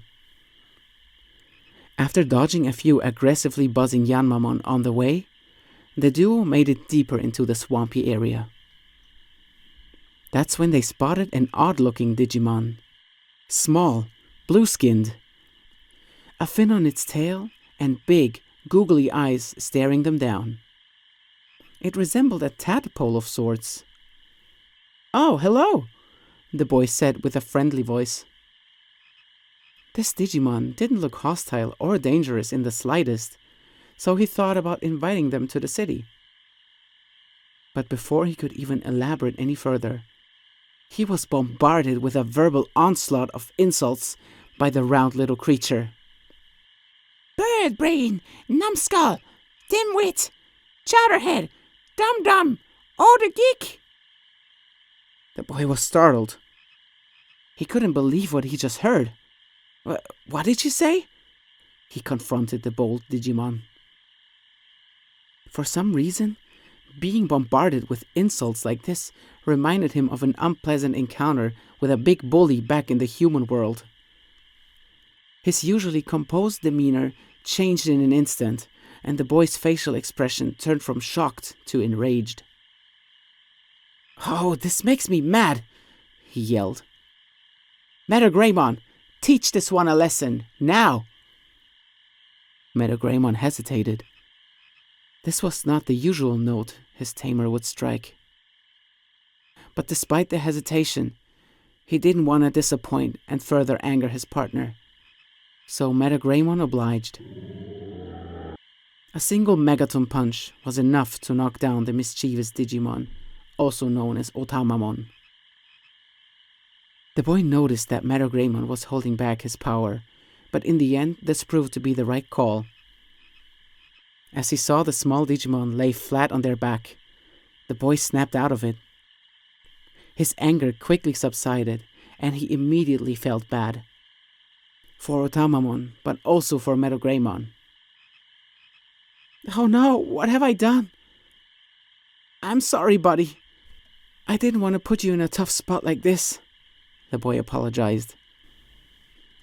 He then went on explaining what had happened with him. "When I was younger, I was bullied frequently by this bigger kid who repeatedly stole my lunchbox and the few Digimon toys that I owned. I was too scared to fight back or tell anyone. I didn't want to get mocked by the others either. But that's exactly the position I put you in right now. I made you fight the smaller Digimon for my own selfish reasons.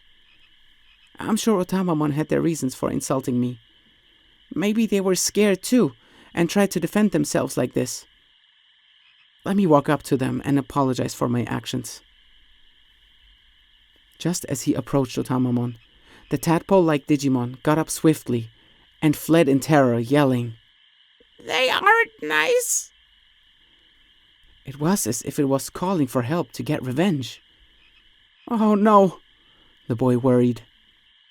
"I hope we didn't trigger a chain reaction of battles."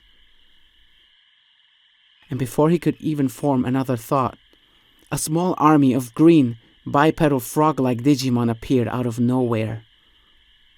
The duo was quickly surrounded by them. They had menacing large eyes, and something that looked like a cornet was wrapped around their necks.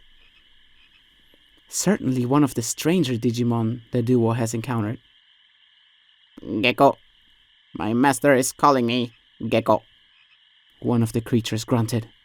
Follow us. The boy was thinking for a second. Should he fight them all at once?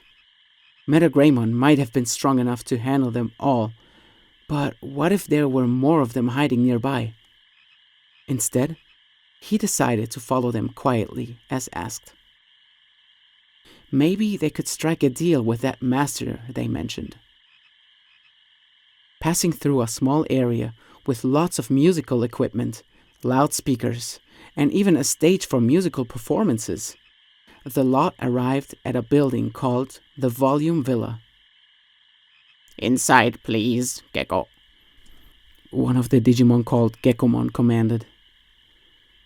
The interior of Volume Villa was equipped with even more loudspeaker technology. Some of them looked awfully familiar to things and brands the boy knew from the human world. While looking around in amazement, he stopped when he spotted the giant creature sitting on a large cushion in the center of the room.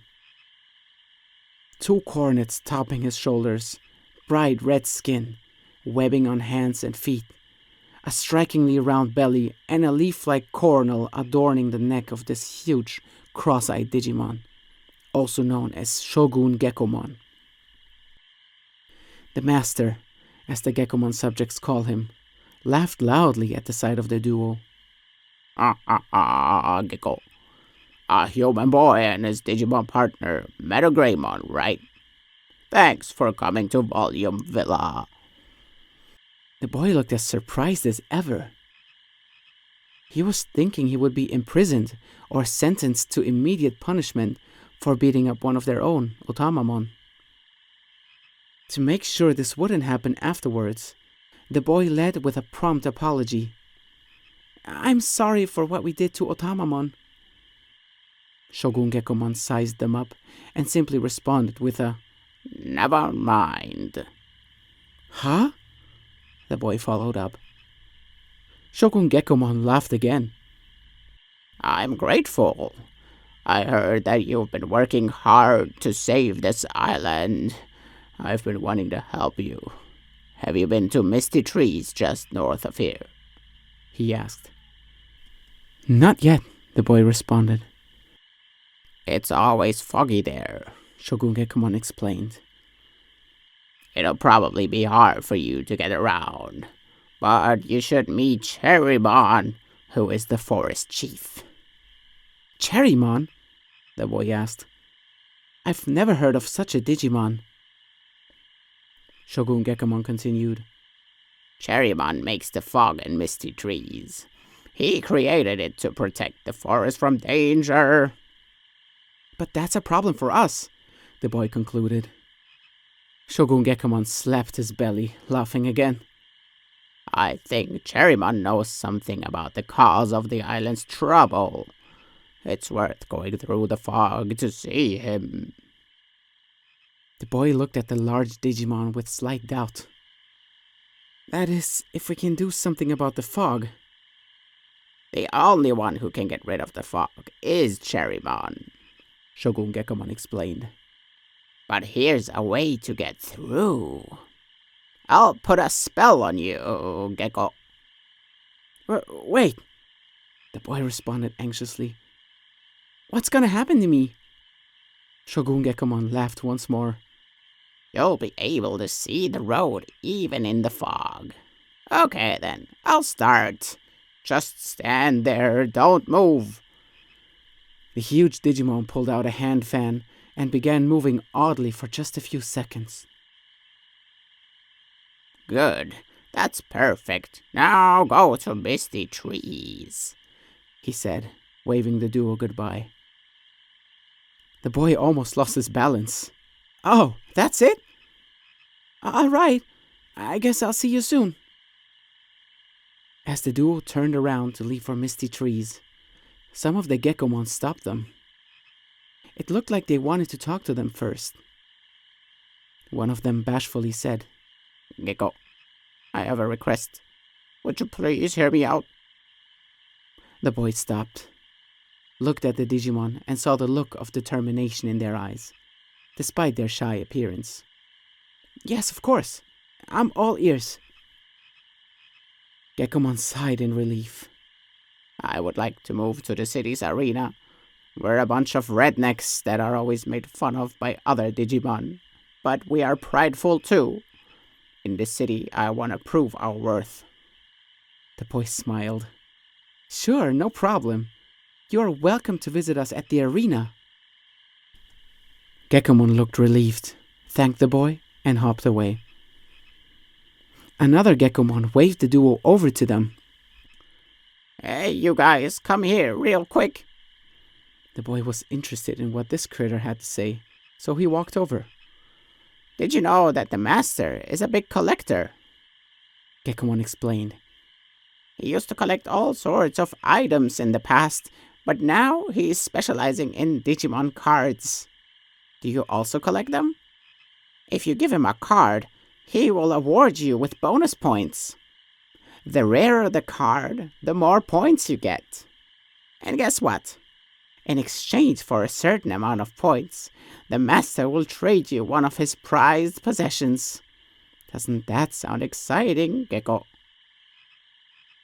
The boy listened with great interest. He had a feeling that the cards would come in handy at some point, but he didn't expect this moment to arrive so soon. Either way, he thanked Gekomon for the useful information and walked right up to Shogun Gekomon, who overheard their conversation just now. With a big smile on his face, the master said, Gecko, are you here for bonus points? Show me your cards. And so the trading began. Rare cards were awarded with a large amount of points, common cards with a smaller amount.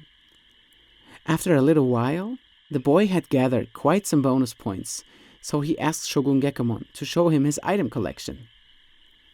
One item in particular stood out from all the others right away. It was a brand new, sturdy-looking fishing rod. Oh, I see you are interested in the amazing rod, Shogun Gekomon noticed. Well, then here you go. He handed over the item, explaining that it was a special item that's quite rare. The boy's fishing skill would vastly improve with this. He barely listened as he was already dreaming about fishing again. He hadn't done it in years and was looking forward to finally holding a fishing rod again. With his remaining bonus credit, he ordered a few healing items, as well as a speed chip. This item would permanently increase Metagremon's speed, which would ultimately help him dodge attacks better and attack more frequently himself. The boy knew that this kind of item was quite rare. He only ever received them after fighting strong Digimon, who happened to drop some after being defeated. Now that all of his bonus points were used up, the boy was raring to go and explore this mysterious, foggy forest known as Misty Trees. However, Shogun Gekomon noticed that it was already nighttime and suggested the duo stayed overnight. After everything that happened, the boy didn't even notice that it had turned completely dark outside. A delicious meal and a bathroom break later, the duo settled down on a bunch of pillows provided by the villa's residents, and shortly after, they fell asleep, wrapping up another exciting, eventful day. Dawn was breaking.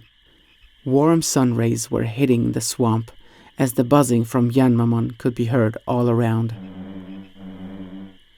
The boy and his partner woke up and got ready for their next target, Misty Trees. Would they find their way through the fog and meet Cherrymon as mentioned by Shogun Gekomon? The only way to find out was to head there and do their best. The duo said goodbye to the residents of Volume Villa and made their way to the northern part of Gecko Swamp. Dense fog was already filling the air, so the boy was alerting Metagreymon to be prepared for anything. And here they were, Misty Trees, almost like a magical forest out of a fairy tale. the boy thought. No way of spotting anything in the distance, as the fog covered everything in the woods. But the boy remembered that this was done on purpose by Cherrymon to scare off bad guys and to protect the inhabitants of this area. The current state of File Island must have been really bad, the boy was guessing. Either way, the heroes had a clear goal in mind for now, and that was to find Cherrymon, who lived deep in the forest. Right after taking a few steps forward, a hostile Digimon came charging at the boy. Metagreymon intercepted the attacker, and a battle was imminent. "Ogremon!" the boy yelled, surprised by the Digimon's appearance. "No, that's a different species. Although it almost looks like Ogremon." In fact, the attacking Digimon was Fugamon, a brown-orange colored bipedal Digimon from the Ogremon family. "Intruder, get out of here!" the scrappy Digimon grunted. Metagreymon made sure to protect his partner to the best of his abilities by smartly blocking any incoming attacks. This was no small feat. Due to the density of the fog, Metagreymon's time to react was very limited, so he had to pay extra attention to any movements from the opponent. He had to take a few wind cutter attacks, but was mostly fine throughout the battle. A bunch of Megaton punches later, Fugamon was defeated. The attacker got up and scrammed immediately. "Thank you, buddy. You did really well," the boy praised his partner. "Now then, let's continue our search." They spotted some sort of cliff with a rocky wall leading there. To not get lost, the boy decided to walk along this wall in order to progress. And so, they arrived at a more open area with less trees around. The fog was less dense here as well, so it was easier to take a look around. At first, the boy didn't see anything of interest, but at a second glance, he spotted some slight movement behind a boulder. "Wait, somebody is there. Are they hiding?" he wondered. Indeed, a Digimon seemed to be hiding near the rocks, hoping to not get discovered by anyone. The boy slowly walked up to the Digimon, trying to show his good intentions. The small Digimon looked like it was covered in silver and blue fur, but from the looks of it, the fur was not attached to the Digimon's skin. It looked more like it was a hood that they were wearing to cover up that yellow, reptile-like appearance underneath. "Leave me alone!" the frightened Digimon demanded. "Don't worry, we don't mean any harm," the boy tried to explain. But the scared Digimon, also known as Gabumon, looked back at Metagreymon and panicked. They started attacking the boy, and that's when Metagreymon had to step in. They both had a feeling that Gabumon wasn't really intending to hurt them. They just wanted to bring themselves to safety. And so, Metagreymon carefully attacked them so he wouldn't cause any severe injuries, just to calm them down a bit. This seemed to have worked, since Gabumon noticed the duo's intentions, judging from Metagreymon's attack patterns. At that point, however, the battle was already over. Gabumon didn't seem to have much energy left and collapsed in front of the boy. Concerned for the small Digimon's well-being, the boy asked Metagreymon to find him some dry branches so he could start a bonfire, hoping to nurse Gabumon back to full health. They sat down and waited for Gabumon to wake up as the warmth of the fire gently stroked the passed-out Digimon's face. A little while later, Gabumon slowly opened their eyes, spotting the boy and Metagreymon, who were still sitting there all worried. Gabumon wanted to get up and flee, but their legs gave out. The poor Digimon simply wasn't fully recovered yet. "Please calm down, we really don't mean any harm," the boy explained. "I noticed you were cowering in that corner, so I wanted to help you. That's really all there is to it." Gabumon looked confused and responded, "I don't want to fight." "Why don't you run away from fights then?" the boy asked. However, just after saying the words, he realized that the question was rather unfair towards Gabumon, who clearly had run away many times before. "Oh, this is bad," Gabumon cried. "Hey, I have an idea. If you don't want to fight, why don't you move to File City? It's peaceful there." "Much better than constantly running away, right?" the boy suggested. Gabumon's eyes lit up. For the first time since meeting the two, the Digimon's face wasn't shrouded in fear. "The city?" Gabumon repeated. "Oh yes, I will go there. Thank you so much." The duo rested with Gabumon for a little while longer, and then it was time for them to leave. Gabumon left Misty Trees through the southern exit, while the duo headed east, deeper into the foggy woods. They waved goodbye as they parted ways. After walking through the forest for a while, the boys started recognizing the places they had been to before. That way, he was able to figure out which way to go. It was also helpful that some Digimon seemed to be patrolling in the same areas. The ground-shaking thud from Maurice Shelmon's movements, or the grunting and growling from Fugamon. All of this helped the duo find their way through this maze-like forest. "Look, Metagreymon, we haven't been to this place before," the boy pointed out. "The trees here look a little different, especially that strange one over there, don't you think?" Metagreymon nodded and was already walking towards the unusual-looking tree. They both walked closer and inspected this giant tree.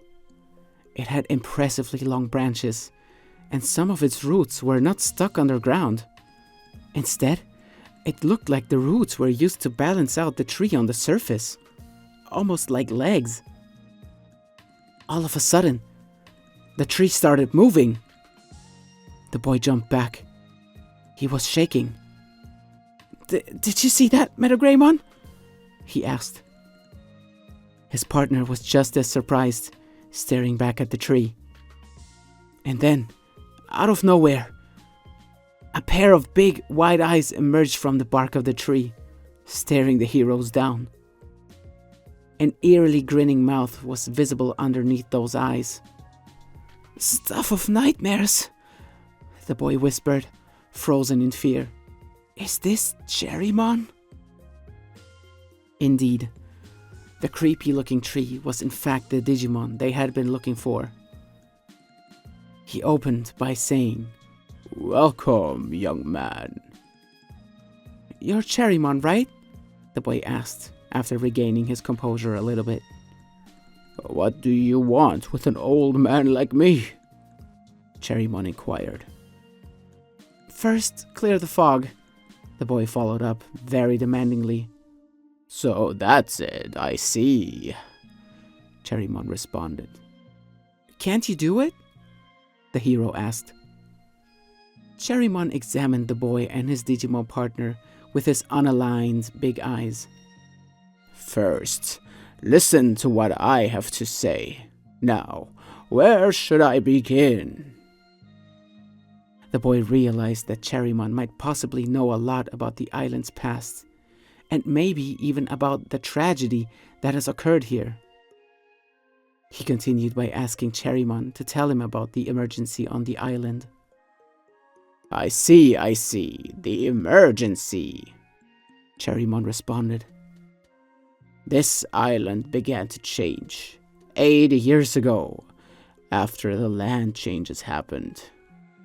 The northeastern parts of the island and a large mountain in the center suddenly appeared 80 years ago. Since then, Digimon started to move away. The species separated, and each species started to speak their own tongue. They forgot the language they used in the city. In the end, File City lost most of its population of Digimon. Then Digimon began to lose their memory. The island's history, their past, their senses, getting worse, day by day. I have something important to tell you, but I can't remember it either. However, all will come together in the end. Someone compels it to be so. In time, the Digimon will come to think of the emergency as normal. The only thing that can stop this is you and the power of File City to unify Digimon. Gather Digimon in the city and create a miracle. It will definitely happen. Well, I got all worked up. Phew, I've said it all. Now, let's get rid of the fog, Cherrymon said, and followed this up with a finger snap. Or rather, a branch snap? Either way, the immense density of the fog almost instantly disappeared. He then continued explaining. The reason for the forest fog was to be able to speak to you. Oh, one more thing. There are others in the forest who know about the past. Go deep into the forest to find them if you can. And with that, Cherrymon moved aside, opening the path that led even deeper into the forest. I understand more about the island's past now, thanks to you, Cherrymon, the boy said. But the part about moving landmass and the new areas that appeared 80 years ago strikes me as suspicious. Who or what was responsible for that? Maybe somebody forcefully made it happen to conceal something. I guess we will have to keep searching in order to learn about what really happened back then. Thanks to the lower fog density, the boy was actually able to see farther ahead now. He spotted some very odd-looking buildings. They looked unlike anything he had seen in the digital world so far. Before going there, he thanked Cherrymon for the insights. Definitely a lot of new information for the heroes to digest. Cherrymon laughed. Haha, be careful, young man. But I'm sure you will be able to save everyone. Oh, and by the way, if you need me to train your Digimon partner, I can teach him the wisdom of the forest. Ha ha ha. I might just take you up on that offer, the boy responded. With that, a few hours passed as Metagrammon's IQ was intensively trained by the wise Cherrymon. In the process, he learned a useful new technique that would prove to be very powerful in future battles. A much more viable mechanical move than Metal Splinter. The devastating all-range beam was mastered by Metagrammon. With this technique, fights would become much easier, especially due to its wide area of effect. The only thing the boy had to pay attention to, however, was the MP cost of this move. But with plenty of healing items equipped, this wouldn't become too much of an issue. And so the duo ventured deeper into the forest, and what they eventually found was quite mind-blowing, at least for the boy. They arrived at what could only be described as a town made entirely from toys and blocks. The buildings, the streets, the town walls, everything looked like it belonged to a kid's toy collection. But who lived in a place like this? The answer to this would prove to be more difficult to get than expected. In fact, there was nobody on the streets, not a single soul. This playful, inviting-looking town was in fact facing a sad reality, but there had to be a reason for this tragic state it was in. Unfortunately, it wouldn't be on that day the boy discovered the true fate of this place, known as Toy Town. Nonetheless, the duo explored for a little while, entering a few of the accessible buildings to find any residents or clues. A building to their left looked like a giant stuffed animal and was indeed labeled the Costume House. Just as the name suggested, it was filled to the brim with all sorts of plush toys, costumes, and puppets. One of these plush toys especially stood out from all the others. It was a yellow teddy bear plush sitting on a chair. Its eyes looked like they were watching the boy and his Digimon partner, but on a closer look, the boy noticed that it wasn't alive at all. It was in fact a costume with a zipper on its back. "Hey, take a look at this, Metagraemon. It has a zipper," the boy pointed out after accidentally knocking over the costume. "It has this magic appeal to it, as if it's drawing me towards it. Hey buddy, do you want to try and get in? See if it fits?" Metagraemon looked perplexed upon hearing his partner's suggestion. It seemed as if some magic power forced him to say the words. However, he didn't want to disobey his tamer, and therefore he tried wearing the yellow bear costume. No way! It's way too small for your large body," the boy was quick to point out. "Maybe if you had flexible limbs, you might fit. I guess we'll come back here some other time." The duo left the costume alone and left the costume house. Suddenly, the gravitational pull that came from this ominous item had stopped. Next up was a building in the center of the town, made from colorful toy blocks. "Toy Mansion," it said on a wall. What would await them inside? Indoors, the boy noticed the unusual flooring made from building blocks. The kind that you'd want to avoid stepping on barefoot. Yes, exactly that kind. However, this building seemed to be a dead end. At least, the only door that seemed to lead somewhere was closed shut, with no way of entering. "I guess there is nothing we can do here. Let's go check out that third building, shall we?" the boy suggested. The mentioned building was in the eastern part of Toy Town, and looked like a giant toy robot.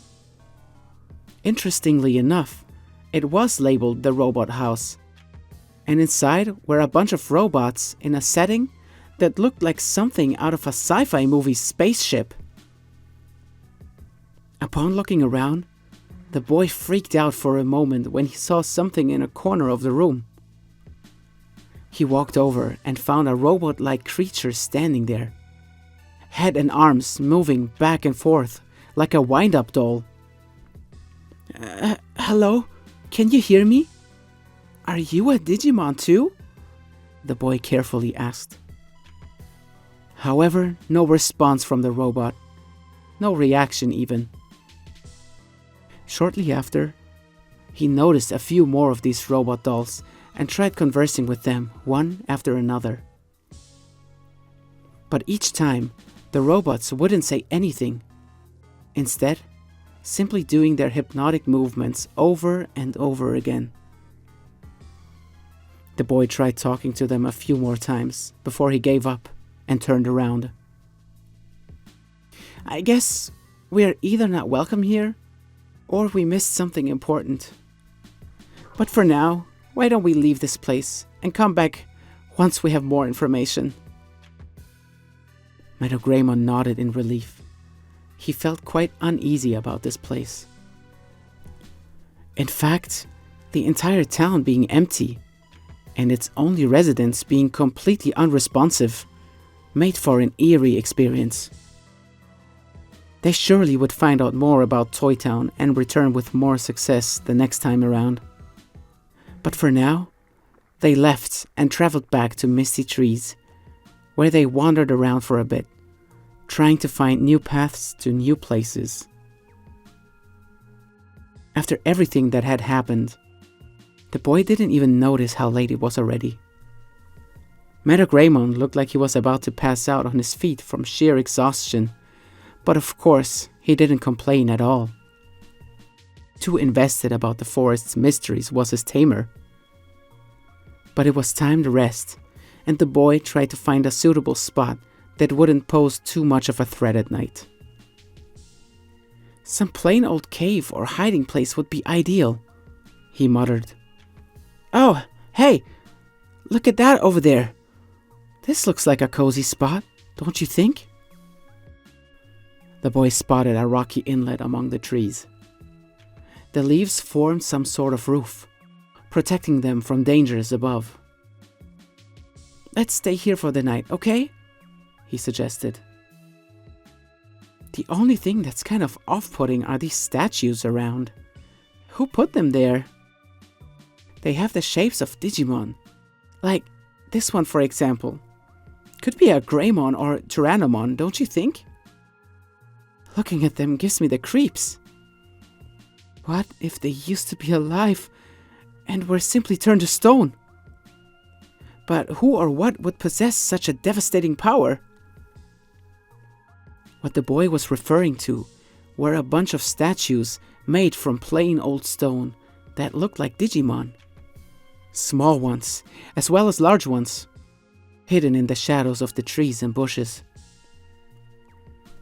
Somebody must have placed them there as decoration, or maybe they were trophies. Was someone living in this area? Suddenly, a spine-tingling gust of wind overcame the duo. Hold on, Metagreymon.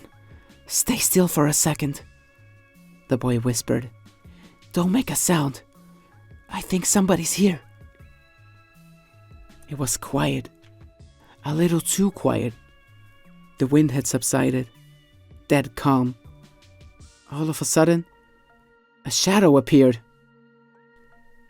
The boy spotted it on one of the statues. It was getting denser and smaller. Whatever this was, it was coming closer and closer. Then, like shot out of a cannon, a ball lightning of immense size and velocity came flying towards the two. Metagreymon reacted instantly, diving in front of his partner to absorb the blow.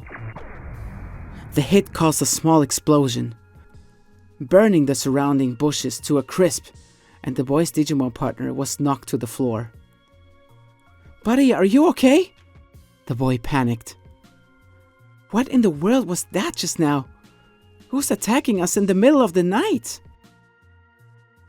Metagreymon clenched his teeth and got up shortly after taking this devastating hit. Adrenaline was kicking in. He had to protect his partner. The next shot would surely come in fast. But it didn't.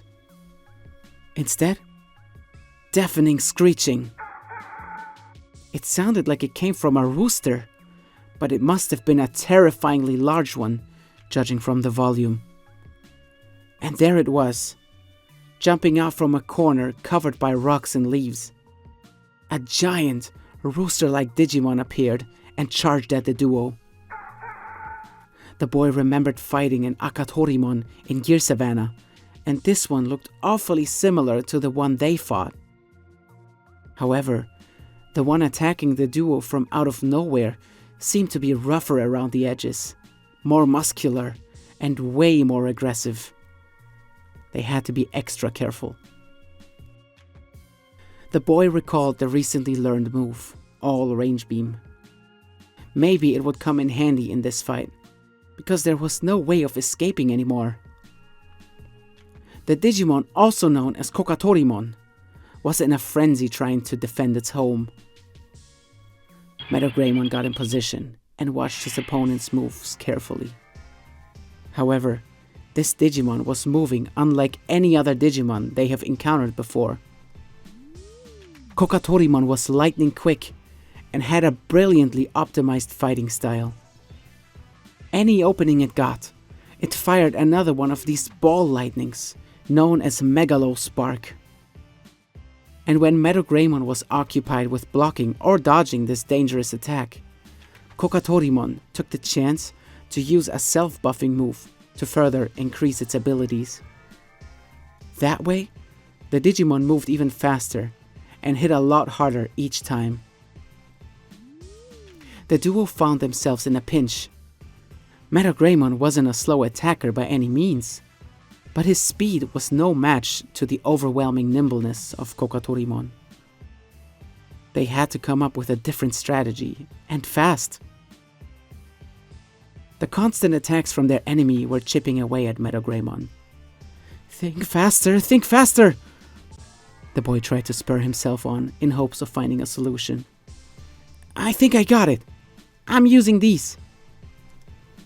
The boy remembered his recent shopping haul at the suspicious card shop back in Gear Savannah.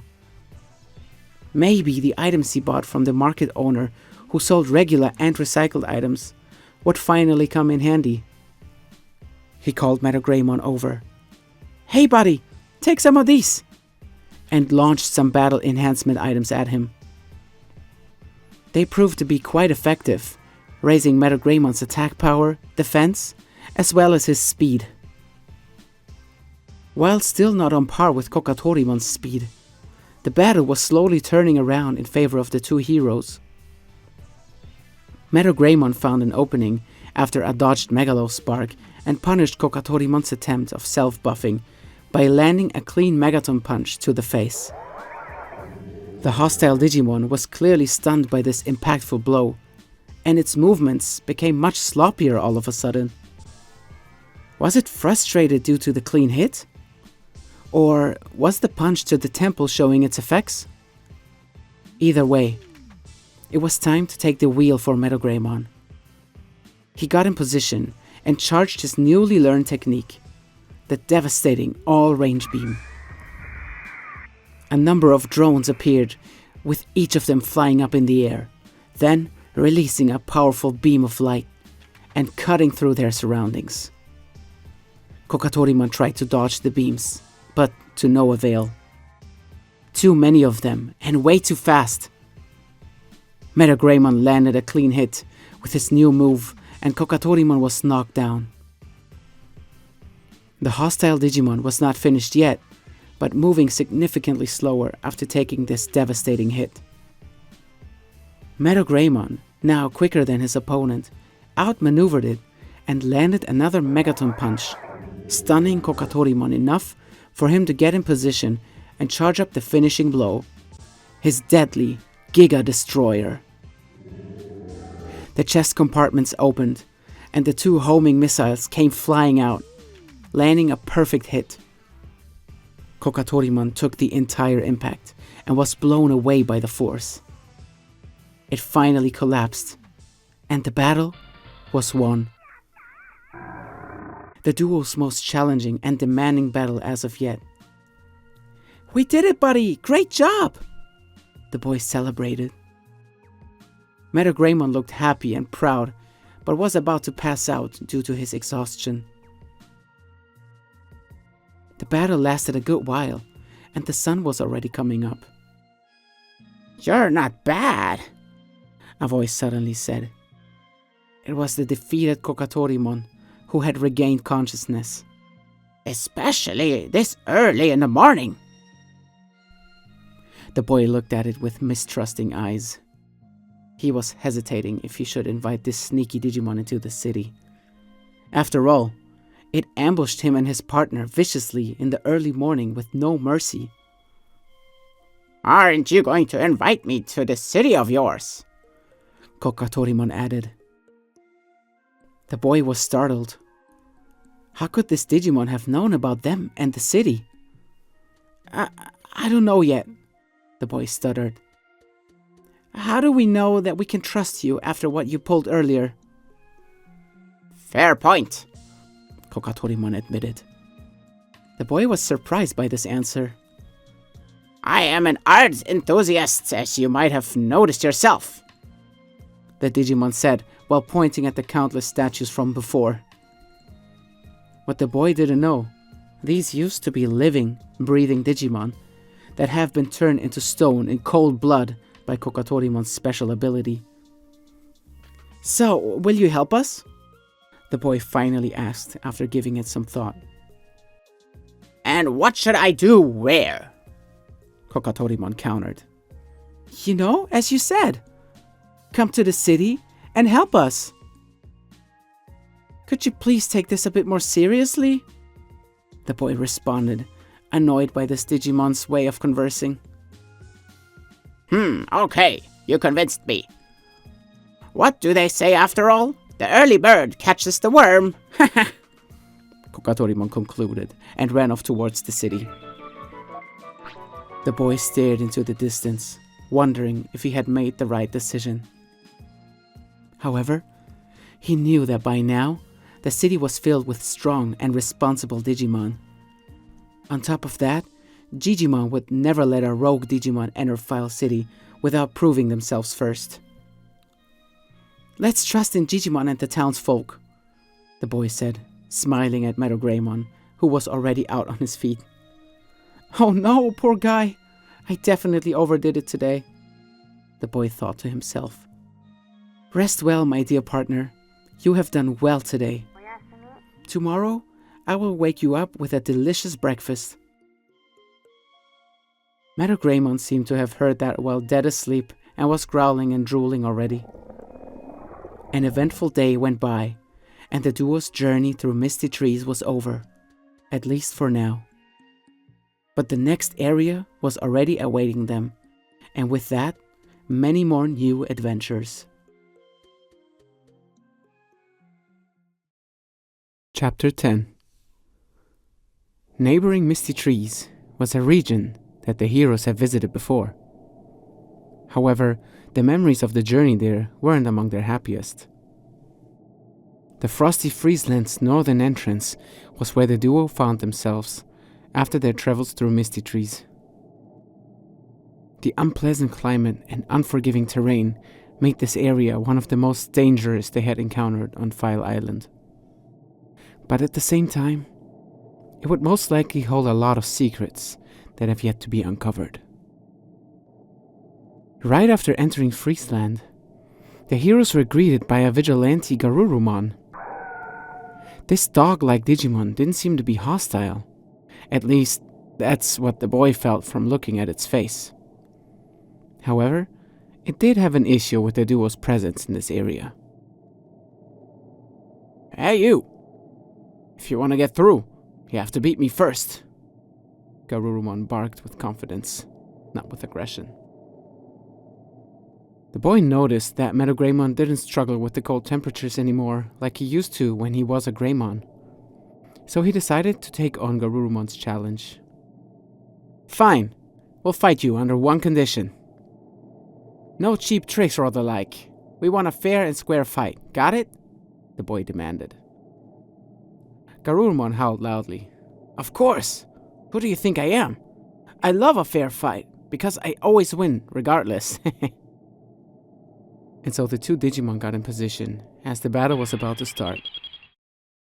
Garurumon showed its tremendous speed by running around the icy terrain like it was nothing. It seemed it had the home field advantage, but Metagreymon wouldn't give up so easily. He fired off a devastating all-range beam that lit up the surroundings and melted a bit of the snow and ice on the ground, making it much easier for the large android Digimon to move around. I see, not a bad strategy. But can you also handle this? Garurumon shouted as it charged a powerful move. In fact, it barely had to change the technique to be at full power. It came out almost instantly and hit Metagreymon at full force.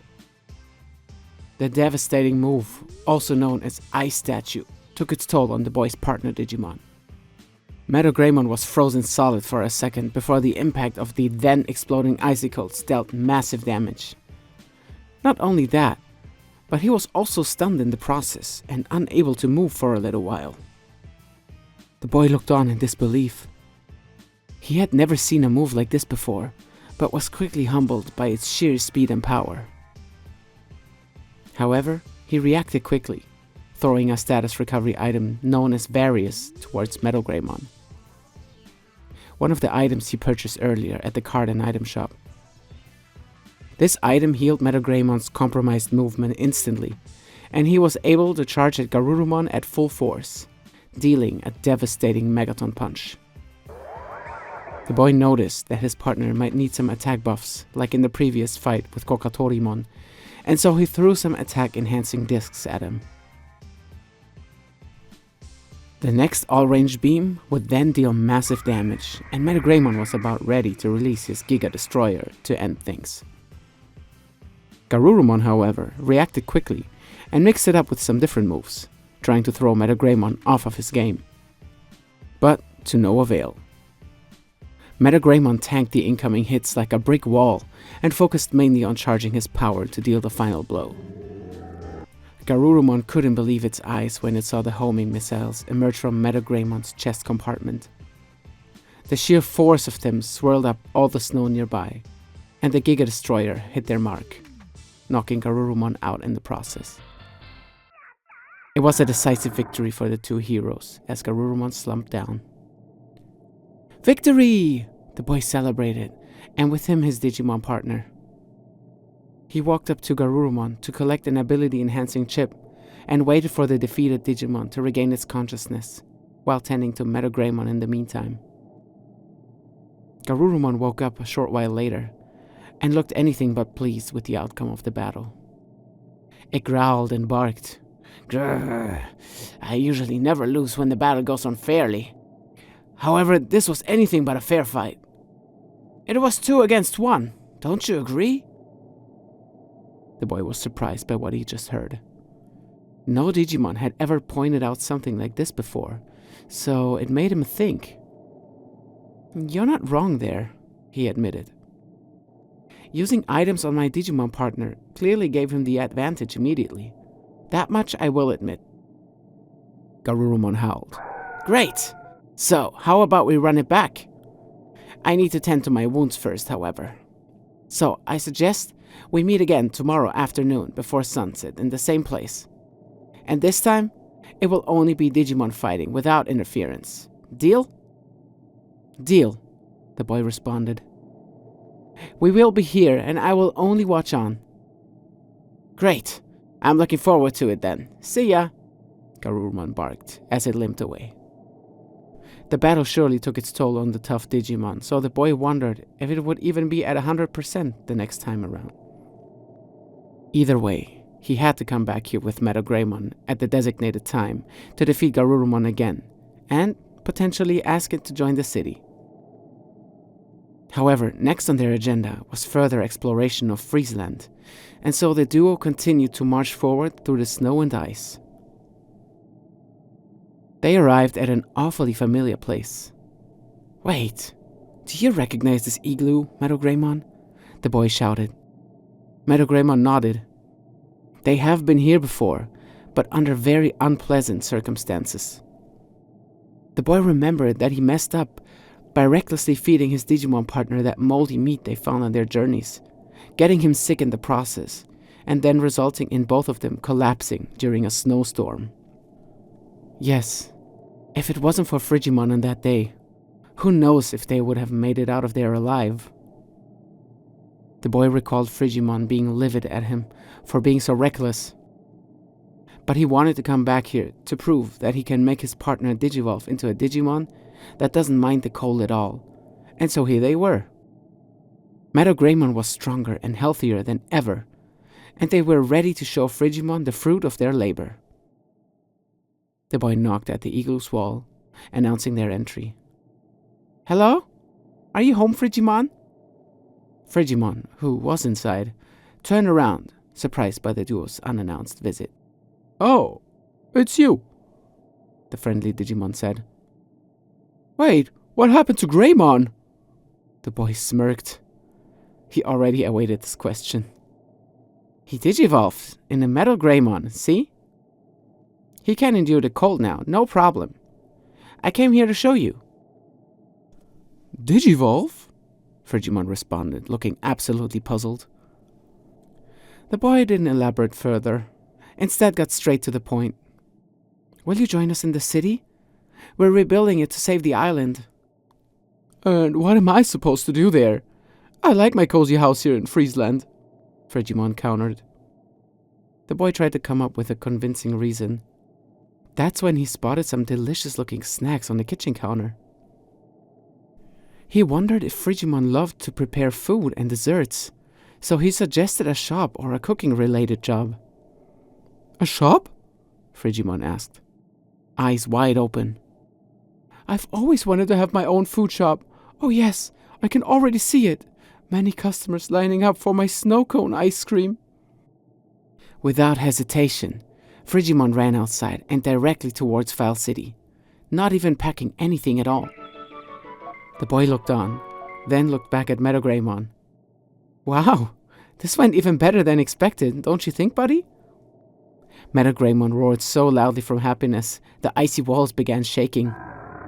Let's leave this place. We don't want to lay waste to it. The boy laughed. Another successful city recruitment for the unstoppable duo. They were on a roll as of late, so they continued to ride the wave of success deeper in the Friesland. On their way through the snowy plains, they encountered some strong Digimon such as Hyogamon, who was another Ogremon variant, as well as the diabolic Ice Devimon, a fallen angel Digimon covered in ice. The duo had to fight their way through some enemy ranks, and in the process, Metagreymon learned another devastating technique from one of the Hyogamon. The destructive Buster Dive. A leaping front headbutt that has the ability to inflict the confusion status effect on rare occasions. Definitely another useful move for their ever-growing arsenal. The duo noticed a signpost at a crossroads. However, it was entirely covered in snow and impossible to read. The boy shook some of the snow off and managed to decipher the engraving on the wooden sign. West, Ice Sanctuary. East, Friesland Beach, it said. Beach? The boy read out loudly. At first he was excited, but then quickly realized that a beach in an area like this was most likely just a bunch of ice floe and unpleasantly cold water. Either way, the duo decided to march downhill towards the eastern part of Friesland. On their way down, they encountered some Snow Agumon as well as Snow Goblimon. Neither of them was looking for any trouble, probably due to Metagremon's intimidating presence. After successfully hiking downwards, the heroes already saw the ocean in the distance. Next, they passed a few hills with cave entrances, one of them being guarded by a jolly penguin-like Digimon. The blue-colored Digimon spotted the duo and started talking immediately, as if they were waiting for somebody to arrive. Hey, you! The Digimon known as Penguinmon opened. How about a match? The boy looked confused. He had no clue what the Digimon meant by a match. What do you mean, a match? He asked. A match of Digimon curling, of course. What else? Penguinmon explained, as if it was the most obvious thing in the world. If you win, I will do whatever you say. The boy couldn't believe what he just heard. To him, this was the perfect opportunity to invite Penguinmon to File City. All he had to do was win a game of this so-called Digimon curling, whatever that was. Okay, so if I win, you will join File City as a resident, got it? He explained. Sure, whatever, Penguinmon responded, as if they didn't even care about the losing conditions. They must have been sure they would win the game anyway. The first time around, it'll cost you nothing to play against me. But if I win, and you want to try again, you will have to bring me a fish next time, understood? The boy nodded. His eyes were burning with confidence. That's when he noticed that he had never even heard of curling before, nor did he have a single clue how to play. Wait, I don't even know the rules to this game. How am I supposed to play? He asked. Don't worry about that, buddy, Penguinmon responded. I will explain everything to you inside. Now, let's go. And so they entered the icy cave that turned out to be a perfectly equipped curling court. The boy noticed a bunch of stone-like things with handles on the ground. These are called curling stones, Penguinmon opened. Each player receives 5 of them at random. They differ in weight, and sometimes you even receive a rare one with claws. That particular one will stay in place once used, no matter what. The lighter your curling stone, the less force you need to throw it further, and vice versa, of course. The boy kept nodding, taking mental notes. And what's the objective? How do I win? He asked. Patience, boy, patience, the feathered Digimon chirped. I was about to get to that. You see these markings on the floor? Land your curling stone on good, and you'll receive 2 points. Land it within the blue line, and you'll receive a single point. However, if you land your stone on bad, that means 2 points will be subtracted from your total. Got it? Oh, and you can totally bounce stones off of the arena walls, or use them to push other stones out of position. This makes for some interesting gameplay tactics. Whoever has the most points after all stones have been used wins. If it's a draw, you'll lose. Sorry, not sorry. See this line that says delete area above? If your stone lands here, it'll be removed from the battle court and you won't get it back. That about covers it. Let me know if you're ready to go, or if I should explain the rules again. Penguinmon started panting from all the talking. It seems they haven't been talking to anyone for a while. All the more excited they were when the boy and Metagreymon showed up. The boy got into position, while his Digimon partner stepped behind him to cheer him on. Penguinmon pulled out a random selection of 10 curling stones and distributed them blindly for equal chances. However, it became apparent that the boy did not have the luck of the draw. I guess this is what you call a home field advantage, Penguinmon laughed after noticing the unfair distribution of curling stones. 2 lightweight, 2 medium, and 1 heavy stone for the boy, while Penguinmon received 2 medium clawed stones, 1 medium and 2 heavy ones. Oh boy, this is not gonna be easy, the boy sighed, looking back at his partner Digimon, who was still cheering him on. I can do this! Let's go! He fired himself up. You may start, Penguinmon said.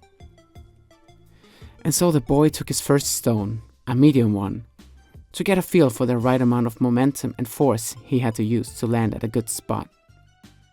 He surveyed the arena and noticed 2 good spots, one in the center and one on the bottom left of the field. The bad spot was on the bottom right respectively. He had to avoid it at all costs. He aimed and let go of the curling stone, which slithered along the smooth, icy flooring. Further and further it went towards the center of the court. Of course, he tried to land it on good, but unfortunately, he only managed to barely make it touch the blue line. Okay, that's 1 point at least. Not too shabby for my first swing, he motivated himself. Alright, it's my turn, Penguinmon chirped. Now, here we go. Penguinmon grabbed one of the clawed medium stones and aimed for the bottom left 2-point area. They took measure, swung, and watched the curling stone land perfectly on the targeted spot. Ha! 2 points! Easy! The talented Digimon celebrated. I guess you're not that good, huh? They suddenly taunted the boy. Now that Penguinmon was in the lead, they were allowed to shoot their second stone first. They grabbed their other clawed medium stone and aimed for the center of the field, right where the boy had placed his first medium stone. Was the clawed one going to push his stone out of the way? Possibly onto bad? The boy expected the worst to happen, but when Penguinmon took aim, their feathered wings slightly slipped from the curling stone's handle, and the swing wasn't optimal anymore.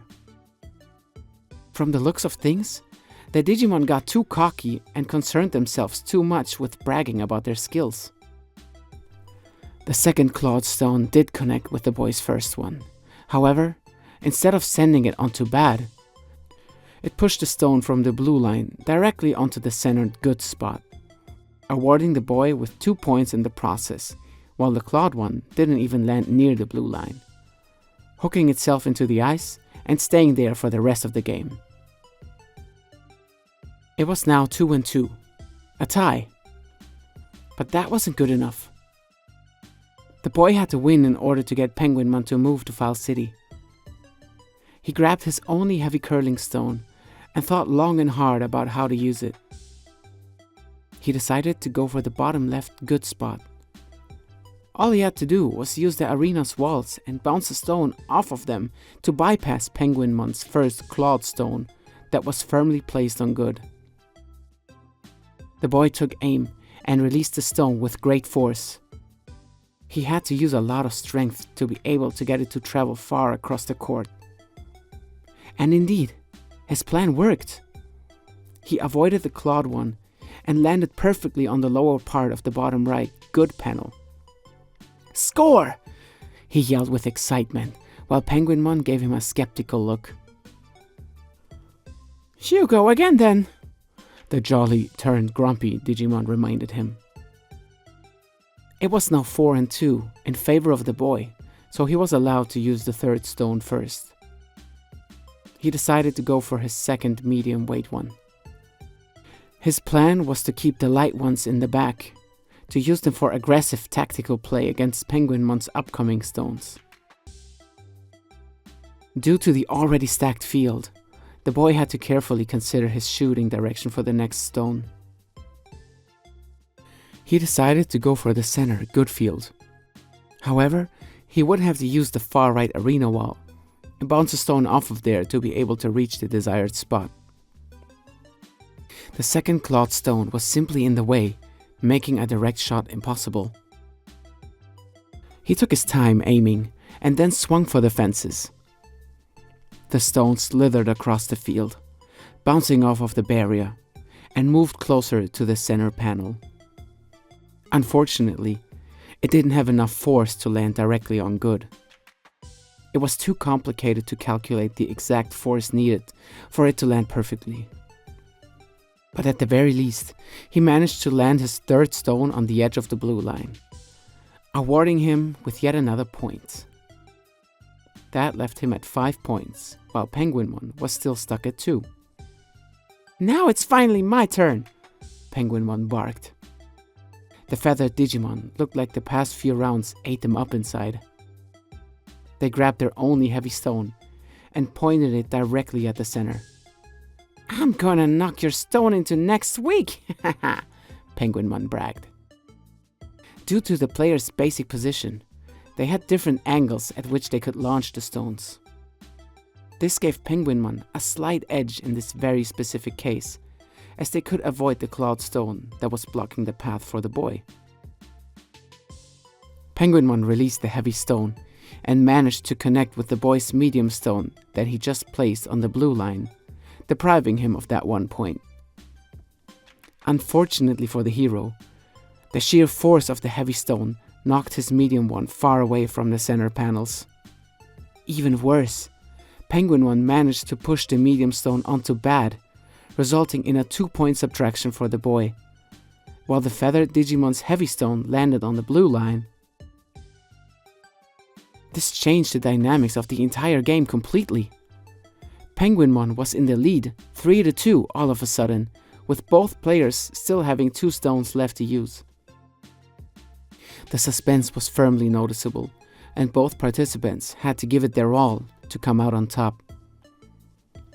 With 2 lightweight stones left, the boy had a slight tactical advantage, as he could mess up the entire playing field with ease.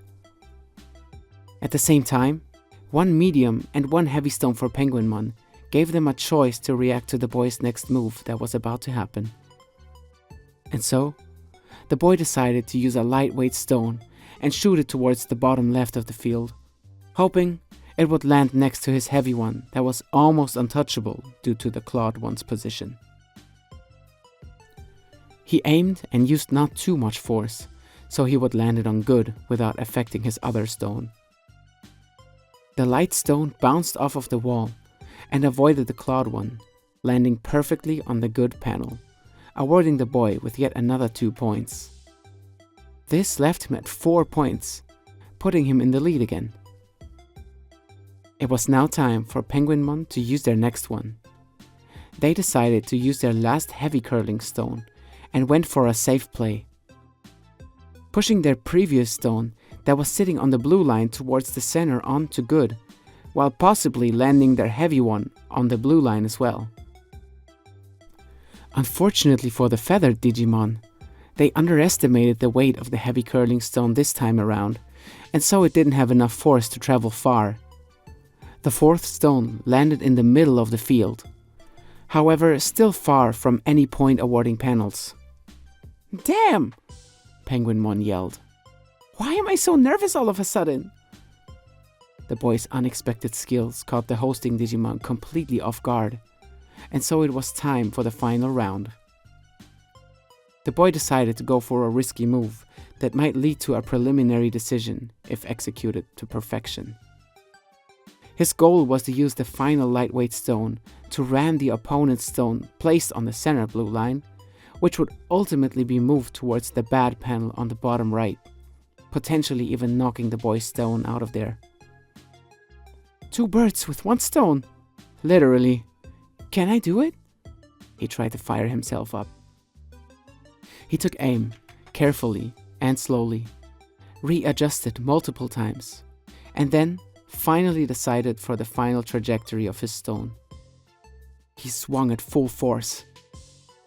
The stone bounced off of the barrier, hitting the opponent's stone as intended. The boy's stone landed on the blue line, which was great, but not optimal. However, Penguinmon's stone was launched towards the bottom right, directly onto the bad panel, even knocking the boy's other stone out of the penalty area. This shockingly left Penguinmon at 0 points, while the boy's score was catapulted to a staggering 7 points, which made it next to impossible for Penguinmon to turn this game around with a single stone. Nonetheless, the game would only end once all stones were used up, so Penguinmon, in all their rage, launched their final stone at full force, almost entirely uncontrolled. The Digimon's rage had truly gotten to them, and so the final stone bounced clean off of the clawed one in the center, catapulting it all the way back to the delete area, where it would ultimately be removed from the game.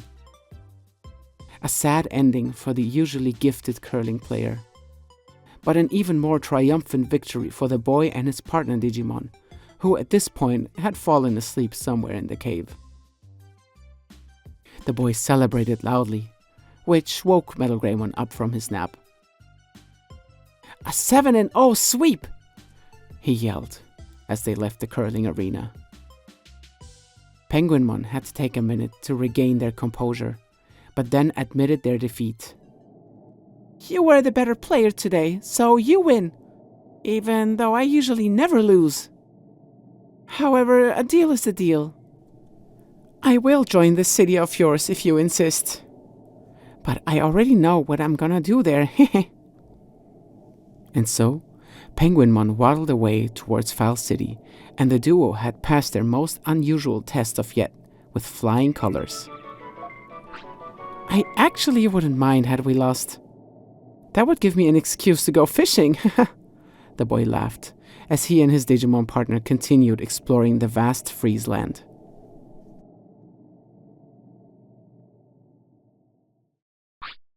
Chapter 11. The sun was already lowering on the horizon, and night was creeping in. The nights in Friesland were especially cold, unlike anything the heroes have experienced before. Let's keep exploring for a little longer and then call it a day. How does that sound, buddy? The boy suggested. Meadow Greymon agreed by eagerly walking ahead. He had spotted an unusual alignment of ice blocks at a nearby shore. In fact, there were 3 of those strangely shaped stacks of ice. The duo walked closer and noticed that these were half igloos made from larger ice blocks, and sitting inside were some rather friendly-looking Digimon. One of each sitting in an igloo of their own, surrounded by a plethora of rare items and valuables. The hairy, Yeti-like Digimon spotted the heroes, and one of them waved them over. Hey, you! I haven't seen you guys around here before. The Digimon opened. We are Mojiamon, and we are item traders. We collect and trade rare valuables. Maybe we have something you need, and vice versa? The boy was intrigued by their offer. Never would he have imagined to find item collectors this far off on the island. That sounds interesting, he responded. Could you show me your collection, please? And so, the Mojiamon, one after another, presented the items they were willing to trade. However, they asked for very specific items in return, which the boy only had a few of them on him. He decided to note down the demanded items so he could collect them and come back at a later time. He had a feeling that helping the Mojiamon would come in handy eventually. Their trading skills would surely be a great fit for the city. He started writing, and it came down to the following item trades. A Digimushroom for a medium recovery, a Super Carrot for an omnipotent, a Happy Mushroom for a hair grower, Giant Meat for an autopilot, a Black Trout for a restore. He would have to go fishing after all. A high-speed disc for medicine, an omnipotent for a super offense disc, a medium recovery for a super defense disc, and finally, a Digi-Anchovy for a super speed disc. After noting everything down, the boy remembered that he already had some of these items in his possession. However, he ultimately decided to not trade a single item yet. Instead, he planned to come back later and get all the trades done back to back. He wanted to impress the Mojiamon as best as he could, so one of them, or even all three of them, would eventually join the city. He politely thanked them for their offers and promised to come back once he had gathered all the valuables for them. The Mojiamon waved them goodbye with happy faces, and so the duo moved further across Friesland's beach area. It was finally nighttime, and they were looking for a suitable spot to rest at, one that wouldn't result in them being sneak attacked like the last time when Kokatorimon viciously ambushed them. However, it proved to be a difficult task to find a safe spot around the endless flow across the beach. The area was wide open, and hostile Digimon were roaming around. After walking a bit further, the boy noticed an elevated area with small hills and solid ground not too far from their current position. One of those hills struck him as odd, however. He decided to walk up to that specific hill and inspect it. Maybe it was a good hideout for the night. When they got closer, the duo quickly noticed that the supposed hill was in fact a living, breathing creature. It was moving and making sounds. It turned out that it was a giant ocean Digimon that looked like a whale. The boy was startled due to the sheer size of the creature.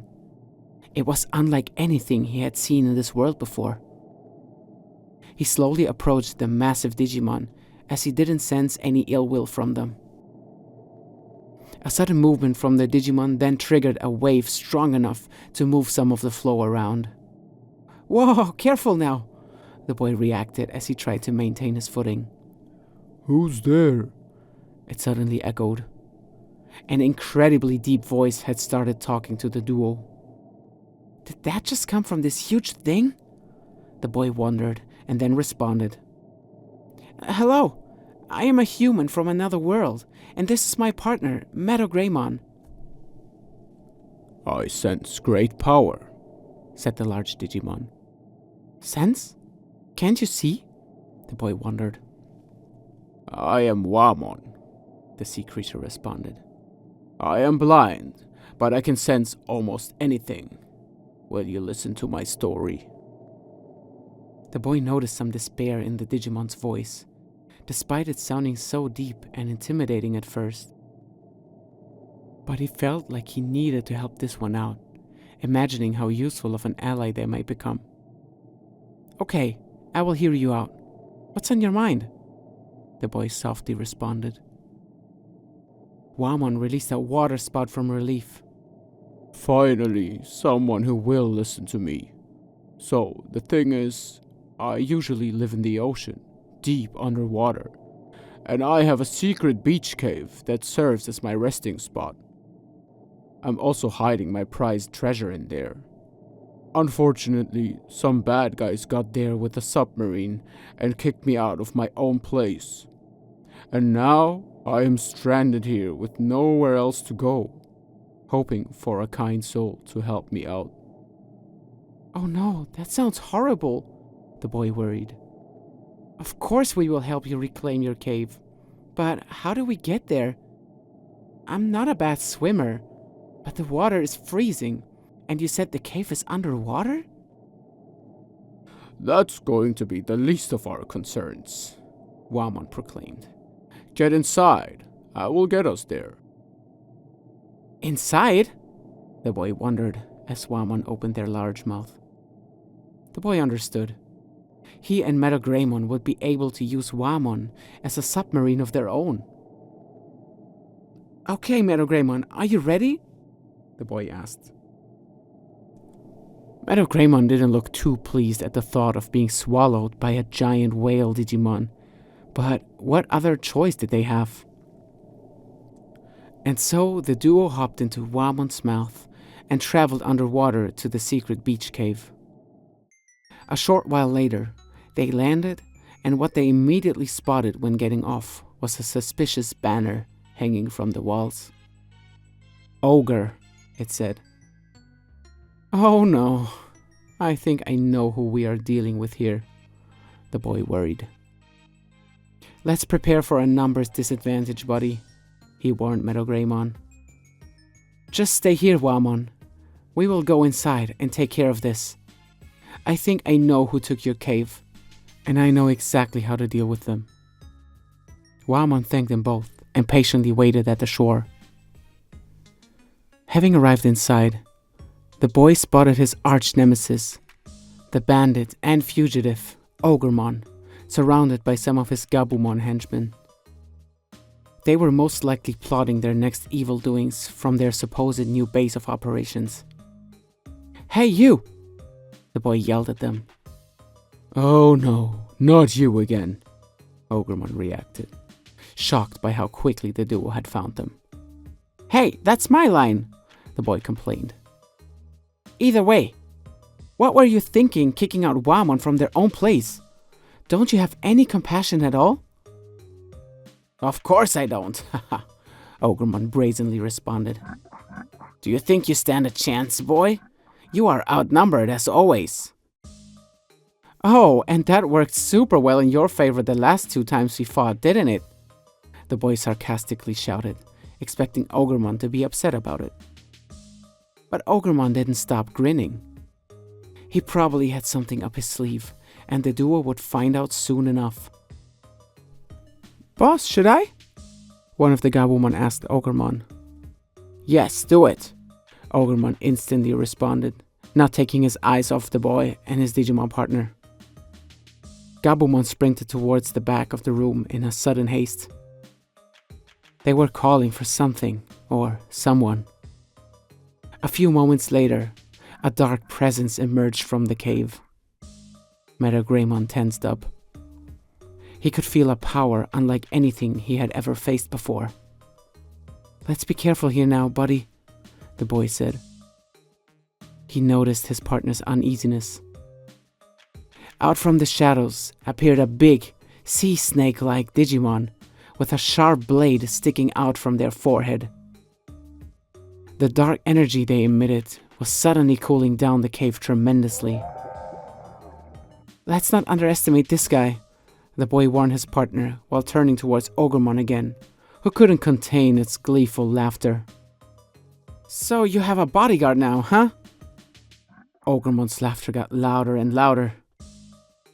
You're finished, haha, Master Warusidramon. If you will, please. The intimidating Digimon moved forward, and so the battle began. Sparks were flying immediately, as every participant launched an attack to gain the upper hand as early as possible. What turned out to be an advantage for the heroes was the fact that Ogremon and his crew used techniques with a wide area of effect, disregarding their allies entirely. Even Warusidramon didn't seem to care much about hitting their comrade in arms, charging their most powerful technique, Aurora Freeze, and knocking out Gabumon with a single hit. The pretty looking attack, resembling the Northern Lights, turned out to be a devastating move that damaged both Ogremon and Metagreymon badly. The boy identified this threat quickly and changed his strategy. Metagreymon, try and interrupt Warusidramon as soon as they are going for this technique again. Metagreymon nodded and paid close attention to Warusidramon's movements. While Aurora Freeze was indeed a powerful move, its startup time was an exploitable weak spot that the duo had to take advantage of. And they did. As soon as Warusidramon went for another one of these moves, Metagreymon was right there, interrupting their technique with a quick Megaton Punch. This led Warusidramon to change their strategy and use the much weaker Winter Blast that would also hit all participants equally, but was much faster in execution. This gave Metagreymon an edge, and he took advantage by trying to knock out Ogremon, who was already limping around from the bad hits he took. One devastating Buster Dive and Ogremon was done for, leaving only Warusidramon conscious. The mischievous Digimon knew that they had to change their strategy in order to stand a chance, but their efforts were futile. Metagremon's battle strategy was simply too flawless, and after a short while, he was ready to fire off his most devastating move, the Giga Destroyer. Warusidramon tried their best to stop Metagreymon from launching his finishing move, but it was already too late. The two missiles showed no mercy and landed a direct hit. Warusidramon went down, and the seemingly unfair battle was won without any bigger issues. The boy was truly proud of his Digimon partner, who prevailed despite the odds not being in their favor. But it wasn't time to celebrate yet. The boy had to kick Ogremon and his crew out of Wamon's secret cave. Otherwise, they would simply remain here.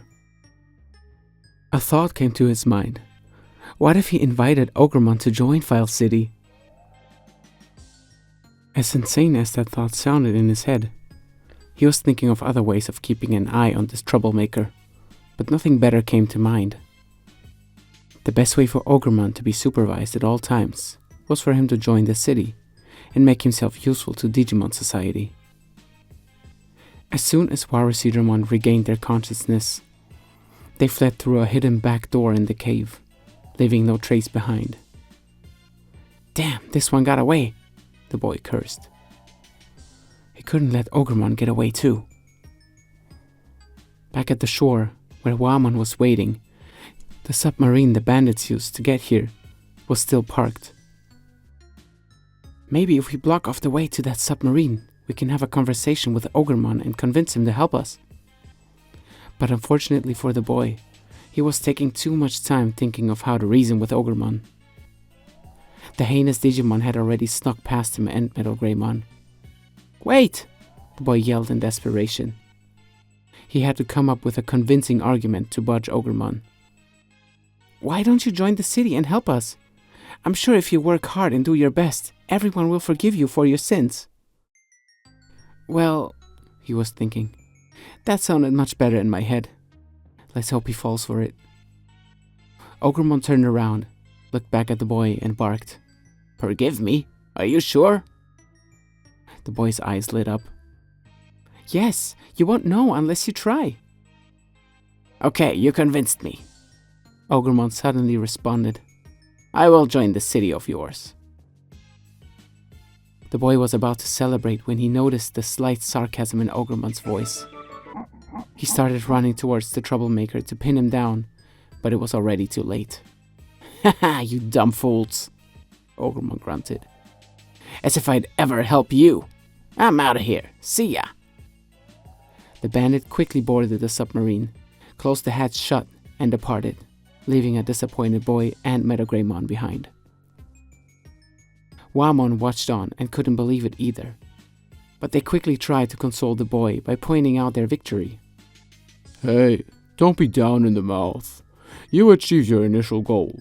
You reclaimed the secret beach cave for me. That's all that matters now, doesn't it? The boy raised his head and looked at Wamon. You're right.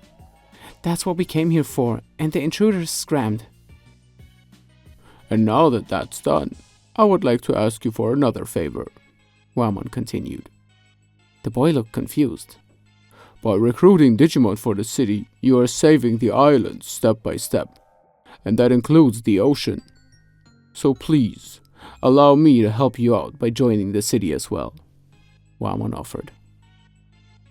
At first, the boy put on his usual accomplished face when gaining a new resident for the city. However, this time, he looked more puzzled than ever. Wait, if you were planning to join File City anyway, wasn't this entire reclaiming operation for nothing? What did we even risk our lives for? He pointed out with frustration in his voice. You are not wrong, and I apologize for the request, Wamon admitted. But I would really like to help you now, seeing how you handle this whole situation. Please, I will be of great use to you and the townsfolk. Also, you can have my prized treasure. It's in the back, hidden in a chest. Of course I won't say no to any new residents for the city, the boy confirmed, after having calmed down a little. But your personal treasure? How could I possibly accept that? I appreciate the sentiment, but please accept it as a token of gratitude, Wamon adamantly requested. Okay, thank you very much. I will pick it up at some point, but let's get out of here, shall we? The boy suggested. Do you know the way to File City? Yes, indeed I do, Wamon responded. I will drop you off at the Friesland coast where we met first, however. That's okay, thank you, the boy said. And so, the secret beach cave was rescued. Ogremon and his lackeys were once again banished, and Wamon was on their way to File City. The heroes and the large whale Digimon parted ways back at Friesland's shore, leaving the duo to themselves again. That's when the boy realized that it was already past Metagremon's bedtime. The liberation battle lasted so long that he completely forgot to put his partner Digimon to sleep. He instantly regretted not asking Wamon to drop them off directly in File City. Now, they were stranded in the unpleasant, icy Friesland with no comfortable, safe shelter in sight. He remembered that they had yet to explore the western part of Friesland. The boy recalled the signpost referring to a place called Ice Sanctuary. However, they would have to come back some other time for that. You know what, buddy? The boy pointed out. Metagreymon was listening carefully, despite being half asleep already. I can't let you sleep in a place like this after you fought so hard and valiantly. He pulled out one of his items, the ever-so-useful autopilot. Let's go home, shall we? He smiled at Metagreymon, who was happily stomping his feet, almost breaking the flow underneath. Be careful, the boy panicked. I, for one, do not want to take an ice bath this late at night, or ever, to be honest. Metagreymon smiled, and so the duo used the autopilot to be teleported back to File City instantly. They hadn't been there in a long while, so both were extremely curious about all the changes the city had undergone. But that was for the day after. Firstly, they went back to Digimon's house, greeting the old geezer, and then instantly fell asleep on the spot. It seems you two have some eventful day behind you, and oh boy, look at how big your Digimon partner has gotten. Digimon laughed. I can't wait to hear all about it tomorrow. As he covered them both with a patchwork blanket.